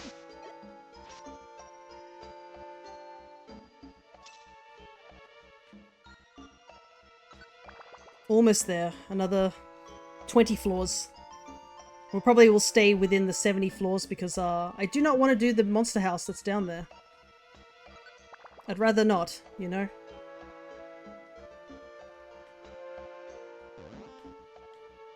Considering agility is a thing.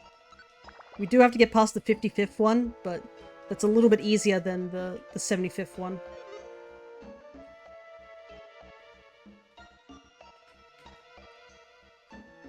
It's Remoraid. Fortunately, we're done with Remoraid. We don't need any more Remoraids.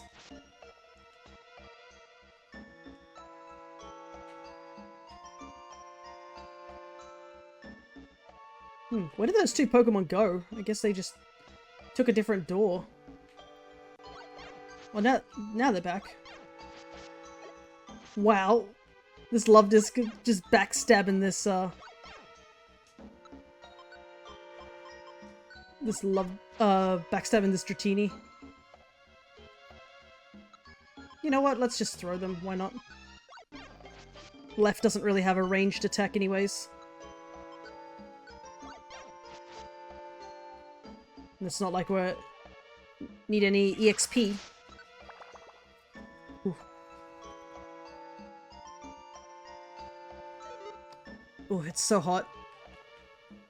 I can feel... It's probably because my room's also heating up. Let me see if there's if it's cooler outside. Oh, there's actually a little tiny bit of a wind. Not much, but it should help opening the window to try and let out all the heat that's in here. I think it's because the sun is no longer on that side of my house. So I can open it up a little bit and just let a little bit of cooler air in. I'll probably open the other one a bit later. My fan will probably blow out a lot of the hotter air.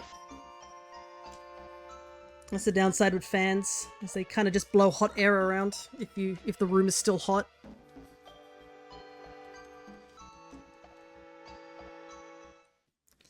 Alright, where am I at? Oh my god, they couldn't put me any further away from the door.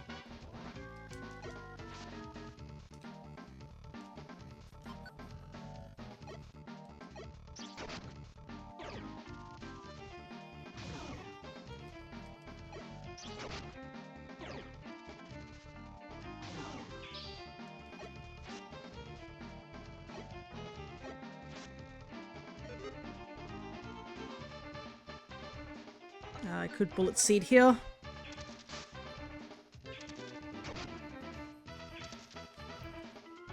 There's a line that's coming up here.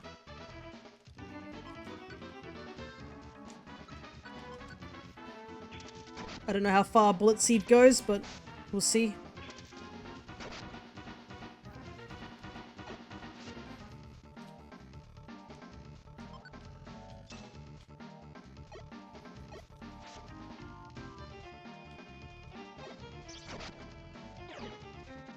Alright, not bad at all. Pretty much cleared out that entire room. The one Pokemon spawning in chasing me, goodness.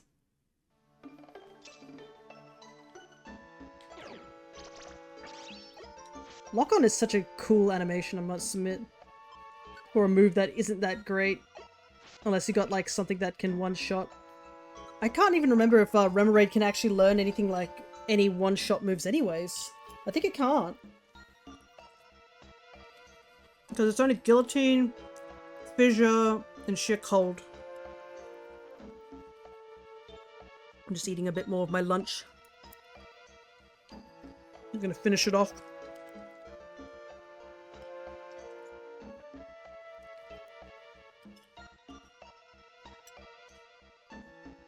This is quite tasty.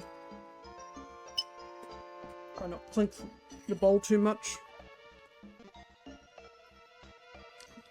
Welcome back. Just finished eating my lunch now.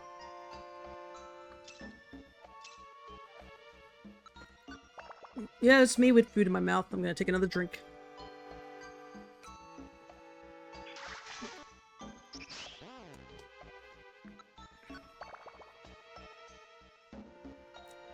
The food that my grandpa brought up is quite tasty.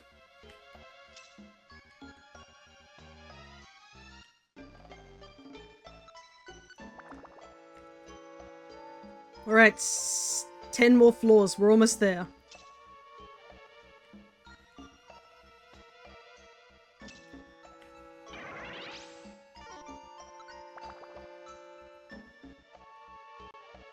How much time do we have? We have 40 minutes, so I might do Howling Woods. I wanted to do Wyvern Hills, but Wyvern Hills is like 30 floors, and we might not be able to do that. Unless I push it and go a bit over time. I mean, I don't have D&D. I don't even have work tomorrow because normally I do work on Wednesday, but I usually head off with my dad to do the work.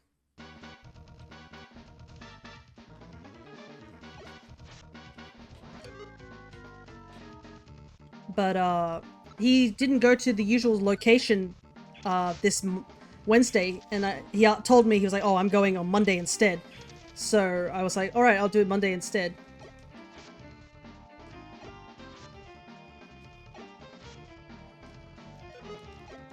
A sesh where you could play a bit longer or had more energy for, and blammo, I'm sick. I know. I mean, I wouldn't go much longer than usual. Like, I did that once, and for Paper Mario, and I'm not gonna do it again. Because as much as I could go on for, like, long hours for spite, there are a time where I'm like, oh, I'm physically and mentally exhausted. And I unfortunately got very close to that. It was so close, unfortunately, in Paper Mario. For those who weren't there, we were doing the Pit of 100 Trials. We got to floor 90, and then we had to bail. Because I didn't have the energy, and I also didn't have the item resources. Because I was like, oh, we might actually die when we get to floor 100. And there's no save spots, and I didn't want to lose all the cool items we'd picked up along the way. And the last item you can get is on floor 90, so I said, you know what? Let's just stop there. And then be better prepared when we head back in. When I'm far more awake, and I also want to get, like, 100%, because there is a small reward for technically getting 100%, which is getting all the tattles, getting all the badges, getting all the food recipes. Alright, there's the clam pearl we need.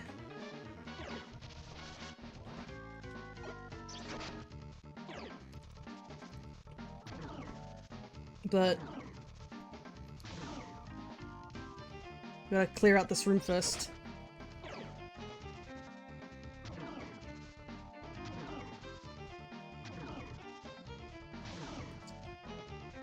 But yeah, I think the longest streams I've done have been like, what, 7 hours is the longest I've ever gone. And after the end of those 7 hours, I was exhausted. Alright, one clamp pearl.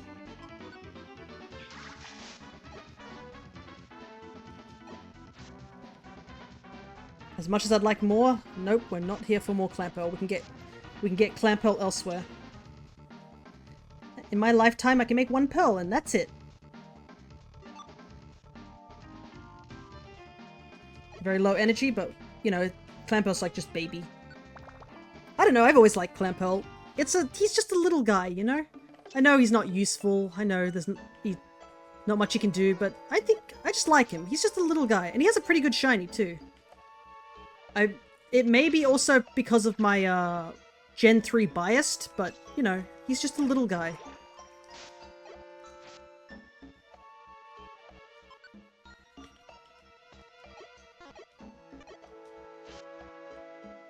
Alright, let's hope for some good luck with these next stairs, because Clampel seems to be quite common.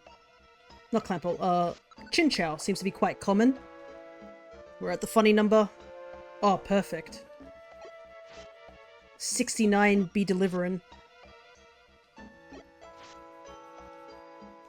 These Clampels really want to be my friend. I don't even have the friend bow on at the moment. This is just full odds that they want to join me. Alright, here we go.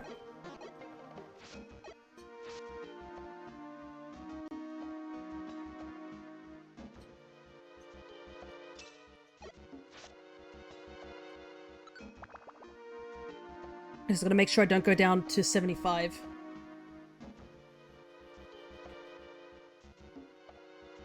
Gold ribbon, huh? Well, I don't need money.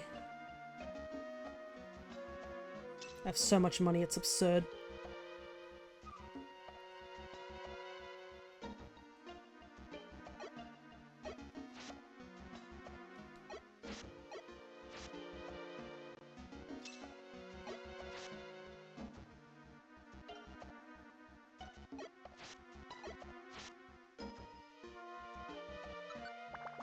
It's happening again.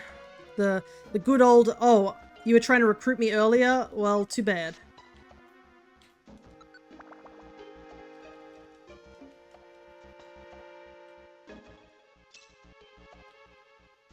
I do have a radar orb, if we must need it.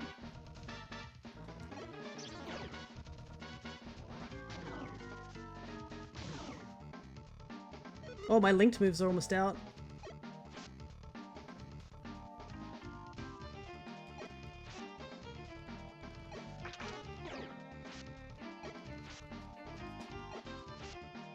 Just take out the agility is. That's the Gorobus. Oh, Clampel might take out the Chinchou.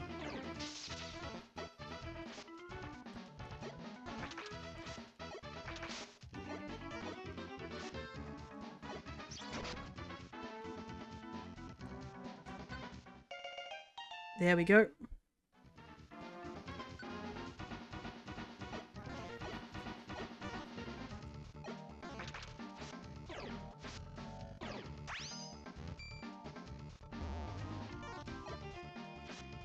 Okay, there we go.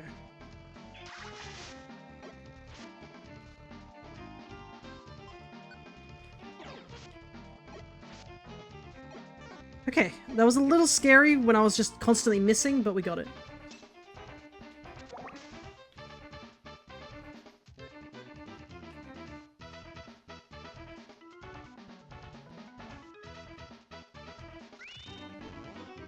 No. Go away, Kingdra.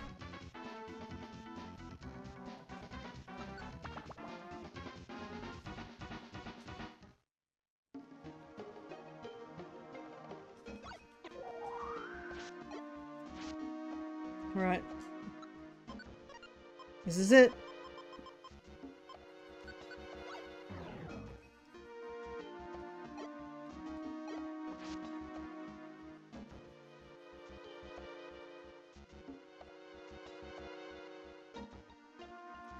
Such a small floor too.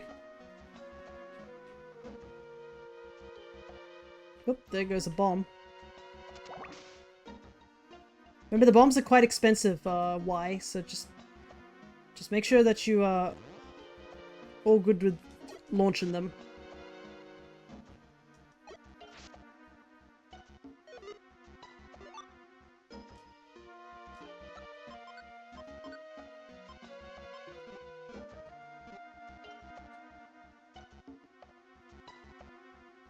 Need Kingdra to go away.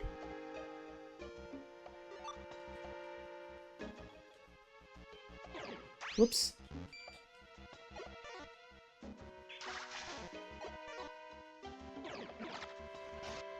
Don't want to do that.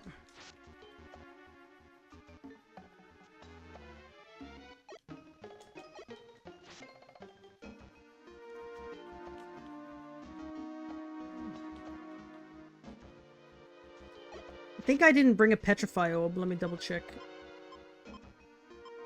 Yeah, I didn't, so I don't want to run the risk of going to the next floor, because the next floor is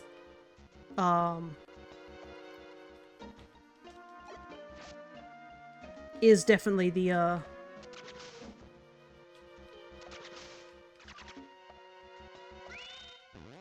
monster house.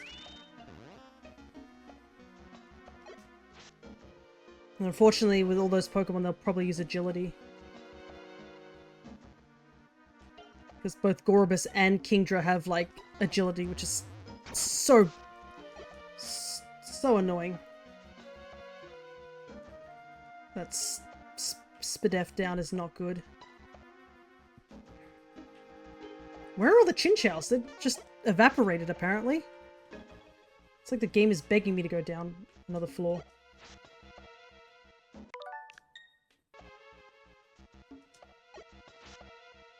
There we go.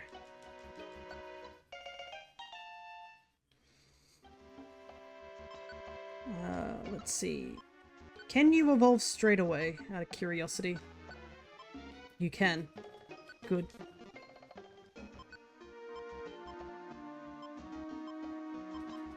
Alrighty, we're done here.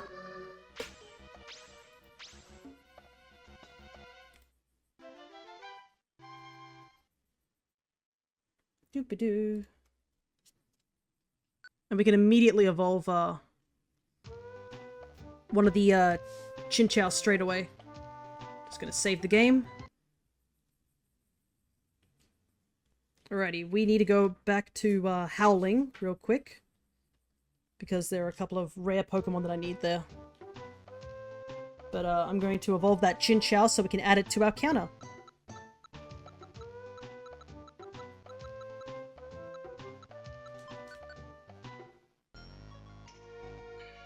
Oh man, this area was empty back in the day. Now it's actually so full. But Chinchou and Lantern actually have a really interesting mechanic. Lantern, and I think Chinchou as well, have Illuminate. Illuminate acts differently in this game, to say the least. So every time you take a hit, you basically get the, a Pokemon spawns every time you take a hit. And at first it's like, oh, that sounds kind of bad, why would you want that? The reason you would want that is because as you keep doing that,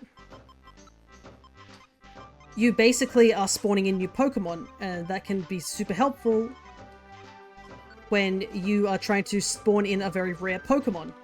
It just speeds up the spawn chances. So it's actually a strategy that you can use in order to get certain Pokemon to spawn in.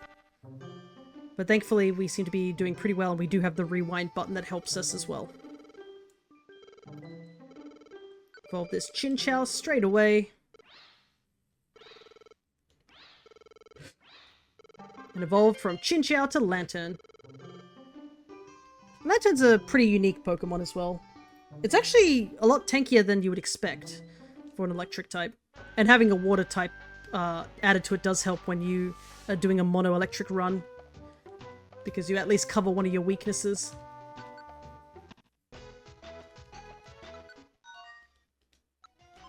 Might as well stick with Left for now. He does have the friend bow.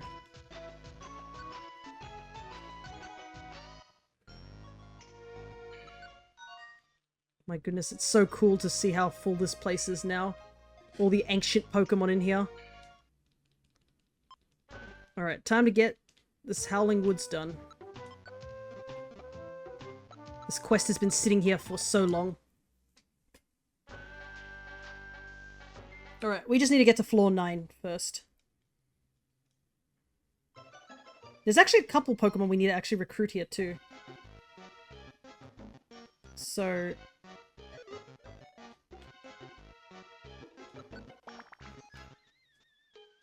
I might have to do this twice. Because we need Puchiana, and we also need Spoink. I can't believe I've gone this long without Puchiana, my boy. Usually I get him as soon as I can, but I didn't get him here.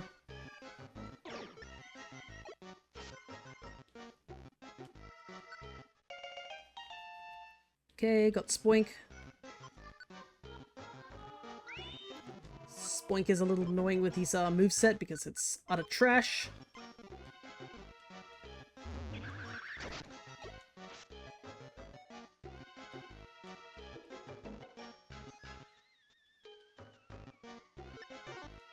Actually, we do need Whismer as well. I can't believe I don't have Whismer.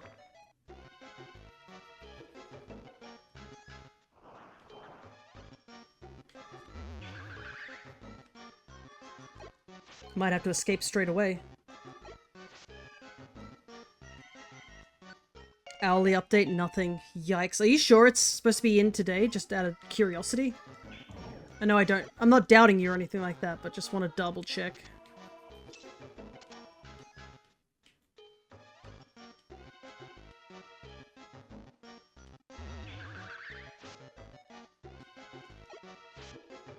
Says estimated delivery time. They do that to me too. They're like, oh, it's going to be delivered in the morning, and it shows up at like 5.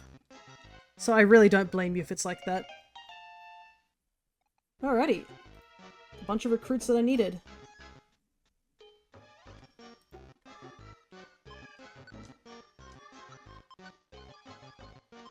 Where's the guy that I need to rescue? 8th floor. You know what? Yeah, let's go to the 8th floor and get that quest done. In another section it says it could be 3 business days. Oh, man. They're so indecisive. Why can't they just flat out tell you when it's coming? They've always got to, like, come up with all sorts of, like, hums and ha's, you know?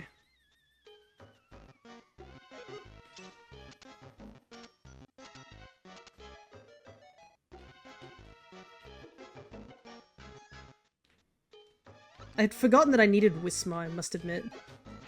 I do need to pick up Loudridge as well, so we might stick around here for a little while.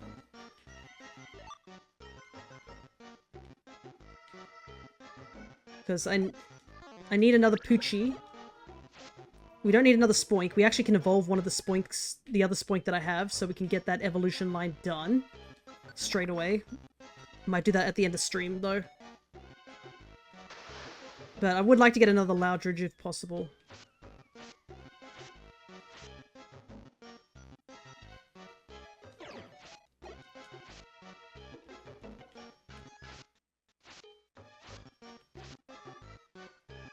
Get that counter up even further.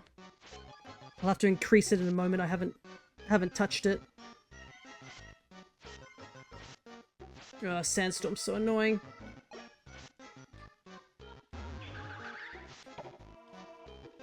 Yeah, Poochiana's not going to attack us. I just hope our own Poochiana's going to be okay, because if he gets terrified, then he's going to start running away as well. But I think he should be okay in terms of health.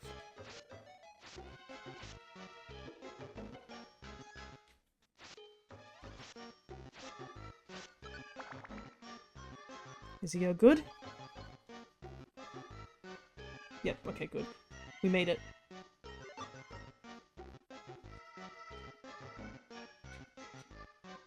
Almost there to the guy we're supposed to rescue.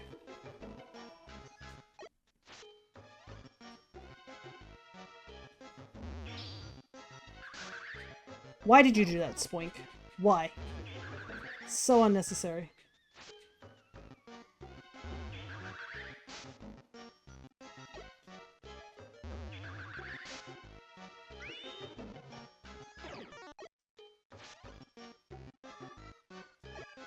Out here causing trouble. Now you got my party split up. God dang it.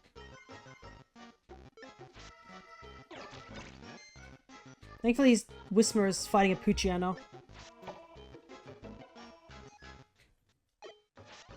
Unfortunately, I think Whisper is chasing after Poochyena. Okay, thank you. Apparently we were just in the corridor long enough that Whisper lost sight of us somehow.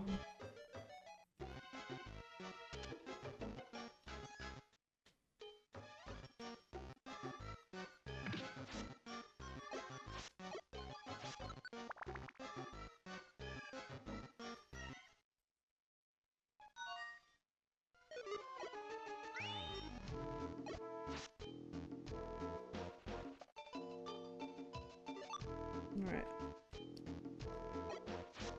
Gotta find our target.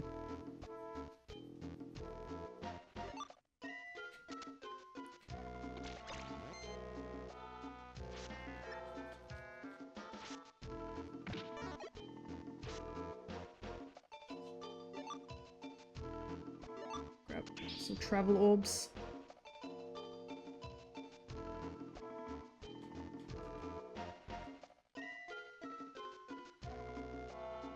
Where's our client?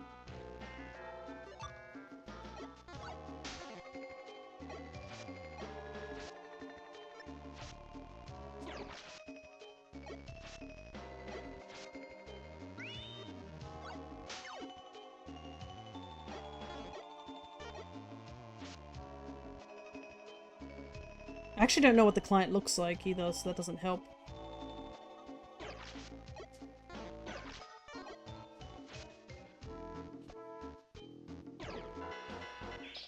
Unless I've done something wrong. What was the quest, actually? I should have double-checked that.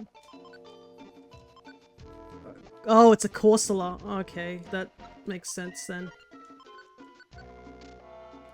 Oh, we somehow... Yeah, we missed it because it was in the water. It's way over there.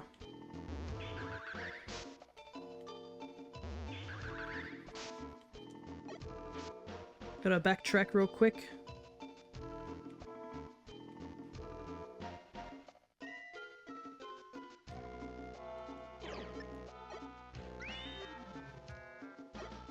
My brain is mushing. Gotta stay focused for just a little longer.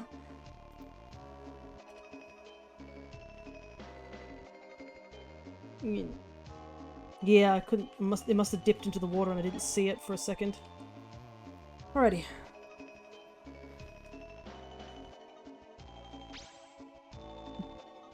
Yes, I'd like to leave. So I need one more Poochyena, a Loudredge, Pidgey, and Snorlax. The Poochyena is pretty easy to find, so I'll probably skip it.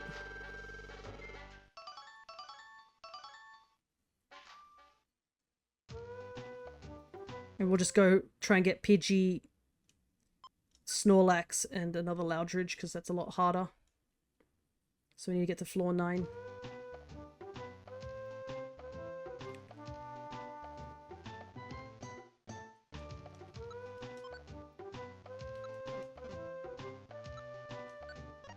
Man, we picked up a lot of stuff.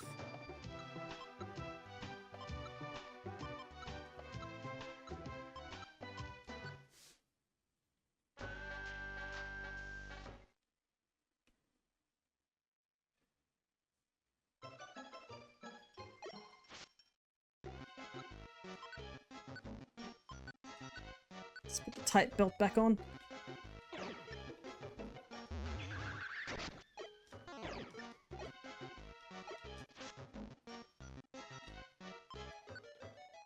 Nope, don't need Spoink anymore. As much as I want another Poochie, we've got to say no for now. And easily come back here again for a Poochyena at any time. It's at the first 8 floors. Everything else is past floor 8.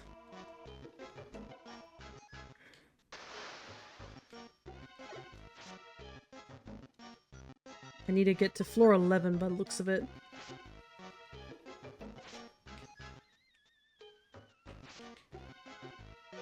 Because I think... I don't know which is rarest, Snorlax or Pidgey, but Snorlax doesn't start spawning until floor 11, so it's probably better that we go do that first. Hopefully it doesn't take too long. Oh, I got burnt, dang. I have had a lot of stuff thrown at me, for sure.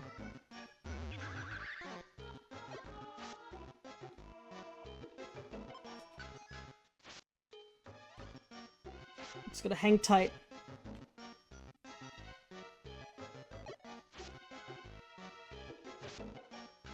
It's been a while since we've had, like, weather conditions.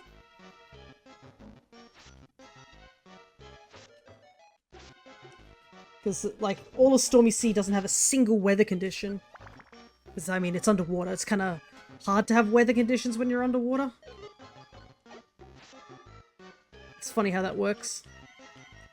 But, yeah, the reason we're trying to get Loudridge instead of Whismur is because Whismur doesn't evolve until level 30.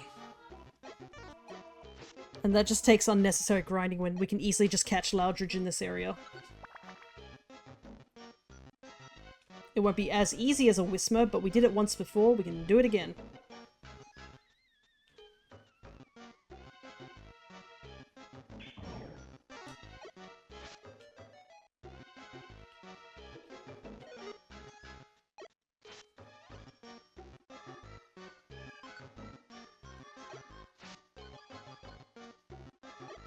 Actually, I should grab that radar orb. Give me a sec. That way I don't need to I don't need to keep switching between the X-ray specs and the friend bow once we get to floor 11. Just saves a little bit of time.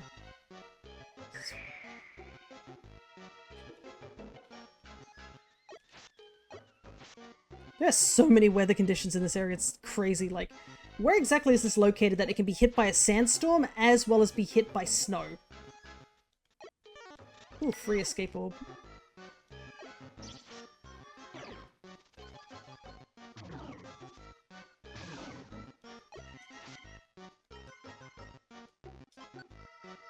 Like, where climate-wise are you? That's a thing.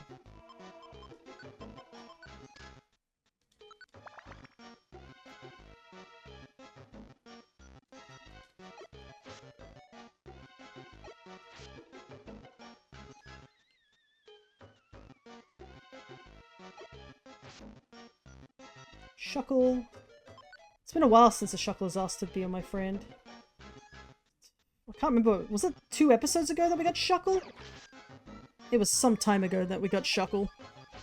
It's kind of crazy how some of these recruits feel like forever ago.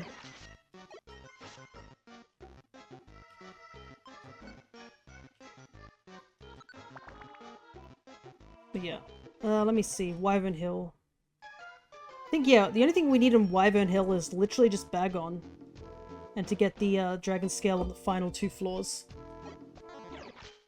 I mean, we could possibly get Shelgon instead of Bagon.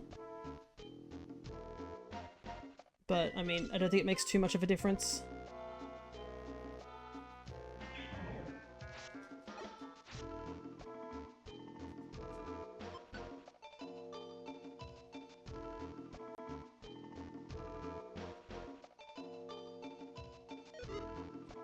Like, we only need 2 Bagon, so I'll probably, like, grab the 2 Bagon and then keep going, and if we find, if we somehow get a Shelgon, then we can get rid of one of the Bagon. Gonna go have a nap? No worries, you definitely need it. So make sure you get as much rest as you can. Thank you for staying, like, as long as you could, despite everything.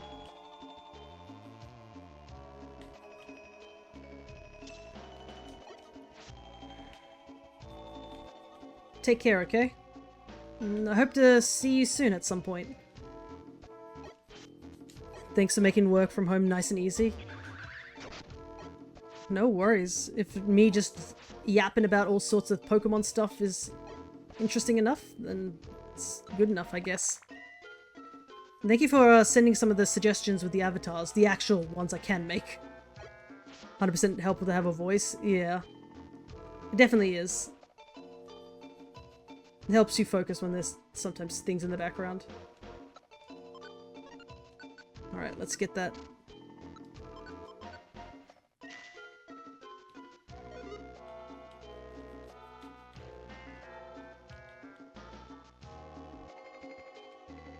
Get the friend bow on, ready to go. We'll see, head to the next floor. Pidgey can technically spawn in, but I think it spawns in a little bit more if we're on the final floor for it. But the final floor for Pidgey is, where is it? Floor 13. But I probably want to... Let's see. What floor does Snorlax show up on? It says it shows up on up to 13 as well. Let me take a look. Because I know that the actual, the guide that I have actually tells you, like, what's a better place to get certain, spawns, which is quite useful. Because some Pokemon actually spawn a lot more frequently on other floors.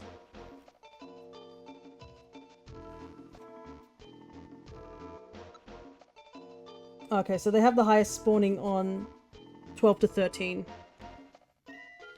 At a 1% chance.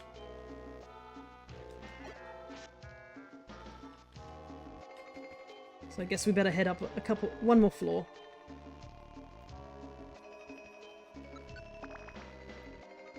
And Snorlax has the most on 14th floor. But I will go to the 14th floor after we get the Pidgey.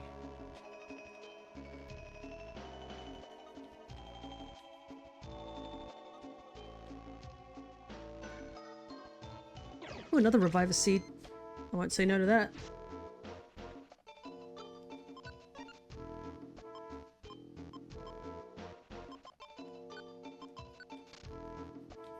Don't need the second Travel Orb.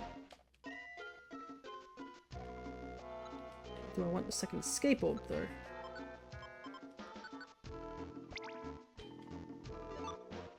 Have some gummies that will keep me alive.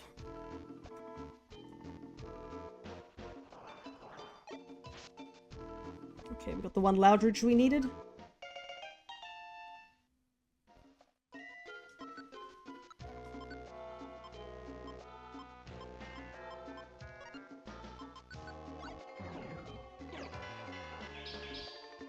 Turning that off straight away. Alrighty. Oh, I just realized that Execute is on 14th floor and we still didn't see a Snorlax during that. Oof, Snorlax is going to be such a rare spawn for sure.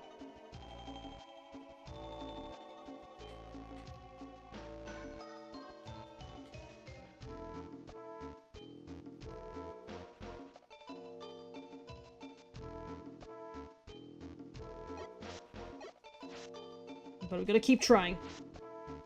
We do have to get these recruits. We did it for Execute, we can do it for these two.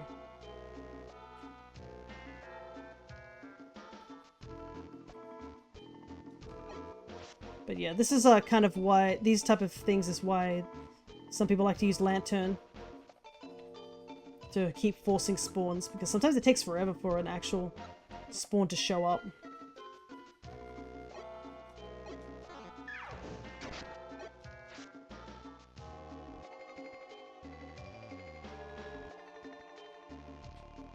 Ooh, a Grass Gummy. That will fill my belly way up once the time comes. Oh, there's a Pidgey. Let's go! That actually showed up really quickly. I ain't gonna complain about that. Alright.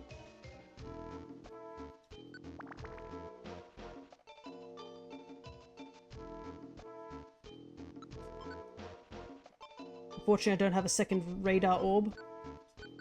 So we're gonna have to use the good old X-ray specs for this one.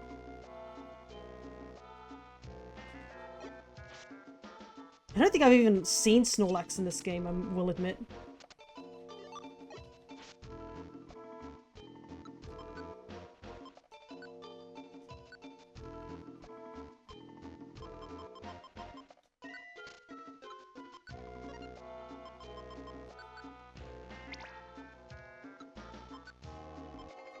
Goodness, left being able to just eat gum. Oh my god, there's a Snorlax right there. What? Oh my goodness, Pidgey is only level 1.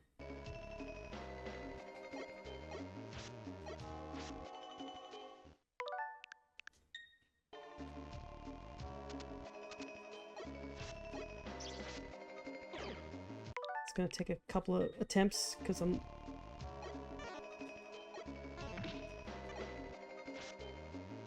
to try and recruit him. I can't believe I was joking about how long this is gonna take to find Snorlax, and Snorlax just waltzes in as if nothing happened.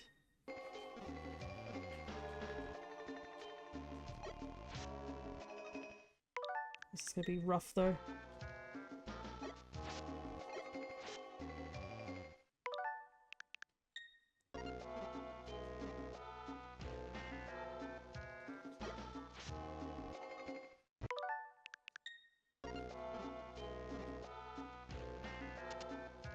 Gonna try everything until he joins us. I don't know what his recruitment rate is, but... Oh, right, I'm wearing the X-ray specs. I need to switch the friend bow.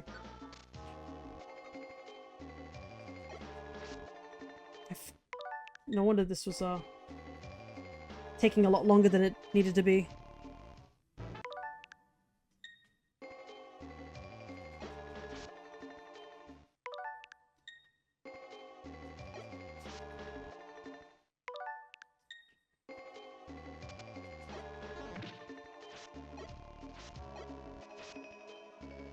Just gotta keep trying.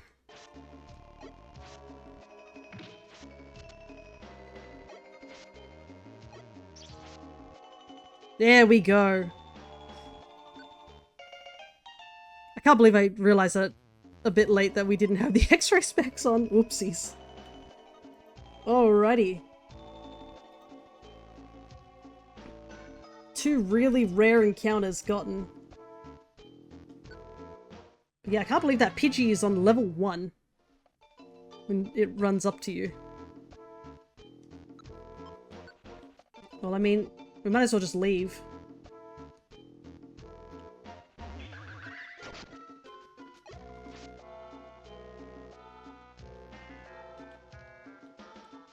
Curious to see what they say. I eat, and I still want to eat. I'm not a good fighter, but I'll give you my best. Oh, it's so surreal to have Pidgey on my team. Pidgey is like one of those Pokemon you see so often in like those early dungeons, but it just doesn't join your team.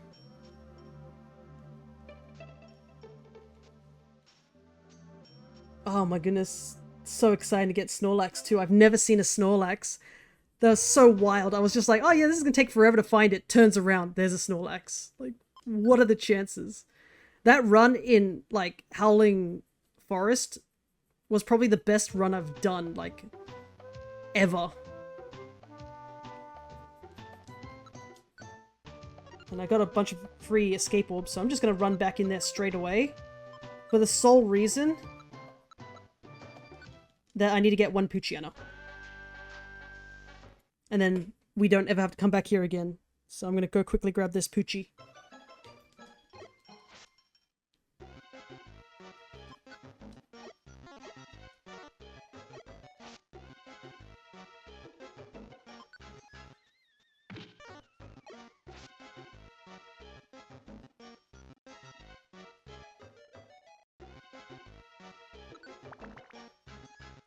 And that should be it. And then we can go straight... We can do Wyvern Hills. Maybe I'll do it... Should I do it next time? Because I said I was going to do it. You know what? I'm gonna do it. As much as if it's... even if most of my audience is exhausted. If that is the case, would it be better to do it when my audience isn't exhausted? You guys have really... You've stuck around for 5 hours, so... You know what? Yeah, let's not do it, and we'll just evolve the couple of mons that I can evolve. Can I evolve Poochie straight away? I can, good. Alright, let's get out of here. A successful day.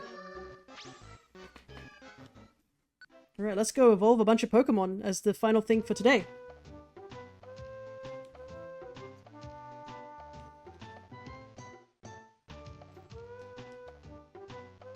A lot of the stuff was... Oh! Okay, I can't evolve any of the seals. I'm gonna have to level them up.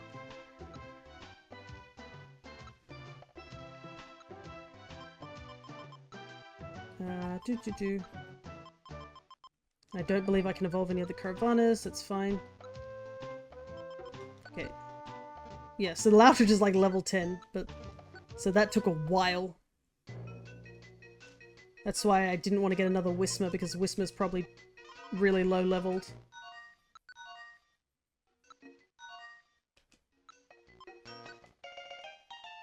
Like, what level is Whismer? Wow, Whismer is a higher level than Loudridge. What the heck? It's like 5 levels higher. Alright, let's get evolving. Started the stream evolving, ending the stream evolving.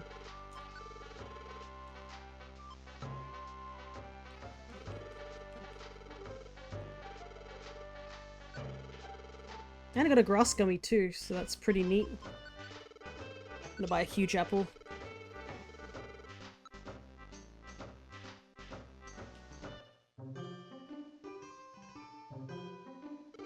Alrighty, finally this Loudridge that I've been holding onto for a while can finally evolve. Evolve from Loudridge to Exploud. Exploud is definitely one of those Pokemon you do not see very often. See it more because you evolved it, rather than you running into it in the wild. Alright, Spoink time.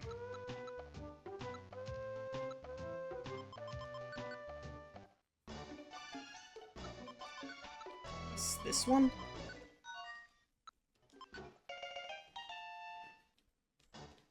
Can't remember, I don't think Spoink has legs, it's just arms and a spring. Which is rather unfortunate considering the nature of Spoink, to say the least. A lot of Hoenmons were actually evolving now. That's 3 of them.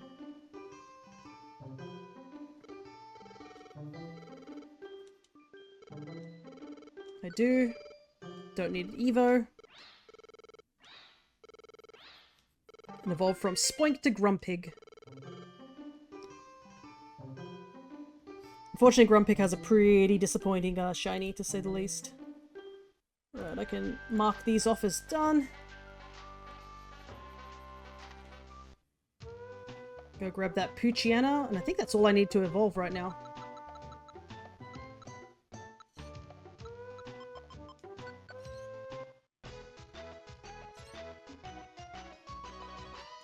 I want to keep the Poochie that's next to the Zigzagoon Babby. Because I do like Poochyena. This is my Gen 3 biased cutting in, but I think Poochyena is a nice design. He's just a little boy. Especially the Pokemon Mystery Dungeon sprite for him is really good. He just looks like such a good boy. A good doggo.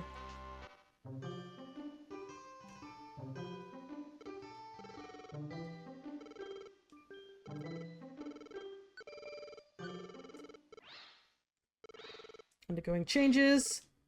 Evolve from Poochyena to Mightyena. I think that's everything I can evolve for now. If I'd gone and got the Dragon Scale, I probably could have evolved more, but that's okay. We can get it next time. There's still plenty of Pokemon we need to capture and also evolve. But yeah. I'm going to update the tracker right now. Because we got another 10 Evo, like 10 captures since I last checked it. And let me just double check that I don't have anything else that I can evolve. That everything is pretty much done.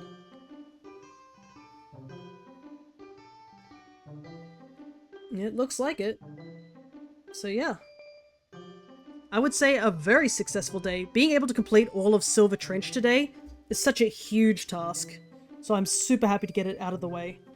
So next time, I guess we will be doing Wyvern Hill to get the Dragon Scale that we need. And I guess we'll be doing Western Cave. Oh, but Buried Relic's also just as good. Ooh, sheesh. Buried Relic does get us a handful of mons, let's see. Because we need the entirety of the Marchop line. The Gulpin line is also there. Porygon line is there. Makuhita line. The Regis, Mew. So there's quite a few mons that are there to get. But Western Cave also has like a good chunk of mons that we need. We do need to go back to some of the older areas, like the Fiery Fields. And once we've exhausted Western Cave, as well as like... Because we're getting to a point where we've exhausted a good chunk of bigger areas. It will get to a point where we're just going to have to suck it up and just go for Joyous Tower and Wish Cave to start picking up the last of the mons we're missing. Because there's a good handful of them that we are missing. We still also need to go to Far Off Sea for a couple of water mons. But yeah, this page that I'm looking at of the tracker, which I can show really quickly on screen. Like, look at that. Most of this is blue now. There's only just like a few handfuls of random mons everywhere. And the red ones obviously are ones that we can evolve. As of now, I guess the only one we can evolve will probably be Caravana and Sfeel once we level them up. Everything else is just waiting for an Evo item. But yeah, I think we will end it there. It's been a long day, it's time to take a break. I need to basically head out because it's so hot up here, so I need to cool down. But I guess next stream will be this coming Thursday, where we will be doing Animal Crossing. And whilst our last stream was a bit chaotic because we were collabing with other people, this stream will be more closer to the chill side, where we'll actually be focusing on doing a lot of planning the, I guess the town. And I will explain when that happens and what we're going to be doing then. But that will be at a later time, so that stream I usually start at 4 PM for that one. Or not 4 PM, 3 PM. So it might be a bit late for some of you people, but there's always the VODs. But yeah, thanks for streaming, had fun lurking. No worries, Stick. Thank you for raiding and as well as lurking.